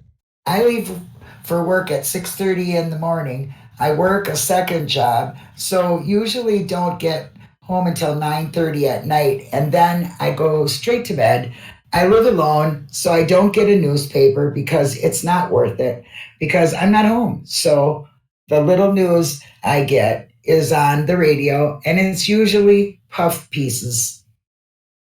And so you haven't heard anything on the radio about this? No. All right. You've never discussed the case with anyone, have you? No, I have not. Have you had a family member or a friend who was killed accidentally or otherwise? I had a cousin before I was born who was murdered, but I never knew him, and I have no idea of what the proceedings were done. Was? With him. I'm sorry, go on. He was 17 years older than me, so he was running away from home, and I don't know what happened, the exact story. I just heard in the past. So, are you aware if someone was charged with a crime or not? Honestly, not that I'm aware of, no. Have you, a family member or a close friend, ever killed anyone accidentally or otherwise? No. Have you, a family member or a close friend or relative, ever been the victim of or a witness to any kind of crime? And I'm excluding here the one that you've already mentioned, whether it was reported to law enforcement or not. Other than traffic crimes, like car accidents? No. Were some of you victims of car accidents? I was hit once in my car on my way to college. And then another time I was walking and I was hit by a car. Neither case went to court. I went to the hospital, got some injuries taken care of, and that was that. Has that experience or those experiences have any effect on your attitude towards law enforcement, positive or negative? Really? No. I mean, I felt they did their job quite adequately and everything got handled, so. Have you or a close friend or relative ever been the victim of a sexual assault? No. Have you, a close friend or family member, ever been arrested? Not that I'm aware of, no. If you were selected as a juror in this case, you would be instructed that Mr. Dassey is presumed innocent, that he cannot be found guilty of any offense unless and until the state has proven each element of each offense beyond a reasonable doubt. As a juror, could you follow those instructions? Yes. Likewise, if you were selected as a juror, you would be instructed that Mr. Dassey has a constitutional right not to testify in the case, and that if he decides not to testify, you cannot hold that against him. Rather, you must base your decision solely on the evidence introduced at trial. Could you follow that instruction as well? Of course. All right. Mr. Fallon. No questions. Mr. FREMGEN. No questions. You may step down. Thank you. Thank you. Motions, if any. None. None. All right, she will be seated. Next juror. Juror number 86, Nicholas Drusen. Good afternoon, Mr. Drusen. This is individual Voir Dire. You heard me talk a little bit about it this morning in the courtroom. I'm going to ask you a few questions, and then counsel may or may not have follow-up to those questions. Excuse me, this case, State versus Brendan Dassey, has received a lot of publicity. Have you heard anything about it? Yes. From what source did you learn whatever it is that you heard? Newspapers and TV. Based on what you've read and what you've heard, have you formed any opinions about the guilt or innocence of Mr. Dassey? No. Have you discussed this case with other people? No. If you're called to serve as a juror in this case, you can disregard anything you may have read or heard in the media or from any other source and decide the case based only on the evidence produced in court. I believe so. Have you had a family member or a friend who was killed accidentally or otherwise? No. Have you, a family member or a close friend, ever killed anyone accidentally or otherwise? No. Have you or a close friend or relative ever been a victim of or a witness to any kind of crime, whether it was reported to law enforcement or not? No. Specifically, do you have any close friends or relatives who's been a victim of a sexual assault? No. Have you, a close family member or a friend, ever been arrested? No. If you're selected as a juror in this case, you will be instructed that the defendant, Brendan Dassey, is presumed innocent and that he cannot be found guilty of any offense unless and until the state has proved each element of each offense beyond a reasonable doubt. Could you follow that instruction? Yeah. You will also be instructed that Brendan Dassey has a constitutional right not to testify in this case, and that if he decides not to testify, you cannot hold that against him, but rather you must base your decision solely on evidence introduced at trial. Can you follow that instruction as well? Yes. Mr. Fallon. I have no questions. Mr. FREMGEN. No questions. Thank you. You may step down. Any motions, gentlemen? None. No, Judge. All right. Mr. Drusen, you may be seated. Next, juror. Juror 112, Renee Schmidt. Good afternoon, Ms. Schmidt. Be seated if you would, please. This is individual Voir Dire. You heard me talking about it a little bit this morning. I'm going to ask you some questions. Counsel may or may not have follow-up questions. In this case, the state versus Brendan Dassey has generated a substantial amount of publicity. What, if anything, have you heard about it? I haven't heard anything. I never even heard his name before I got the juror questionnaire. So up until that time, you are entirely unfamiliar with it? Completely unfamiliar. All right, so it's fair to say, well, have you formed any opinion about his guilt or innocence? No, I had no idea about anything. Have you had a family member or a friend who was killed accidentally or otherwise? No. Have you, a family member or a close friend, ever killed anyone accidentally or otherwise? No. Have you or a close friend, relative, or family member ever been the victim of or witness to any kind of crime, whether it was reported to law enforcement authority or not? No. Specifically, have you, close friend or relative, ever been sexually assaulted?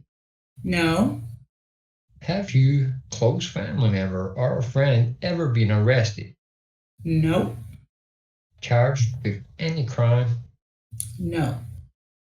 If you were selected as a juror in this case, you will be instructed that Brendan Dassey presumed innocent and that he cannot be found guilty of any offense unless and until the state has proved each element of each offense beyond a doubt. If you're selected as a juror, can you follow that instruction? Yes.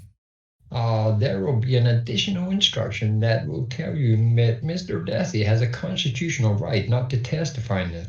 And if he decides not to testify, you cannot hold that against him. Rather, you must base your decision solely on the evidence introduced at trial. Can you follow that instruction? Yes, I can. Mr. Fallon, any questions? None. Mr. FREMGEN? No. Thank you. You may step down. Go with the judicial assistant. Motions, if any? No. She will be seated. Next juror. Juror 120. Juror Michelle Heyman Ware. Aye. Aye. Do you want to keep your jacket on or take it off? Keep it on. All right. This is individual Voir Dire. I talked a little bit about it this morning. I'm going to ask you some questions. Counsel may or may not have some follow-up questions.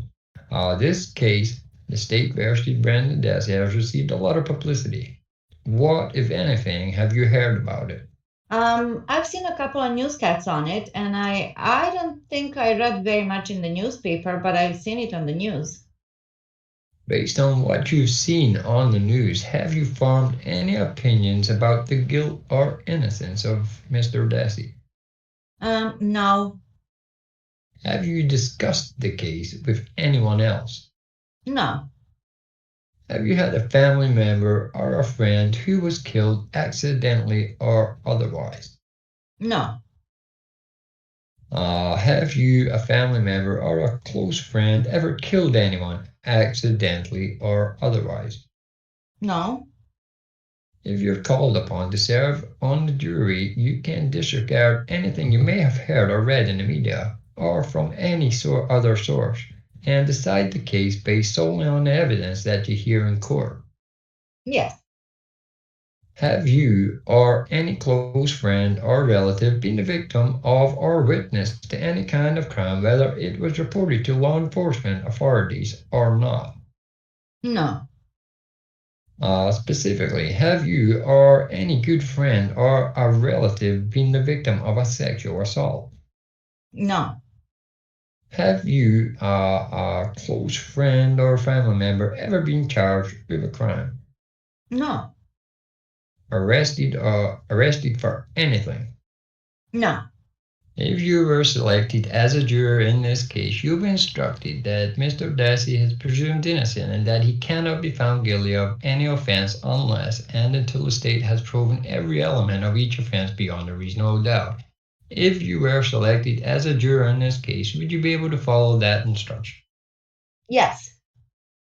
There will be an additional instruction that will tell you that Mr. Dassey has a constitutional right not to testify in this case, and that if he decides not to testify, you cannot hold that against him. Rather, you must base your decision solely on evidence introduced at trial. As a juror, could you follow that instruction? Yes. Mr. Fallon, any questions? No. Mr. FREMGEN? Just a few. I'm sorry. Do you go by Heyman Ware or Ware? Either one is fine. Okay. Mrs. Ware, you noted in your questionnaire that your husband's car has been broken into before. Yeah. I'm trying to think. Yes. And was something taken from that vehicle? Yes. That was prior to me knowing him. Oh, okay. So it wasn't anything that happened during your relationship. No. Now, were you aware of the Avery case? In your questionnaire, you indicated you were aware of the verdict. Yes. Were you aware of any of the details in that case? No, not really. Just what I saw on the news. Did you? Okay. Did you ever discuss the case with your husband, who happens to be a police officer? No. You indicated in your questionnaire that you work closely with the district attorney's office. Yes. Do you feel that relationship, obviously you don't work with Mr. Fallon or Mr. You're right. KRATZ. Do you feel that relationship with prosecutors impact on your ability to be fair to both sides? No. What kind of work, as you're a social worker, correct? Correct. What's the interaction between the DA's office that you're usually involved in? I do child welfare, so in my office, the Dane County Department of Human Services petitions the court for involvement, and that petition goes through the district attorney's office. So when we're in court, we're often aligned with the district attorney's office in that situation, but at the same time, I also work with clients who are being defended. So I'm kind of on both sides of things. You you don't then work with, for instance, juvenile delinquencies? No, actually, I I work with child welfare strictly right now. Thank you. Nothing else. Mr. Fallon, No. thank you. You may step down. Motions, gentlemen, of any? None. None. She will be seated. Next juror, please. This is Juror 121, Janine Running. Good afternoon, Miss Running. Good afternoon. This is individual Voir Dire. I talked a little bit about it this morning in the other courtroom. I'm going to ask you a few questions. Counsel may or may not have follow-up questions. This case, Data Wisconsin versus Brendan Dassey, has received a substantial amount of publicity. What, if anything, have you heard about this case? I haven't. All I've heard is recently on the news saying that the jurors were being picked, and this happening in Dane County, that type of thing. And that's really it? The more that I had heard on the news, was the earlier trial that took place. I really haven't heard any information on this one. And by earlier trial, you are referring to the trial of Stephen Avery? Right. Based on what you've heard, and apparently that's not very much, have you formed any opinions about guilt or innocence of Brendan Dassey? No. Have you had any family member or friend who was killed accidentally or otherwise? No. Have you, a family member or a close friend, ever killed anyone accidentally or otherwise? No. If you're called upon to serve as a juror in this case, you can disregard anything you may have heard or read in the media or from any other source, and decide this case based solely on the evidence that's produced in court. Yes. Have you, a close friend or family member, ever been arrested? No. Anybody charged with a crime, close friend, family member? No. Have you or a close friend or relative ever been the victim of a sexual assault? Is that a no? A no, yes, I'm sorry. If you're selected as a juror in this case, you will be instructed that Brendan Dassey is presumed innocent and that he cannot be found guilty of any offense unless and until the state has proven each element of each offense beyond reasonable doubt. If you were selected as a juror in this case, would you be able to follow that instruction? Yes.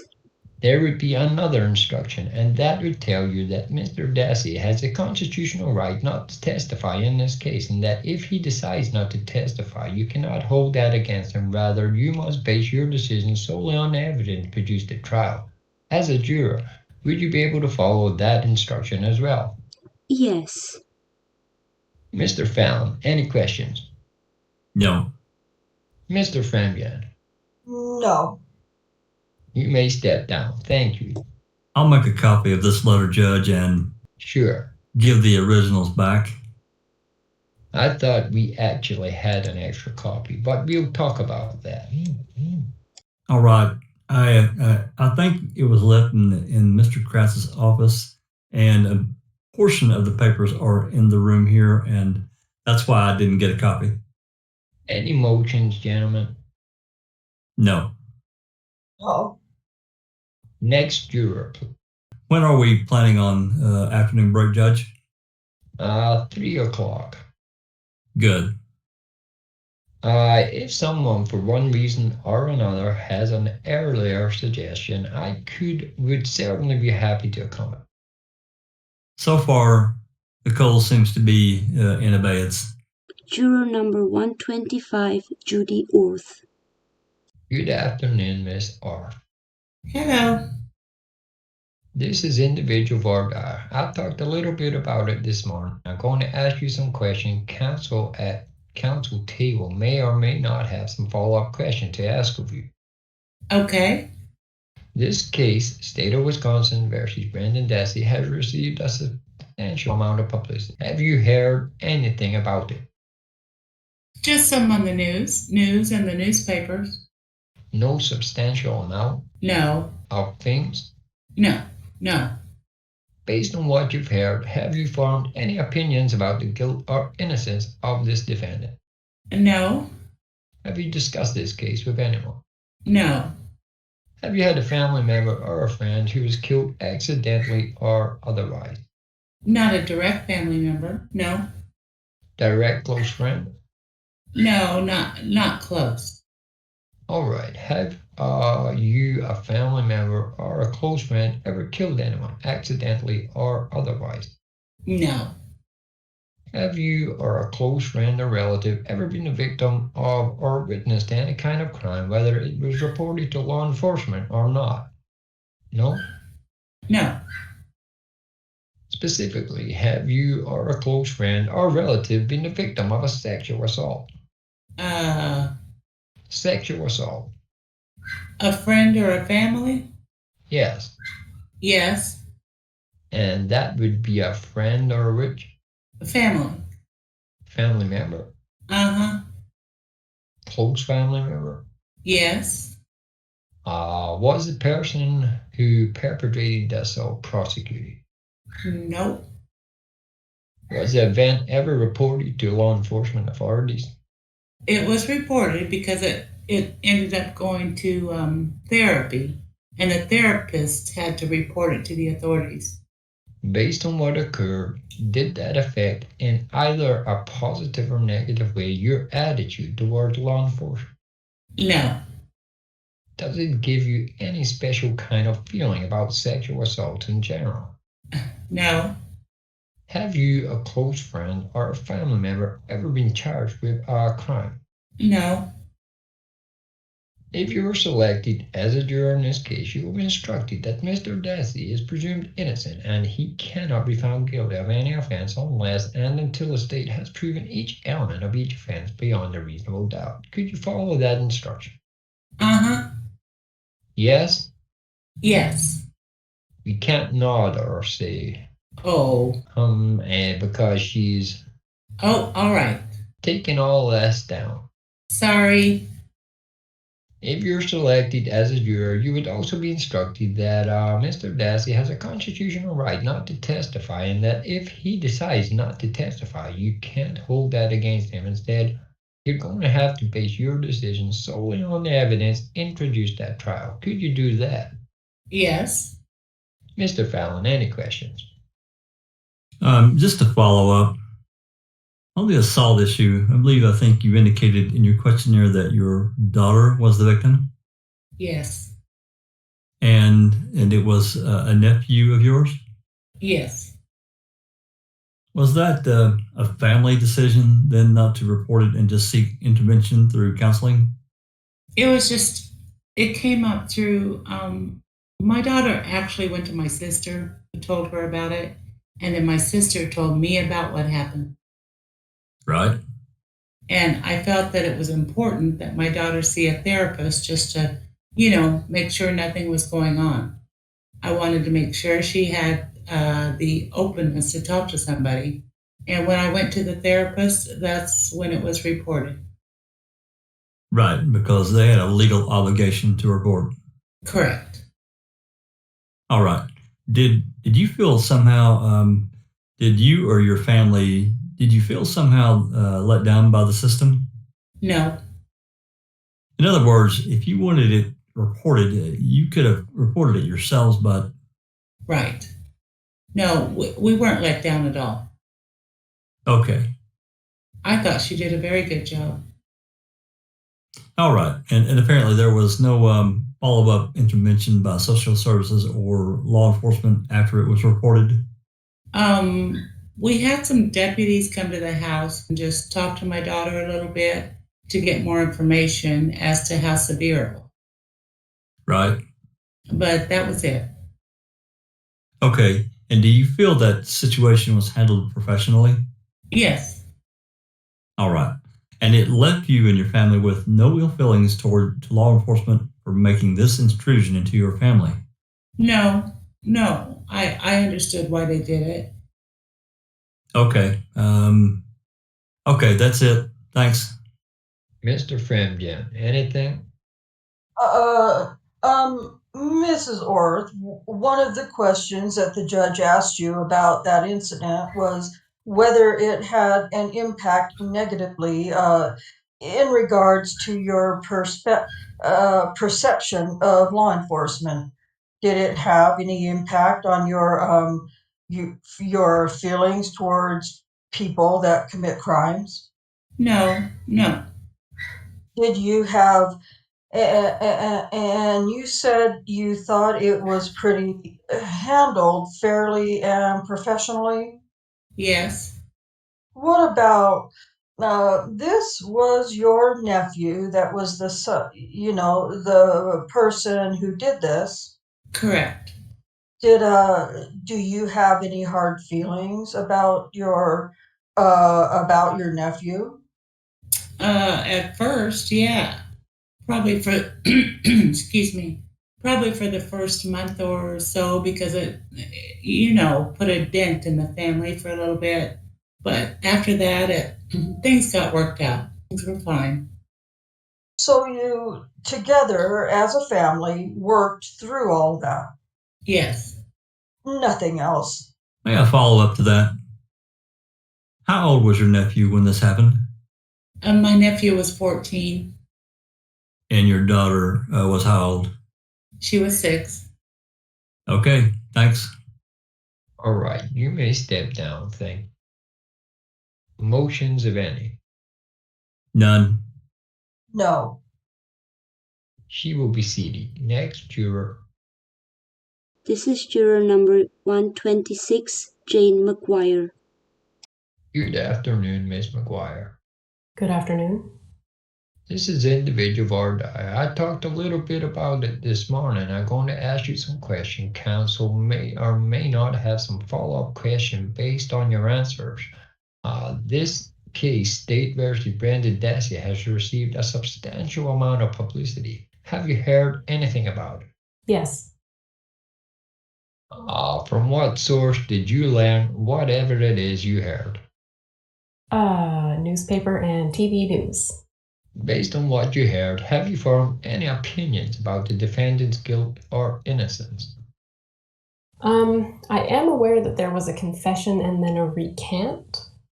All right. Based on the fact that you're aware that there was a confession and a recantation, have you formed any opinions about his guilt or innocence? I don't know. All right. Have you discussed this case with others? Only in the realm of when it's appeared in the news, before, and just the fact that I had to let my employer know that I had to be gone for, jury duty. So there's no in-depth discussion with anyone else?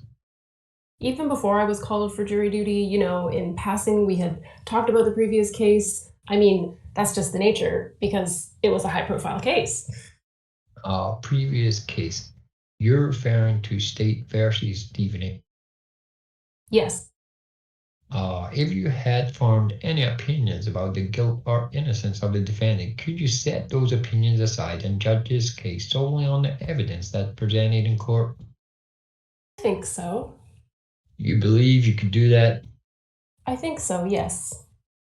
You understand we're looking for a fair and impartial juror. Mm-hmm. You'll be instructed on the law by the court, but you'll be able to judge, you will be the judge of the facts as a juror. You understand that? Yes. Would you be able to render any decision as a juror based on the facts that you see in court and the law as the court instruction? Yes, I believe so. Have you had a family member or a friend who was killed accidentally or otherwise? No. Have you, a family member or a close friend, ever killed anyone accidentally No. or otherwise? Have you or has any close friend of yours ever been a victim of or a witness to any kind of crime, whether it was reported to law enforcement authority or not? Yes. And who was that? My parents recently had their vehicle stolen from their garage while they were home. All right, your parents had a car taken? Mm-hmm. From them, is that correct? Theft. Mm-hmm. Did the police do a follow-up investigation on that theft? Yes. Anything the police do affect your attitude towards them positively or negatively? No, they did their job appropriately. They did? All right. Have you or a close friend or relative ever been the victim of a sexual assault? No, not to my knowledge. Have you, a family member or a close friend, ever been arrested? No. Charged with a crime? Nope. If you're selected as a juror in this case, you will be instructed that Brendan Dassey is presumed innocent and that he cannot be found guilty of any offense unless and until the state has proved each element of each offense beyond a reasonable doubt. Could you follow that instruction? Yes.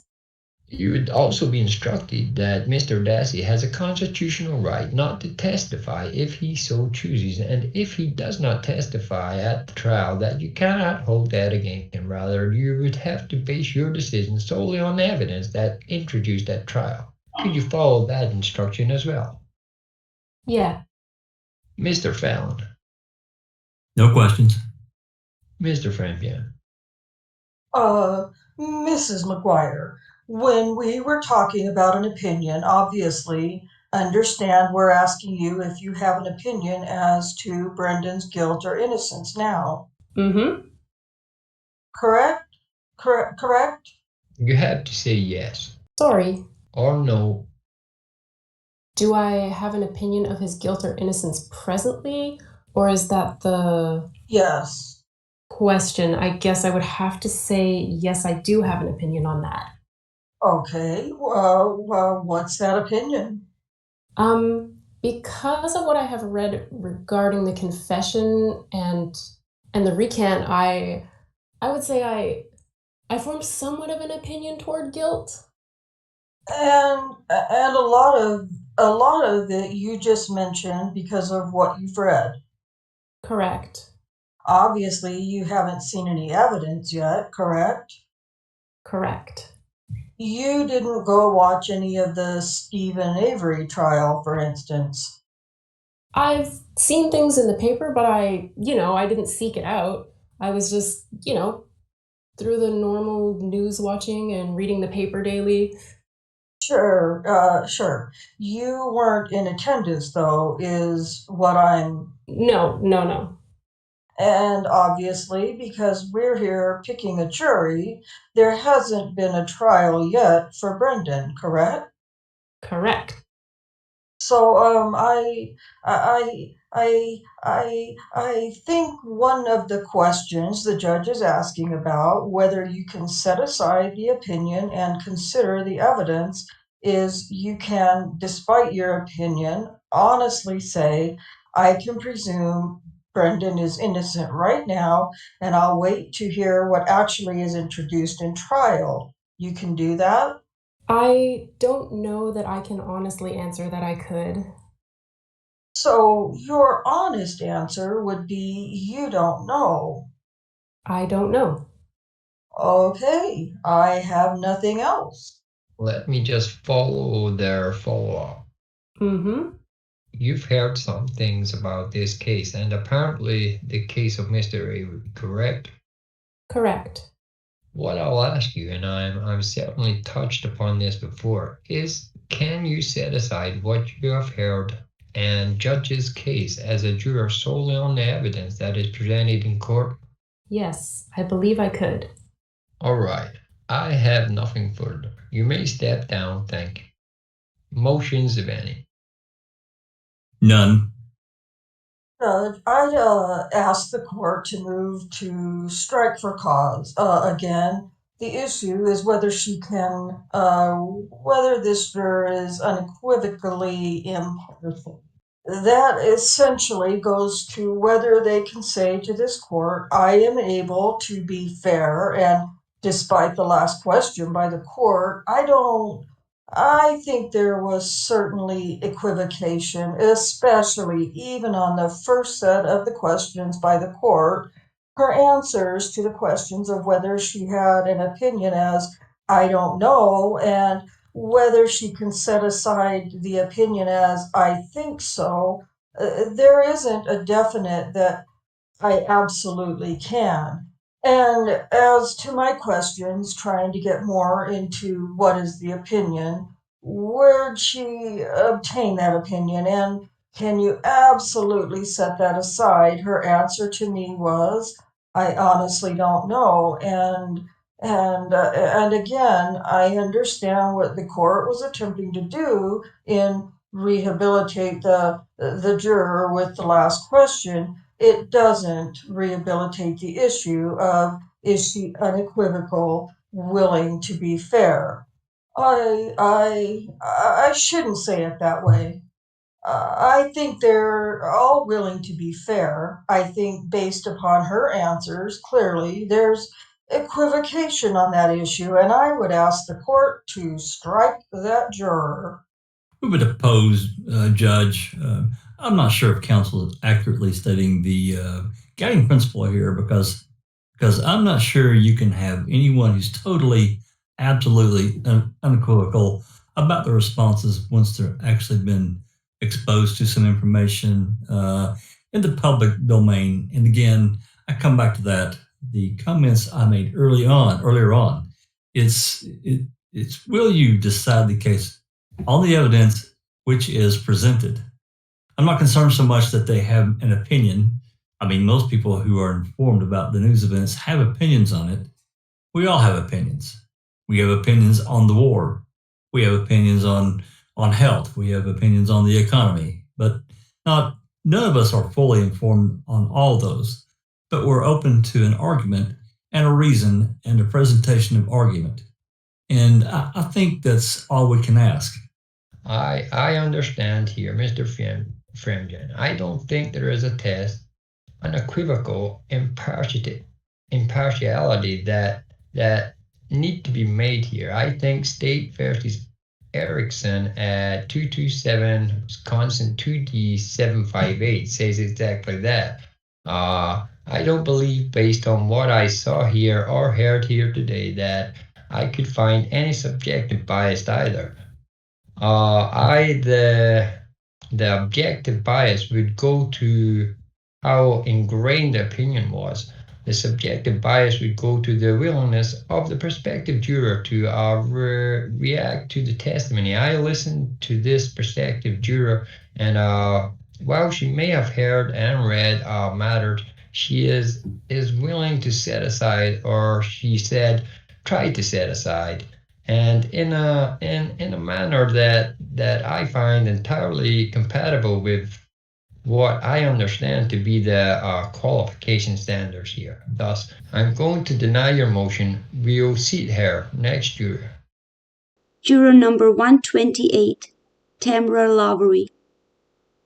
Good afternoon, Miss Lowry. Hello. Feel free to take your coat off and put it on the desk, or keep it on, however you choose. This is individual Voir Dire, and I'm going to ask you a few questions, and based on those questions, you may or may not have some follow-up questions from counsel at those tables. Okay. This is the state of Wisconsin versus Brendan Dassey, and it's received a substantial amount of publicity. Have you heard anything about it? Yes. From what source did you get this information? TV. Television? Yes. Newspapers? TV. Just TV? Based on what you have heard, have you formed any opinion about the guilt or innocence of Mr. Dassey? No.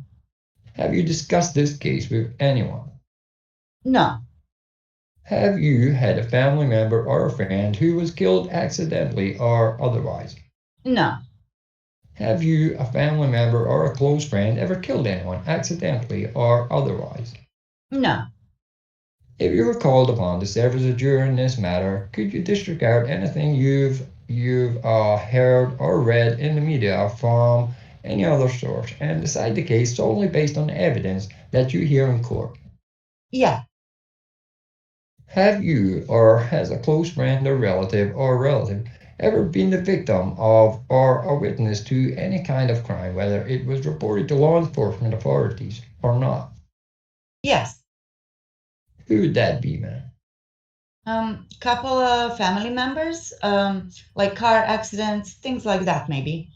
All right. Specifically, I'm thinking here of crimes, and car accidents may, in some instances, be crimes, but crimes, anybody? Can you repeat that question one more time?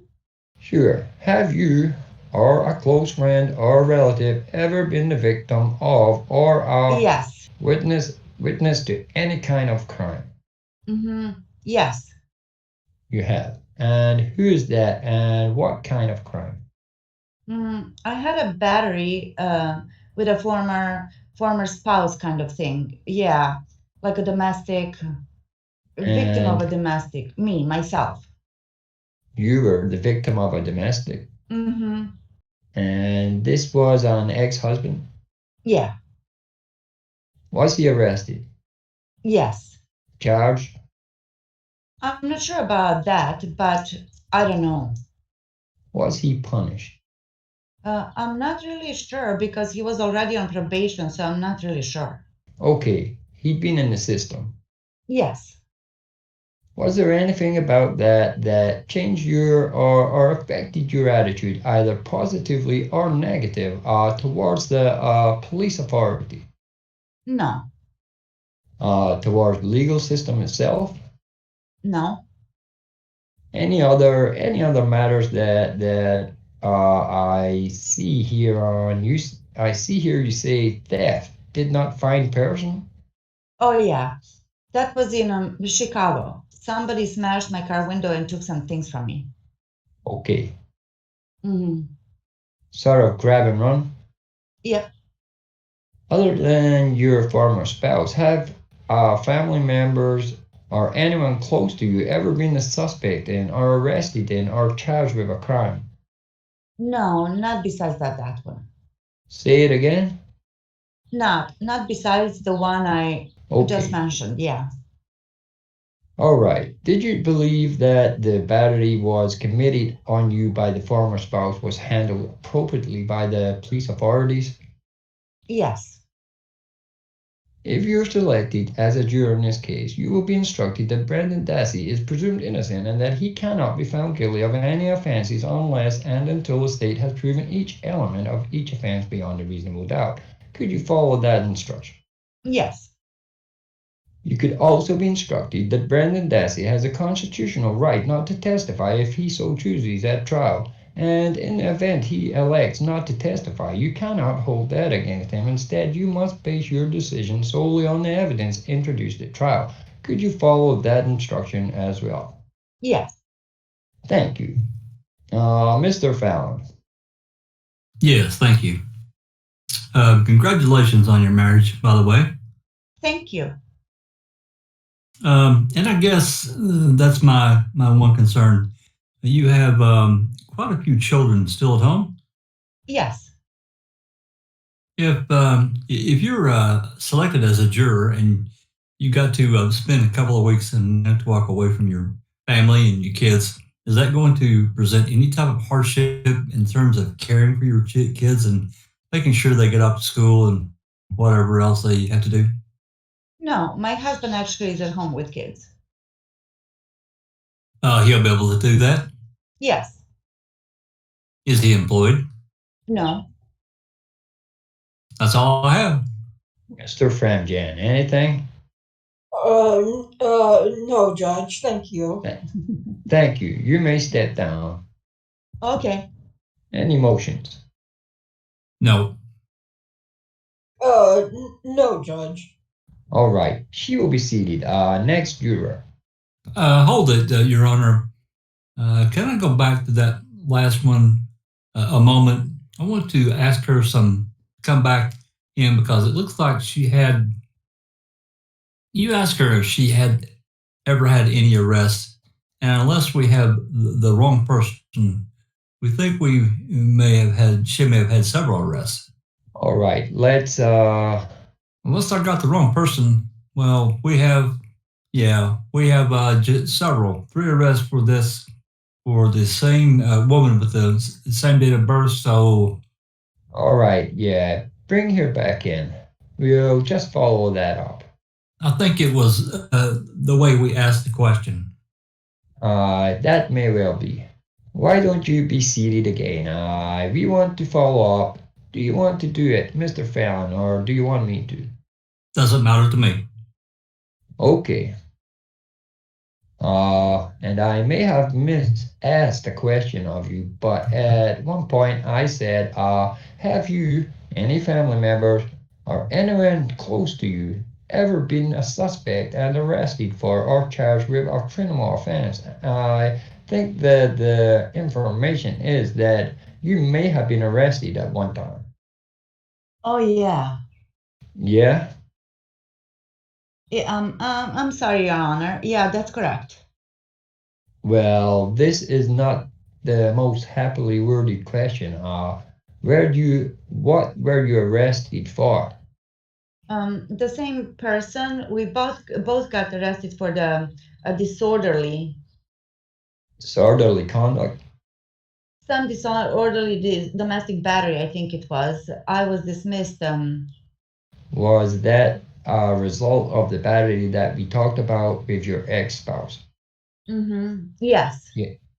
Yes. Were you, to the best of your recollection, arrested any other time? No. Mr. Fallon? Yes. Was there any other side charges like bail jumping or anything like that? For me? Yes. Yes, but I was only arrested once. But for 3 offenses? I was only arrested one time. I went to jail once, and that was it. Well, that up to, I guess, now as I'm recalling, it was probably like 10 years ago. They booked me from, I came into the courthouse for a hearing. They took my fingerprints and let me go. All right. And then they after that, I was arrested once, and that's where the bail jumping came in. It was the same person that we had the disorderly conduct. I had a disorderly conduct again. But the bail jumping, were you arrested then for violating some court order? From the time that they took my fingerprints. Okay. But so what did they say you did wrong that resulted in you being arrested? We got into another fight. And this was with your... The same yes, same. With your ex-husband? Yes. All right. And there was no contact order or something in... Well, no, it wasn't a no contact. I think it was just not like one of those things not to get in trouble again or something like that. No assault of contact? Or something like that. All right. And this was about 8-9 years ago?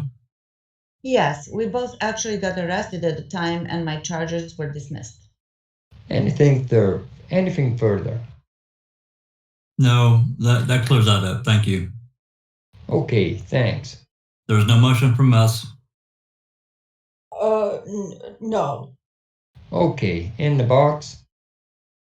Judge, can I ask a favor? If after this juror we could take our break early, I just need to.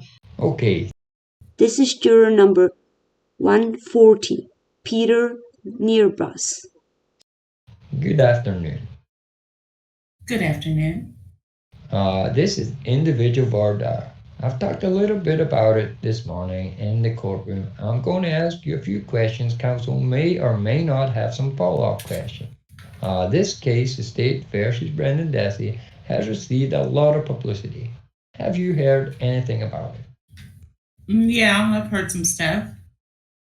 From what source did you hear it? Just like the news and stuff.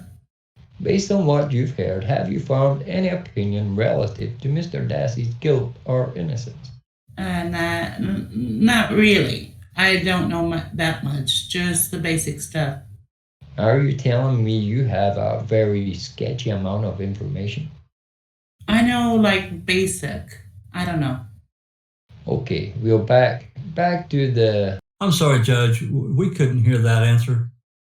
Yeah, these chairs don't move. The chairs are fixed, so you have to take that microphone and get as close to it as you can. Based on what you've heard, and I understand it isn't, or at least you're suggesting that it isn't a substantial amount of information. Have you formed an opinion at this time as to the guilt or innocence of Mr. Dassey? No. Have you discussed this case with anyone else? No. I mean, just watching the news and stuff, like when I wasn't a juror, I guess, like with my mom and stuff. Anyone other than your mom that you can think of? No. And were these discussions just sort of things in passing, or were they pretty substantial? Just like, no, not substantial, just comments. All right. Have you had a family member or a friend who was killed accidentally or otherwise? My father died, but it was of a heart attack. All right, but the heart attack was not brought on by any trauma such as No, he was playing sports. Have you, a family member or a close friend, ever killed anyone accidentally or otherwise? No. If you were called upon to serve as a juror in this case, can you disregard anything you have read or heard in the media or from any source and decide the case solely on the evidence that is received and produced in court? Yeah. Have you or any close friend or relative ever been the victim of or a witness to any kind of crime, whether it was reported to law enforcement authorities or not? No. Your Honor, if he could just answer, I know he's shaking his head, but... No, sorry. No, he's answering, but it's very low. Okay. Specifically, have any close friends or relatives of yours been the victim of sexual assaults? No. Okay. No. Do try to talk a little louder. You have a close friend or family member ever been arrested? I've had close friends arrested, yeah. For what sort of things? Drug possession, stuff like that. All right. Have you ever been arrested for drug possession? No. The fact that you may have had some close friend arrested for drug possession, does that affect your attitude towards police authority? A little bit. I mean, not too much, though.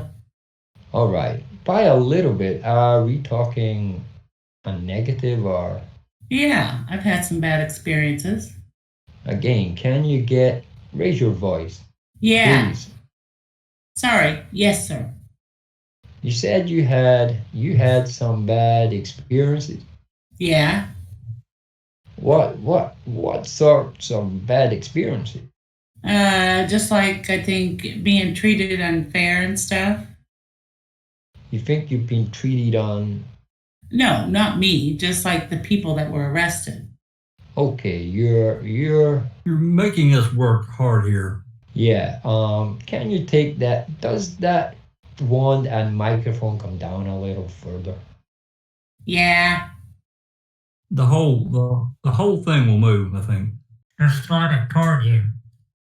Oh yeah. Okay. Oh Eureka.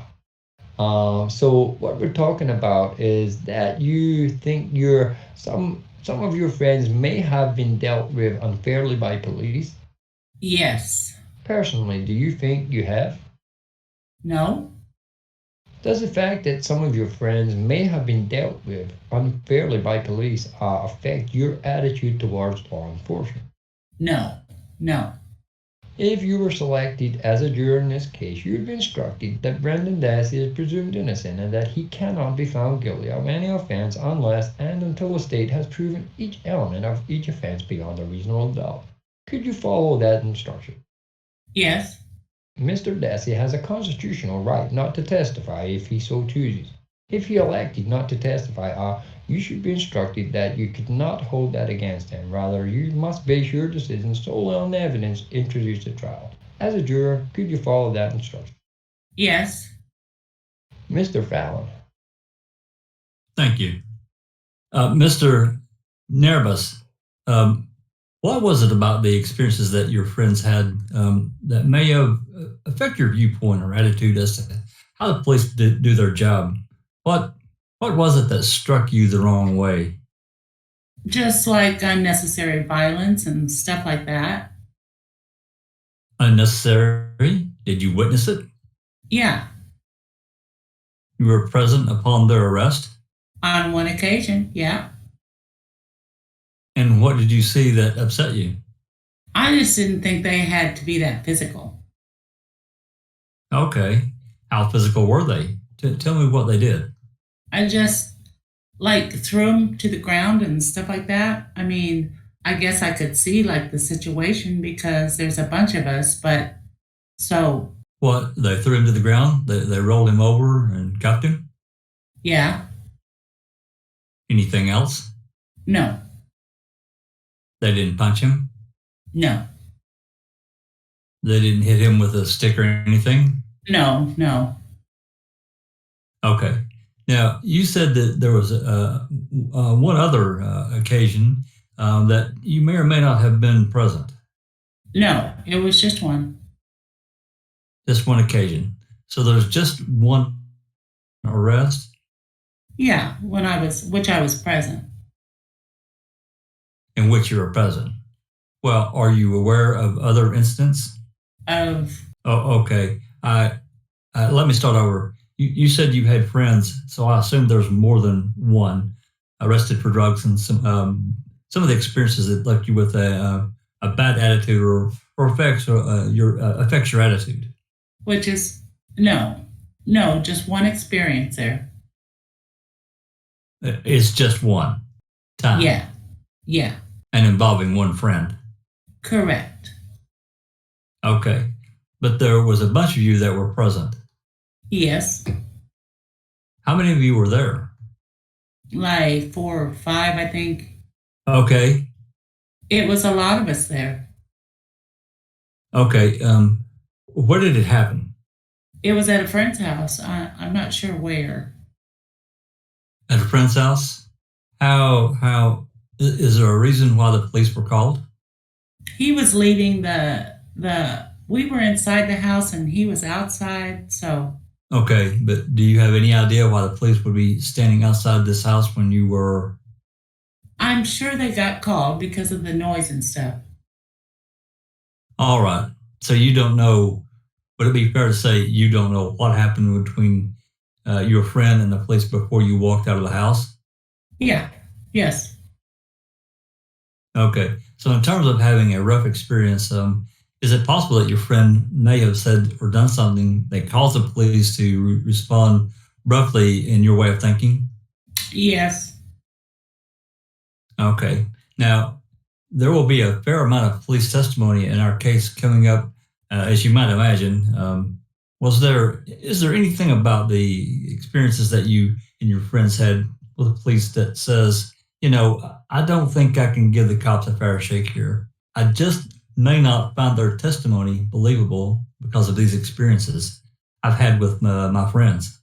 No. You're confident about that? Yes. Okay. That's all I have. Thanks. Mr. FREMGEN, anything? No. You may step down. Thank you. Any motions, gentlemen?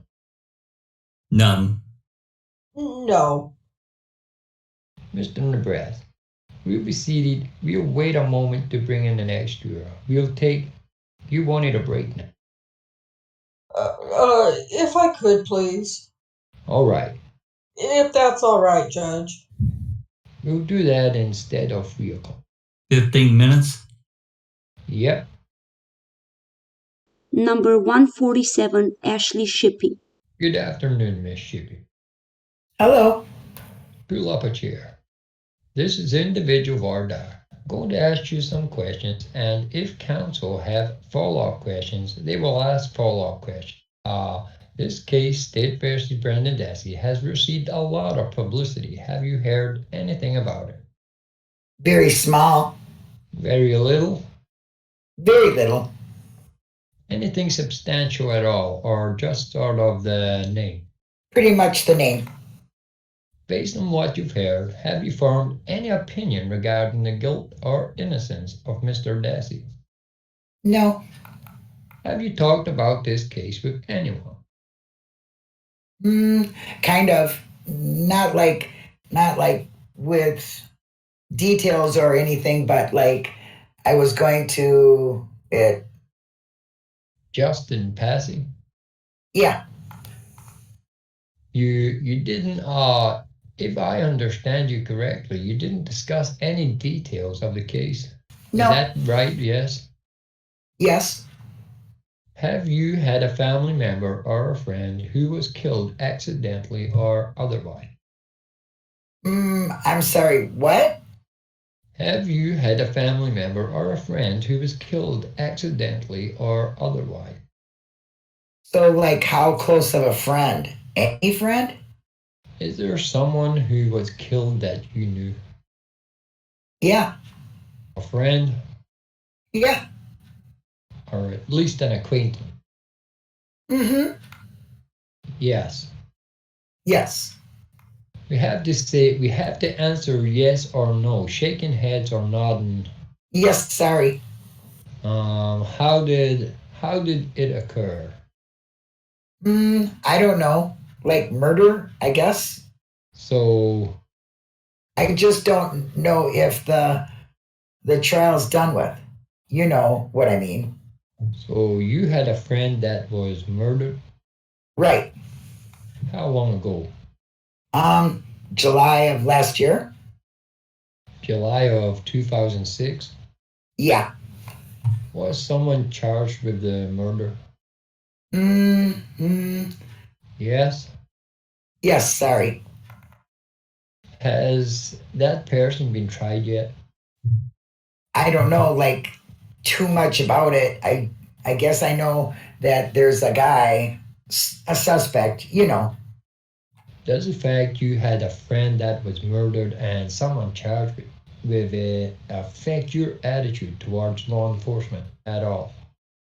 Not sure I understand the question. All right. You've told us that you've had a friend that was murdered and someone was charged with it. Is that correct? Yes. Yes. Are you satisfied with the way that the police have handled this so far? No. Why not? There hasn't been a conclusion yet. I want, like, justice. You think it should have gone faster? Yeah. I don't know what exactly, like, where the process is in the trial. Like, you know what I mean? Like, I don't know. He hasn't been convicted yet, but you're there. But there's a guy in jail waiting to be convicted. I don't really know.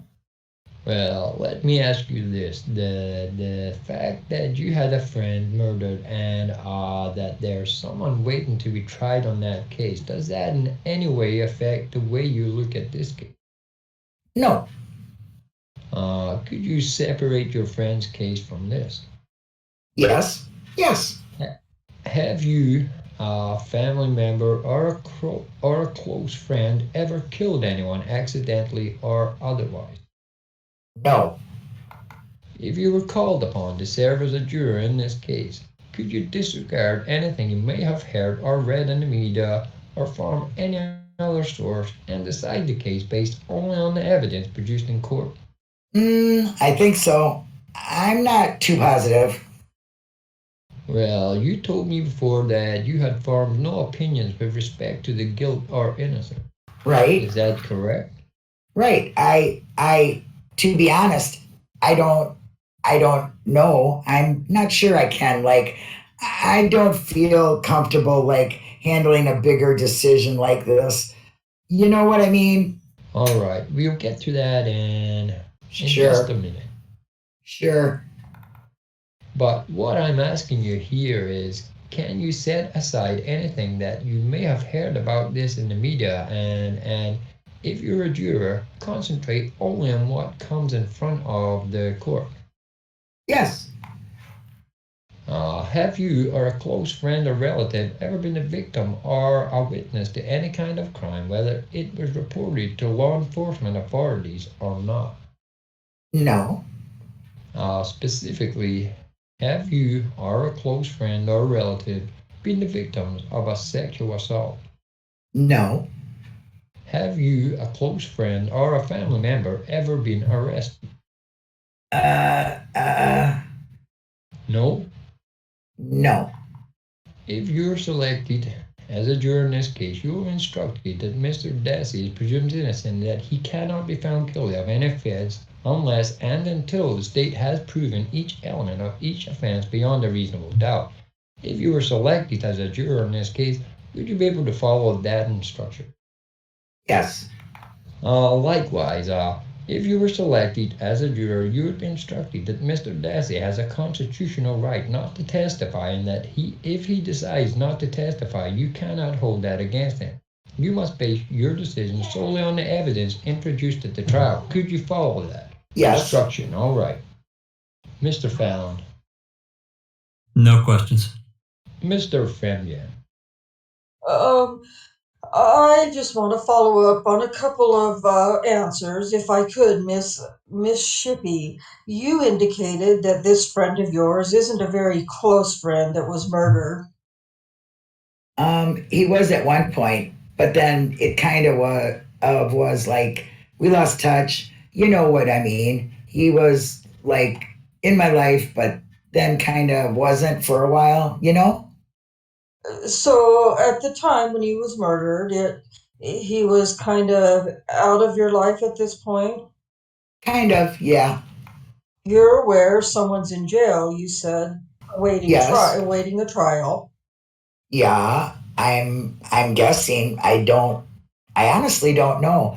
It was in my hometown, so I don't know. Okay, but that's not local, not here. No. Let me ask you about that. If this person is in jail awaiting trial, is that person, do you believe he's guilty of what happened? Yes. Because it's a friend of yours. Yes. Now, you don't know Mr. Dassey, correct? No, I don't. And he's facing the same type of charge, a murder charge. Right. Essentially, a murder charge, essentially, and the law requires everyone, including your friends, Yes. the person who killed your friend, the presumption of innocence. Are you able to? I guess ignore your experience with the friend who's been murdered, and you can presume Mr. Dassey's. You're going to have to wait until he finishes the question. Sorry. You mentioned that you're not sure if you could decide. That means, I guess, I am assumed to be, you're not sure you could make a decision of guilt or innocence in a case like this. And I think you mentioned because it's a big decision. Okay. Yes. Can you explain what you mean by that? I guess, like, because I wasn't there, I don't know, want to. Like deciding someone's future, kind of. Like, I don't know the truth. Like, you know what I mean. Are you afraid of being wrong? Yes. Would it be different if it were just, let's say, a simple theft case, or is it the type of case that It's concerns the you? type of case, yes. If the judge I'm not saying that because of this that you certainly can't be a juror, but if the judge were to instruct you that if chosen as a juror, you should do your best to be fair and impartial and give each side equal opportunity to present their case, you'd be able to do that, Yes. despite it being a very significant case. Yeah. Okay, I have nothing else. Mr. Fallon. If I might follow up, I want to talk about your fear of decision, so to speak. Would it matter to you and make you more comfortable knowing that if you're one of the 12 people making the decision, you will have all the information that is brought to the jurors in the courtroom? In other words, if there's a decision to be made and the jurors are making it, you'll be one of the people who has all the information, not just you see or you don't see on television or read in the newspapers. You'll actually see the evidence, hear the testimony firsthand. Would I feel better? Yes. Yes. Okay. And so that it's not the same as trying to determine guilt or innocence from what you read in the newspaper or hear on television or anything else. Do you understand the difference? Yes. Okay. And so do you think that you would be able to do the job if you're one of the jurors and you have all of the evidence presented to you in the courtroom? Yes. Okay. All right. Thank you. You may step down. Any motions? None. No.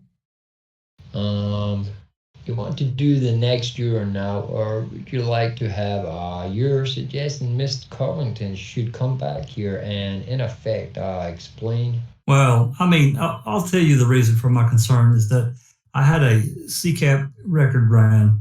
It shows that he was convicted on an OWI second offense and says 8 days at local jail. And he was asked, did you serve time? Did you go to jail for that? And he said no, so. Mr. FREMGEN, anything? I think he should be struck for cause. Judge, I'd like to hear his explanation. You said that he heard the question and how he answered it. I don't want to put words in Mr. Covington's mouth either.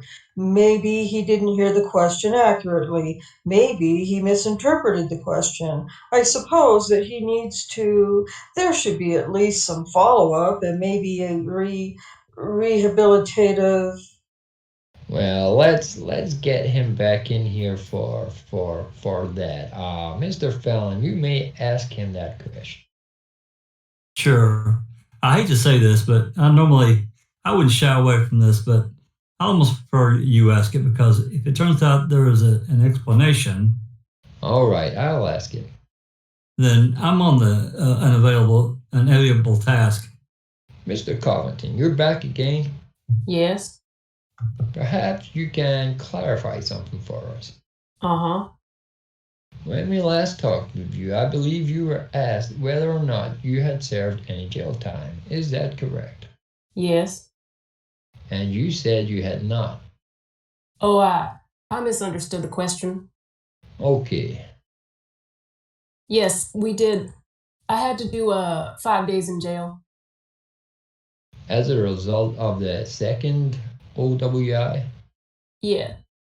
The sheet that I have in front of me says 8 days in jail. Might it have been 8 rather than 5? They said 8, but you do 5.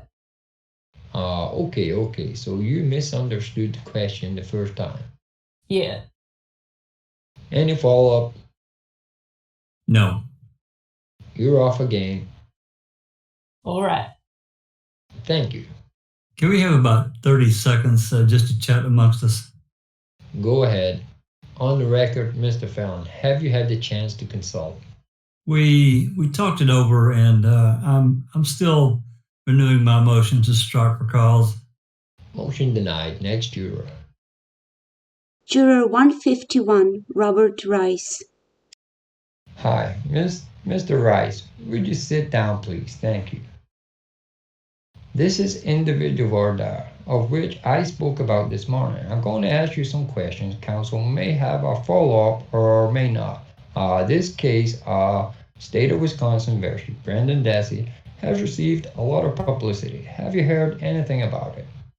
Just what's been on the news and in the newspapers. Would you say that that was a substantial amount or not so? I would say not. I never went out of my way to check on it or anything like that. Based on what you've heard or what you've seen, have you formed any opinion about the guilt or innocence of this defendant? No, not really. Okay, does not really mean no. I mean, no, I have not. Have you talked about this case with anyone? No. Have you had a family member or a friend who was killed accidentally or otherwise? Well, I've had friends that have died since high school, but... Well, I'm not talking about died so much as killed. No. Have you, a family member or a close friend, ever killed anyone accidentally or otherwise? No. Have you, a close friend or relative, been the victim of or a witness to any kind of crime, whether it was reported to law enforcement? I had my car broke into. Was the person who broke into your car eventually apprehended? No. It's never been solved as far as I know. How long ago did that occur? Probably 6 years ago. If you recall to serve as a juror in this case, you would disregard anything you may have heard or read in the media or from any source and decide this case based only on the evidence produced in court. I think I could, yes. All right. Have you ever had a close friend or relative who's been a victim of a sexual assault? No. Have you had a close friend or family member who's been arrested? No. I've been arrested for OWI. For operating while under the influence? Yes? Yes. A single time? Twice. When were those two occasions? One was like 80, 81, I would say, and the other was 86. So there's at least 20 years between the last one and now. Is that correct? Mm-hmm. Yes? Yes. She can't take down the... Yes. We say that. Okay. The fact that you were convicted on each occasion. Yes. Does this affect the way you look at law enforcement? The fact that you were arrested and convicted of operating while under the influence? Well, it kind of makes me think that I have a tendency to have to lean that you have to prove yourself innocent instead of prove yourself guilty. Did you think the police handled your case fairly? I think it was handled fairly, yes. All right. Do you feel that you, as a result of that, developed some sort of prejudice against police authorities? No. If you were selected as a juror in this case, you will be instructed that Mr. Dassey is presumed innocent, that he cannot be found guilty of any offense unless and until the state has proved each element of each offense beyond a reasonable doubt. Could you follow that instruction as a juror? I think I could, yes. Likewise, Likewise, there would be an instruction that would tell you that he has a constitutional right not to testify in the case, and that if he decides not to testify, you could not hold that against him. Instead, you must base your decision solely on the evidence introduced at trial. Could you follow that as well? Yes. Mr. Fallon. Yes, thank you. Notwithstanding the court's last couple questions with you, in the questionnaire, Mr. Rice, you indicated there may be some effect on your ability because of the verdicts reached in the case regarding Mr. Avery. The fact that there was a refuted confession, although recanted by this man. Are you sure you'll be able to set those aside? Well, I'm not sure on that. Like I said, I read what I read in the paper that he confessed, and then it's kind of hard to like just block it out of your mind. All right. Would it matter to you if the confession and the statement that he's allegedly made are introduced into evidence? Does that change whether or not you'd be able to decide this case solely on the evidence? You mean like they never even got it entered into evidence?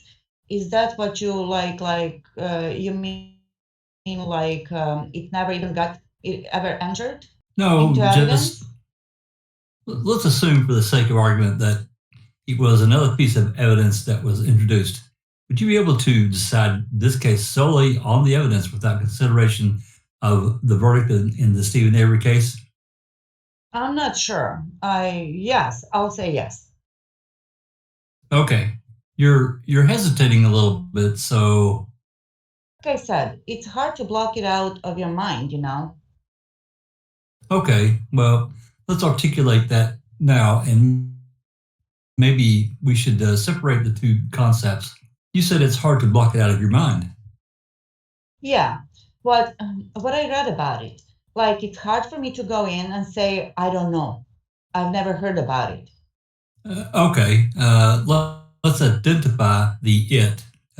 Is The it the? Let me ask the question. Is it the verdict in Mr. Avery's case, or is there something that's allegedly relevant to this case that's causing you concern? No, the verdict in the Avery case doesn't have any effect on the opinion on this case. It has no effect? Okay. Relative to this case, will you be able to follow Judge Fox's instruction and decide this case based solely on the evidence which is presented, not what may be floating out there in the media reports or accounts of what is supposedly happening or didn't happen? Yes. Okay. With respect to your experience from 20 years ago, is there anything about those experiences with police that makes you wonder whether you'll be able to fairly evaluate their testimony in this particular case? We have lots of police testimony coming up. Do you think you'll be able to give them a fair shake like any other witness? Yes. Do you believe that your cases were fairly handled years ago? Yeah, I believe it is. Yes. Okay, and did you deserve the punishment you received? Yes.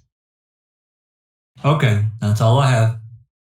Anything, Mr. FREMGEN?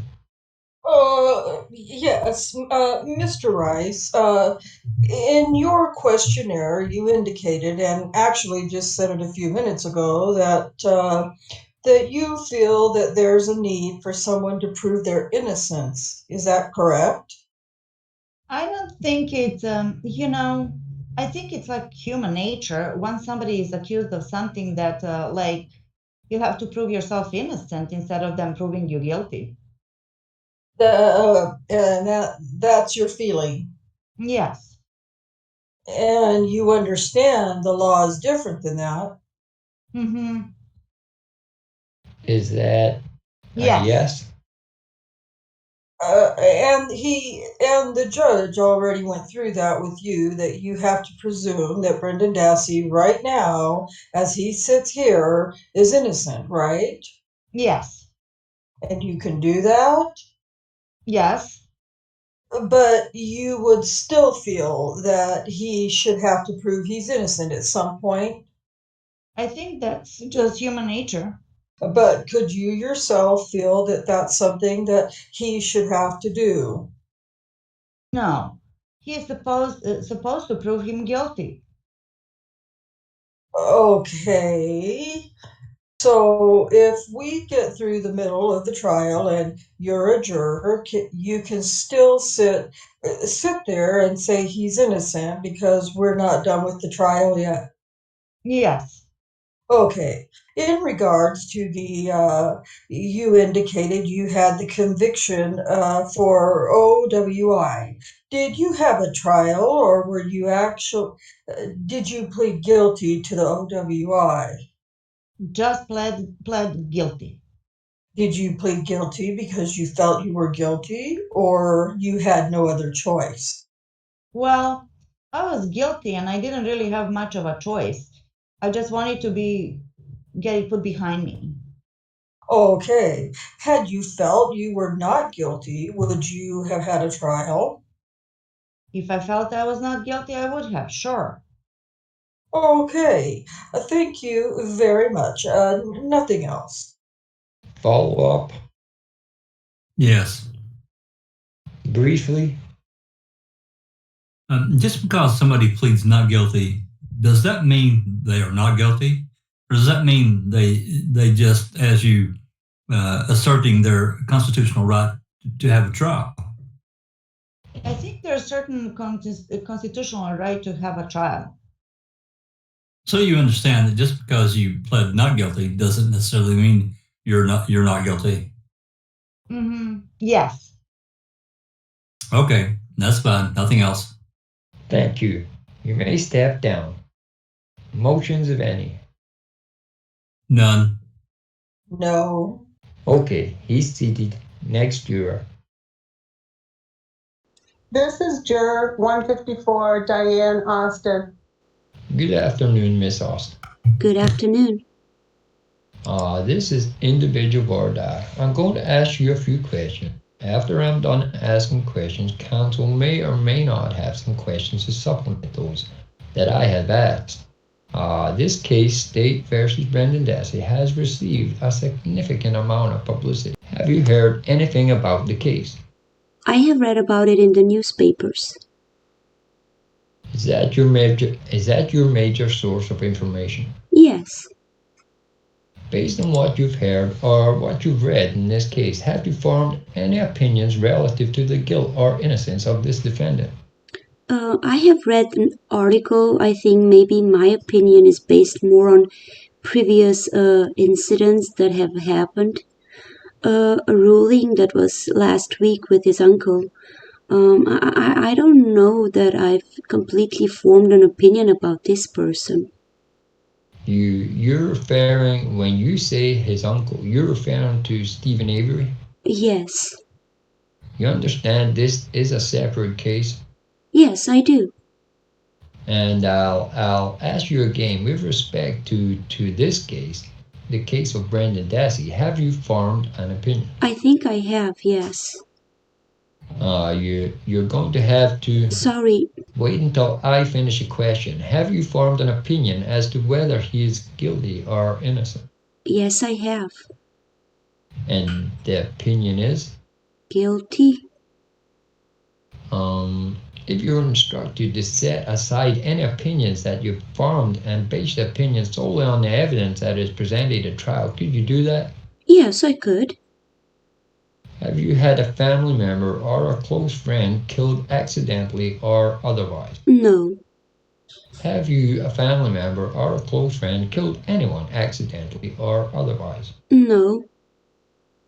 Have you or a close friend or relative ever been a victim of or witness to any crime, any kind of crime, whether it was reported or not? No.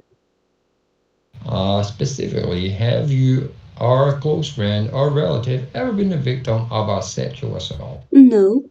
Have you, a close friend or a family member, ever been arrested? No. Charged with any kind of crime? Any kind of crime? Sure. DUI, family member? Someone in your family was arrested for operating while under Yes. the influence? Yes.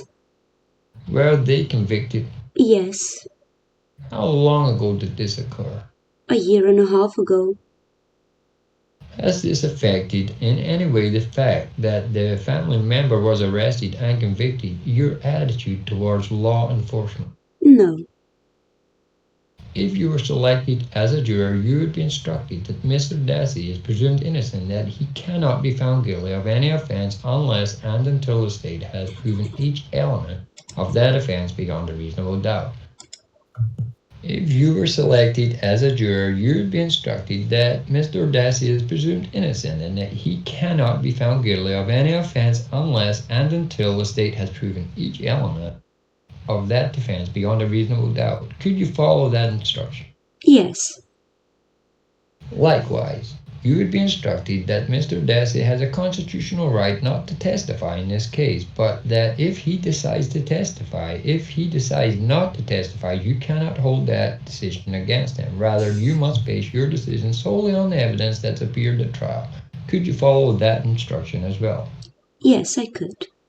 Mr. Fallon. Thank you. Ms. Austin, you indicated that you did form an opinion. That your opinion now is that he is guilty? That's a yes? Yes. Okay. Is that a strong opinion, or is that a leaning, or is that just what you think now, or? It's an opinion I formed after reading one newspaper article. After one newspaper article. All right. Now, would it cause you concern if you were the one standing trial and possible jurors had preliminary opinions or had opinions of guilt or without hearing any of the evidence? Yes. All right. And so you realize in this particular case that in our country, guilt or innocence can only be determined based upon the evidence which is presented at trial. Right. Yes. All right. And as such, would you acknowledge, or would it be fair for you to say that your opinion has an uninformed opinion? Yes. Okay. And as such, do you think you'll be able to set that aside and decide this case based on what you hear as evidence? Yes, I would be able to. And you realize that what you hear as evidence in a court may be different and may be more complete than what are in the news accounts. Right. Yes. All right. And as such, are you prepared to set aside these preliminary opinions and decide this case strictly on the evidence that is introduced? Yes, I would. The only question I have is the family member who was arrested. Is that a nephew, a son, husband? A husband. Okay. Is that a local Dane County situation? Yes. Okay. I assume that you and your husband talked about that occurrence? Oh, yes. And as such, Actually, I take it back. It wasn't Dane County. It was Iowa County. Iowa. All right. In any event, setting aside the emotional aspects of it, when the facts were discussed and the result, the finding of guilt, do you think that that was just a result? Yes. Based on everything that occurred? Yes. All right. And in terms of you and your husband's experience, do you think overall, at least from your perspective as the outside looking in somewhat, that he was treated fairly? Yes. Okay. That's all I have, Your Honor. Mr. FREMGEN, anything? Sure. Mrs. Austin, you obviously know yourself better than we do. Mm-hmm. You did fill out the questionnaire, and when you first filled out the questionnaire, your answer was, I honestly think he's guilty. Mm-hmm. And you used the word honestly, correct? Yes? Yes. Okay, sorry, that's fine. Now, you've heard some other questions, and the judge has given you some of the instructions. I'm going to ask you, do you honestly believe you can set aside that opinion at this point? Yes, I do. Just to kind of elaborate a little bit on that, filling that form out sitting at home, as I said, having, you know, read a newspaper article, that kind of thing. I think it changes a lot when you come here and then you really put in a situation of this is how the system works. It really makes you, I guess, in my opinion, realize that probably having answered that question that way was not a fair answer. And now that you've been through a trial or watched a trial, Yes, I was on a jury once before. you were, okay. Mm-hmm. So you understand that the prosecution goes first, and then we have a chance to, if we wish to, put on any part of our case after that. Actually, it's been so long ago. I've pretty much forgotten Okay, about that's the whole okay. thing.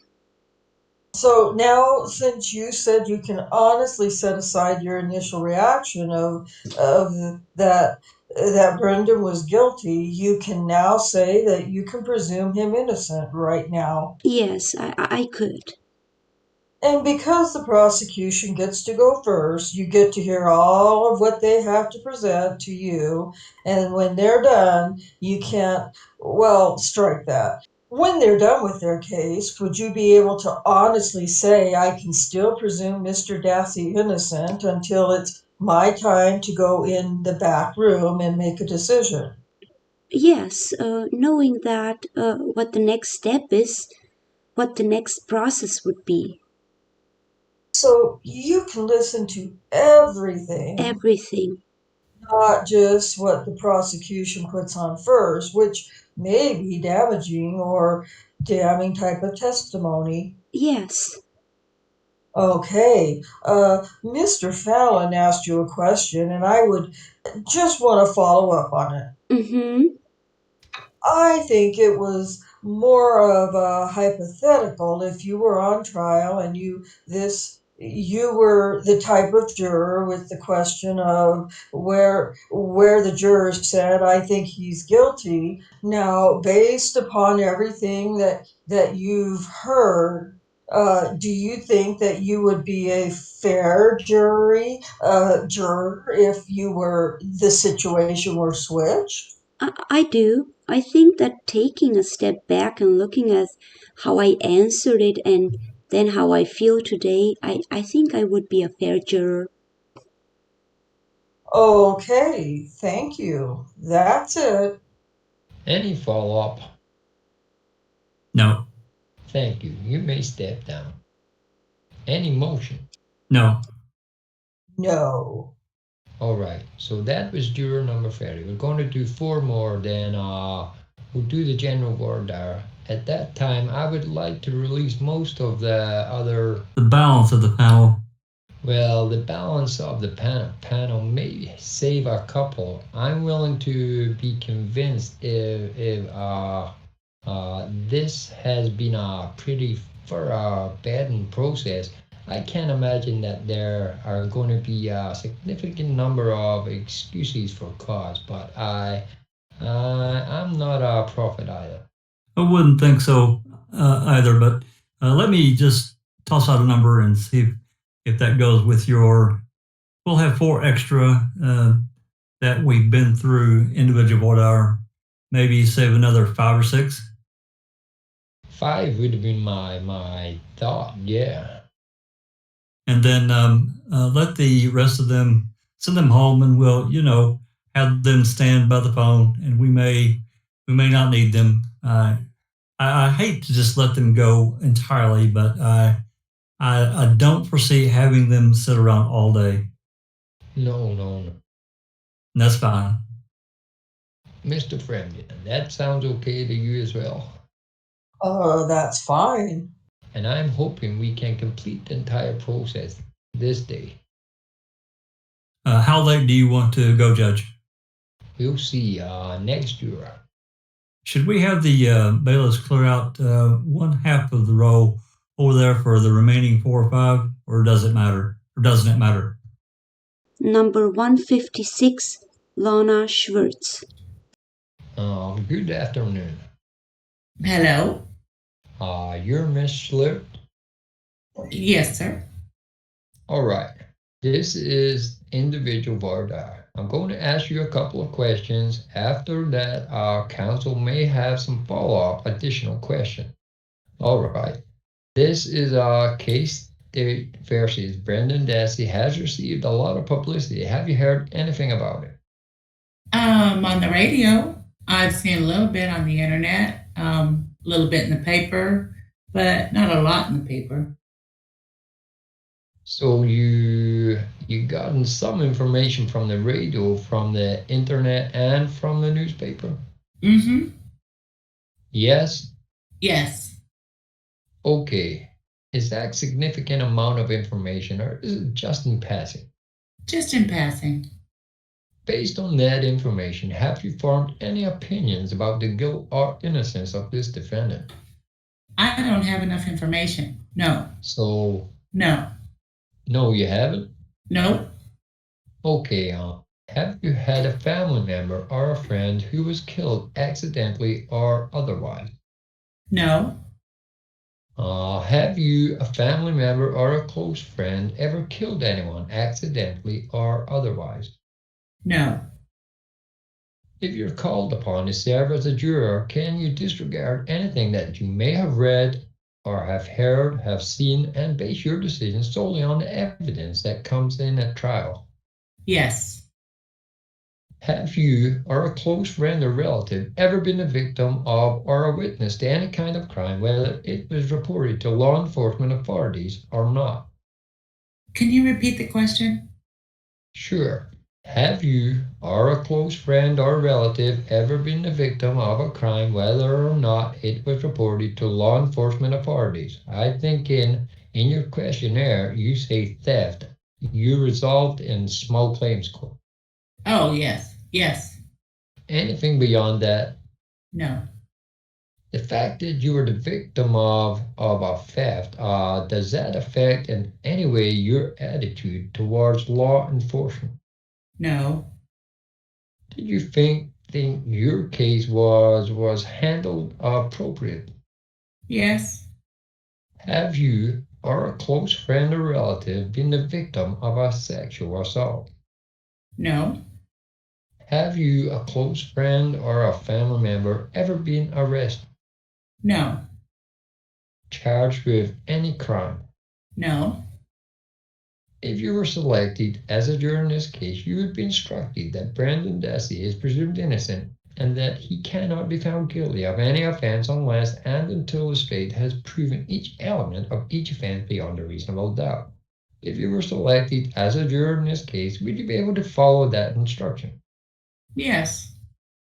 Likewise, there would be another instruction that would tell you that Mr. Dassey has a constitutional right not to testify, and that if he decides not to testify, you cannot hold that against him, but rather you would have to base your decisions on the evidence that was presented in the case. Can you follow that one as well? Yes. Mr. Fallon. No questions. Mr. FREMGEN. I just have one, and maybe I missed the question. Have you discussed this case with any friends, neighbors, or family? No. My husband's aware. After you got the summons? Yes. Nothing else. All right, thanks. You may step down. Any motions on this? No. No. Okay, she's to be seated. Juror number 161, David Mortimer. Hi, Mr. Mortimer. Take a seat. Mr. Mortimer, this is individual Voir Dire. I'm going to ask you some questions. Counsel may have some follow-up questions. This case, State versus Brendan Dassey, has received a lot of publicity. Have you heard anything about it? A little bit. Not, I don't watch the news too much, so I've heard a little bit. That's it. What is the source of whatever information it is that you have? I just heard that he was involved with the murder case. That was it, pretty much. Based on what you've heard, have you formed any opinion as to his guilt or innocence? None. Have you discussed this case with anyone? No. Have you had a family member or a friend who was killed accidentally or otherwise? No. Have you, a family member or a close friend, killed anyone accidentally or otherwise? No. Have you or a close friend or relative ever been a victim of or a witness to any kind of crime, whether it was reported to law enforcement or not? No. If you were called to serve in this jury, could you disregard anything you have had read or heard in the media or from any source and decide the case based solely on the evidence produced through court? Yes. Have you had a close friend or relative who's been a victim of a sexual assault? No. Have you, a close friend or a family member, ever been arrested? My son was. And he was arrested for what? Theft. Was he charged with theft? Yes. Was he convicted? Probation. That's it. And some fine. How long ago did this occur? This was when he was like 16 or 17, right around that age. And he's how old now? 19. So this happened a couple of years ago? Yeah. Was he charged as a juvenile, or was he charged as an adult court? Or was he charged in adult court? Juvenile. So this is a juvenile delinquency? Yes. Did you believe that his case was fairly handled by the law enforcement authority? Yes. That the resolution of it was appropriate? Yes. If you were selected as a juror in this case, you would be instructed that Brendan Dassey is presumed innocent, that he cannot be found guilty of any offense unless and until the state has proven each element of each offense beyond a reasonable doubt. Could you follow that instruction as a juror? Yes. If you were selected as a juror, you would also be instructed that Mr. Dassey has a constitutional right not to testify in the case. If he chose not to exercise that right, you could not hold that against him. Rather, you would have to base your decision solely on the evidence that came into the case itself. Could you follow that instruction? Yes. Mr. Fallon. Yes. Just so I'm clear, and I may not have heard the answer, but other than your son, no one else was arrested for any type of an offense? No. What's your date of birth, sir? 3/12/66. Thank you. Anyone in your family ever been arrested for issuing a worthless check? My wife was. Okay. And how was it that resolved? She spent like 12 days in jail and had to pay a fine of $2,800. Okay. So there were other than your son, there were other family or other friends who were arrested and convicted of an offense. Yeah. Okay. Any other arrests or anything like that you can think of? No, not right offhand, no. Anyone suspected of any type of a serious offense? No. Okay, that's all I have. Thanks. Mr. FREMGEN. I have nothing. Thank you. You may step down. motions of any, understanding this is one of the extra. Right. There seems to be a fair amount of forgetfulness. It's the same concern I have with respect to Mr. Covington. I mean, they say no in their questionnaires, with the exception of the one identified. They say no to the court, and then when confronted with information that other family members or they themselves have been arrested, it's like, oh, well, yeah. So, I mean, to be fair and consistent, I'm going to move to strike for cause.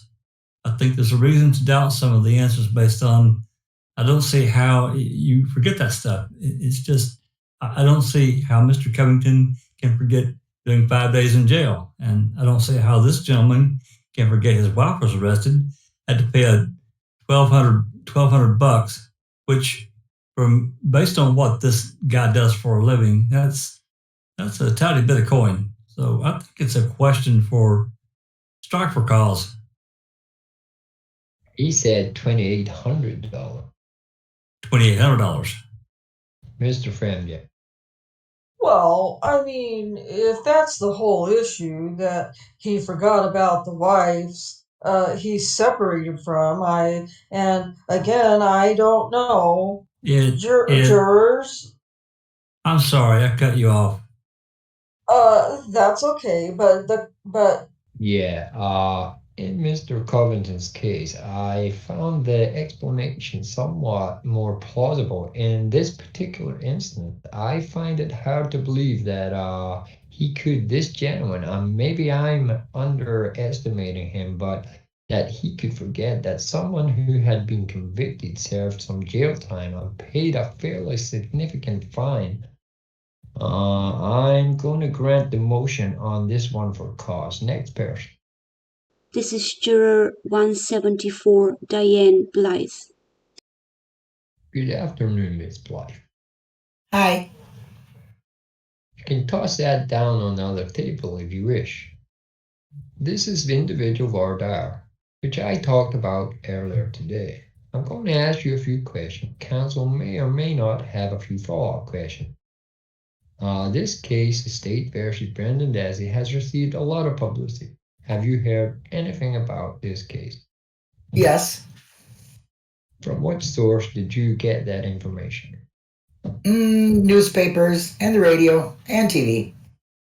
Based on the information you have formed, any opinions about the guilt or innocence of Mr. Dassey?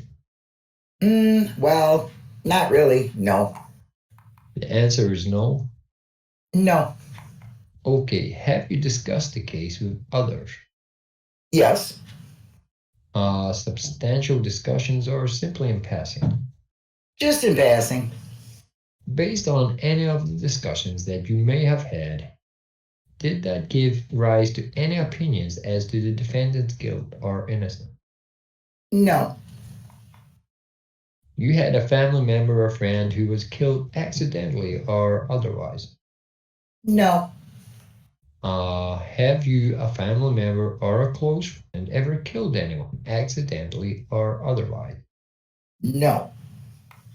If you were called to serve as a juror in this case, you would disregard anything that you've heard or read in the media or any other source, and base your decision solely on the evidence that comes before this court. Yes. Have you or a close friend or relative ever been a victim of or a witness to any kind of crime, whether it was reported to law enforcement or not? No. Ever have a friend or anyone in your family that was a victim of a sexual assault? No. Have you, a close friend or a family member, ever been arrested? No. Anybody charged with a crime? No. I see in your questionnaire that your husband is employed at the Department of Justice. Is that correct? Yeah. Yes. Would that fact that he was employed at the Department of Justice move you in one way or another in considering this case? No. Mr. Fallon, who's seated at council table over there, is also employed at the council. or is also employed at the Department of Justice. You understand that? Yes. Do you know him? No. Have you ever heard your husband talk about him? No. The fact that both your husband and Mr. Fallon are employed, I think your husband's a lawyer as well. Correct. As attorneys at the Department of Justice, does that give you any feeling that you might favor the side that the DOJ person is on? No. If you were selected as a juror, you'll be instructed that Brendan Dassey is presumed innocent and that he cannot be found guilty of any offense unless and until the state has proven each element of each offense beyond a reasonable doubt. Could you follow that instruction? Yes. If you were selected as a juror in this case, you would also be instructed that Mr. Dassey has a constitutional right not to testify, that if he decides to testify, that cannot be held against him. Rather, the decision that you make would have to be based solely on the evidence instructed at trial. Could you follow that instruction? Yes.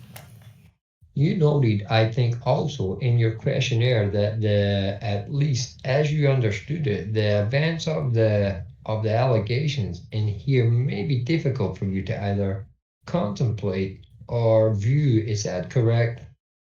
Yes. Do you think as part of the jury you could get through that? Yes. All right. Mr. Fallon. Yes. Just so that we're clear, Ms. Blythe, your husband works in that particular unit for the Department of Justice? I think he works in the SPAR unit. All right. State programs. And that's an acronym for state programs, agencies, and revenue, correct? I don't know. Okay, fair enough. Does he not practice any criminal law, correct? Correct. That's all I have. Mr. FREMGEN, anything? How long has your husband been at the Department of Justice? You know, I thought you were going to ask me that question. I think about 2 years. Okay. Have you ever discussed with your husband this case at all? Well, yes. Okay, since you're summoned, you discussed it, obviously. No. Oh. No, well, I knew that I got a summons to appear.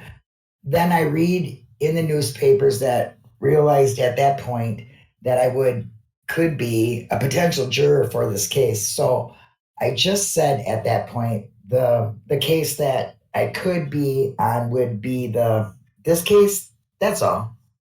Oh, okay. In the past, when you've discussed, or did you, well, But once I got the questionnaire, then okay. I did not discuss it.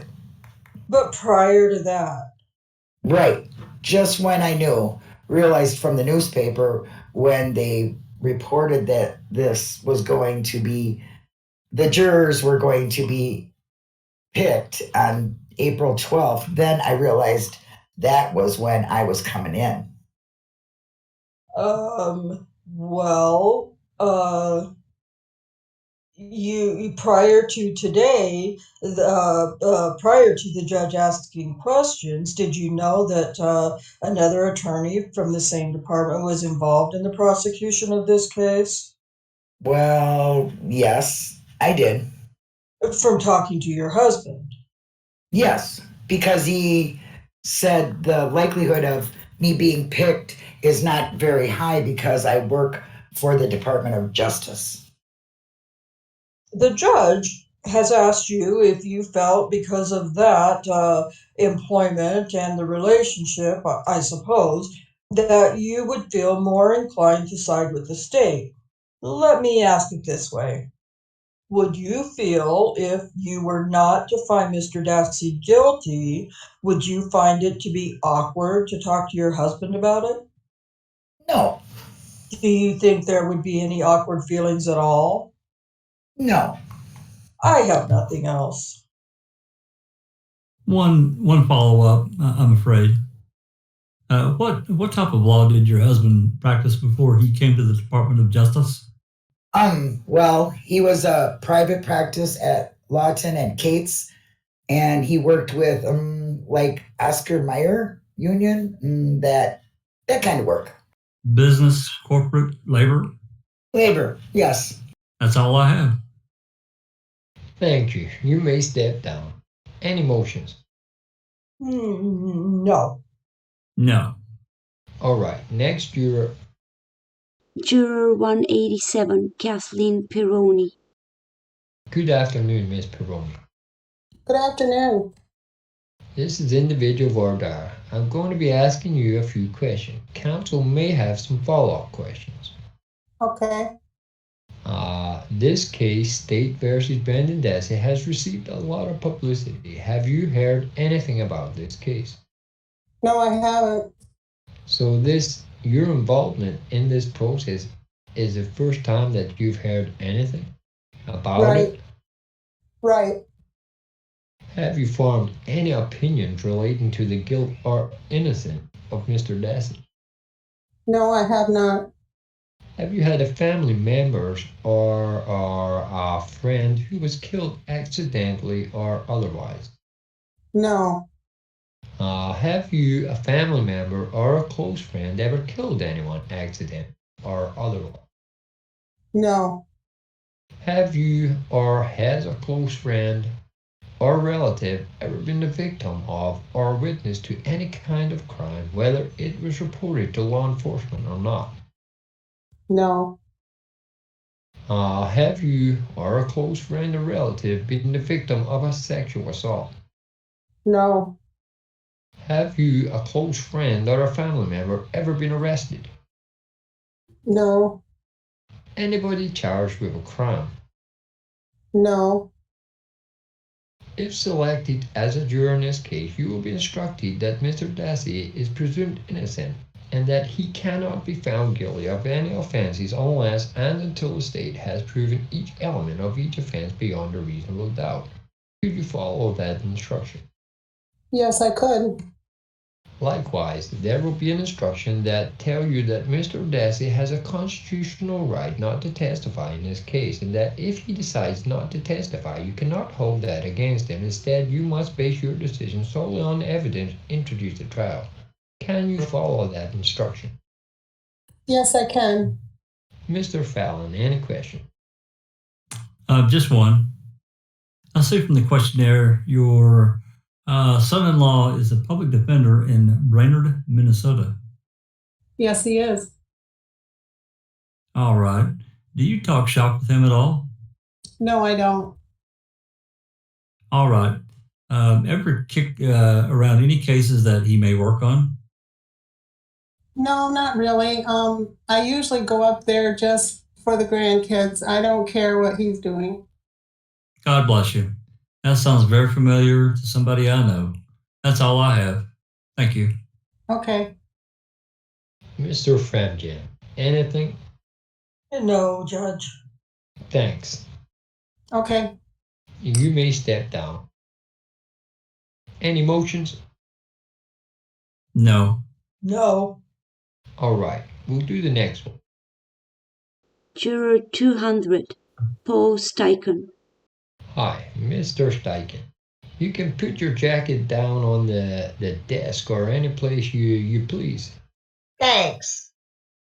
This is individual Voir Dire, of which I spoke earlier today. I'm going to ask you a few questions. Counsel may have some follow-up questions for you. First of those questions is this. This case, the State versus Brendan Dassey, has received a substantial amount of publicity. Have you heard anything about this case? Just nothing recently. I have followed it or anything specifically. Could I ask you to take that mic and push it just a little bit closer to you? It sounds as though that at one point or another you did hear something about it. Right, yes. What was the source, what you heard? Newspaper, TV? Newspaper or I mean, TV, a little bit of newspaper. Based on what you heard, have you formed any opinions about the guilt or innocence of Mr. Dassey? No. Have you discussed this case with other people? No. Have you had a family member or a friend who was killed accidentally or otherwise? No. Have you, a family member or a close friend, ever killed anyone accidentally or otherwise? No. If you were called upon to serve as a juror in this case, could you disregard anything you may have read or heard in the media or from any source and decide this case based solely on the evidence produced in court? I could. Have you or a close friend or relative ever been the victim of or witness to any kind of crime, whether it was reported to law enforcement authority or not? I've had a friend who's been a victim. What sort of crime was he the victim? It was an assault, a stabbing. According to your questionnaire, you don't think anyone was caught or charged. Is that correct? I'm not aware of. Were you satisfied in the manner in which the police handled it? It happened to him in the Virgin Islands. Okay. So it wasn't. We're not talking about authorities here in the United States. No, not here. Okay. Anyone else that you can think of, friend that's been victimized? No, not that I can think of. Have any close friends or relatives of yours been the victims of a sexual assault? No. Have you, a close friend or family member, ever been arrested? No. If you were selected as a juror in this case, you will be instructed that Brendan Dassey is presumed innocent and that he cannot be found guilty of any offense unless and until the state has proven each element of each beyond a reasonable doubt. Could you follow that instruction? Yes. If you were selected as a juror in this case, you would also be instructed that Mr. Dassey has a constitutional right not to testify, and that if he decides not to testify, you cannot hold that against him. Rather, you must base your decision solely on the evidence introduced at trial. Can you follow that instruction as well? I could. Mr. Fallon, any questions? No. Mr. FREMGEN? No, Judge. Thank you. You may step down. Thanks. That is the 34th, at least by my count, person to be seated. I'm sorry, was there a motion on this one? I'm assuming No. We've not heard one? No. That there's no objection based on our last discussion. I'm going to excuse all but five of the panel members or the pool members. We'll keep 5 in reserve next to the 4. It's an excessive caution, but given the track record in the last case, I'd rather be excessive on the cautionary side than not. Does anyone object to that procedure? No, Judge. No, Judge. We then will take a break and we'll take a break. You're going to have to set up in the other courtroom. Let's take go ahead. What is the procedure we're going to do? Because he had some questions. I think we had some questions about how we're going to move in with people in the courtroom, stuff like that. Okay, what we're going to do is as follows. We will excuse all juror or all pool members who are out there now except 5, who are sort of backups to the extra 4 that we've chosen. We have 34 seated, okay? The next 5 we're going to keep, and then everyone else can be excused. You understand that, right? I understand. Okay. So we'll have all 9 together in reserve. 9 extra. 9 extra? Yeah, and the other folks are excused. They should call in just. We'll give them a sheet. Okay. Want me to do that now? Sure, do it now. We'll talk about 5 or 10 minutes here, so 1 second, so Jenny can set up the other question. So they'll call in tomorrow to make sure we don't need them. Is that what you're saying? I will. That's a good question. Right. And I think that's fair. Okay. Then, well, next question is the jurors that are up there and the extra jurors, are we going to kick them all out of the courtroom and then move Mr. Dassey over? Are we going to wait till you get, we'll all go over there together at one time when we're done with the break? So I don't know how you guys are trying to run things so things aren't.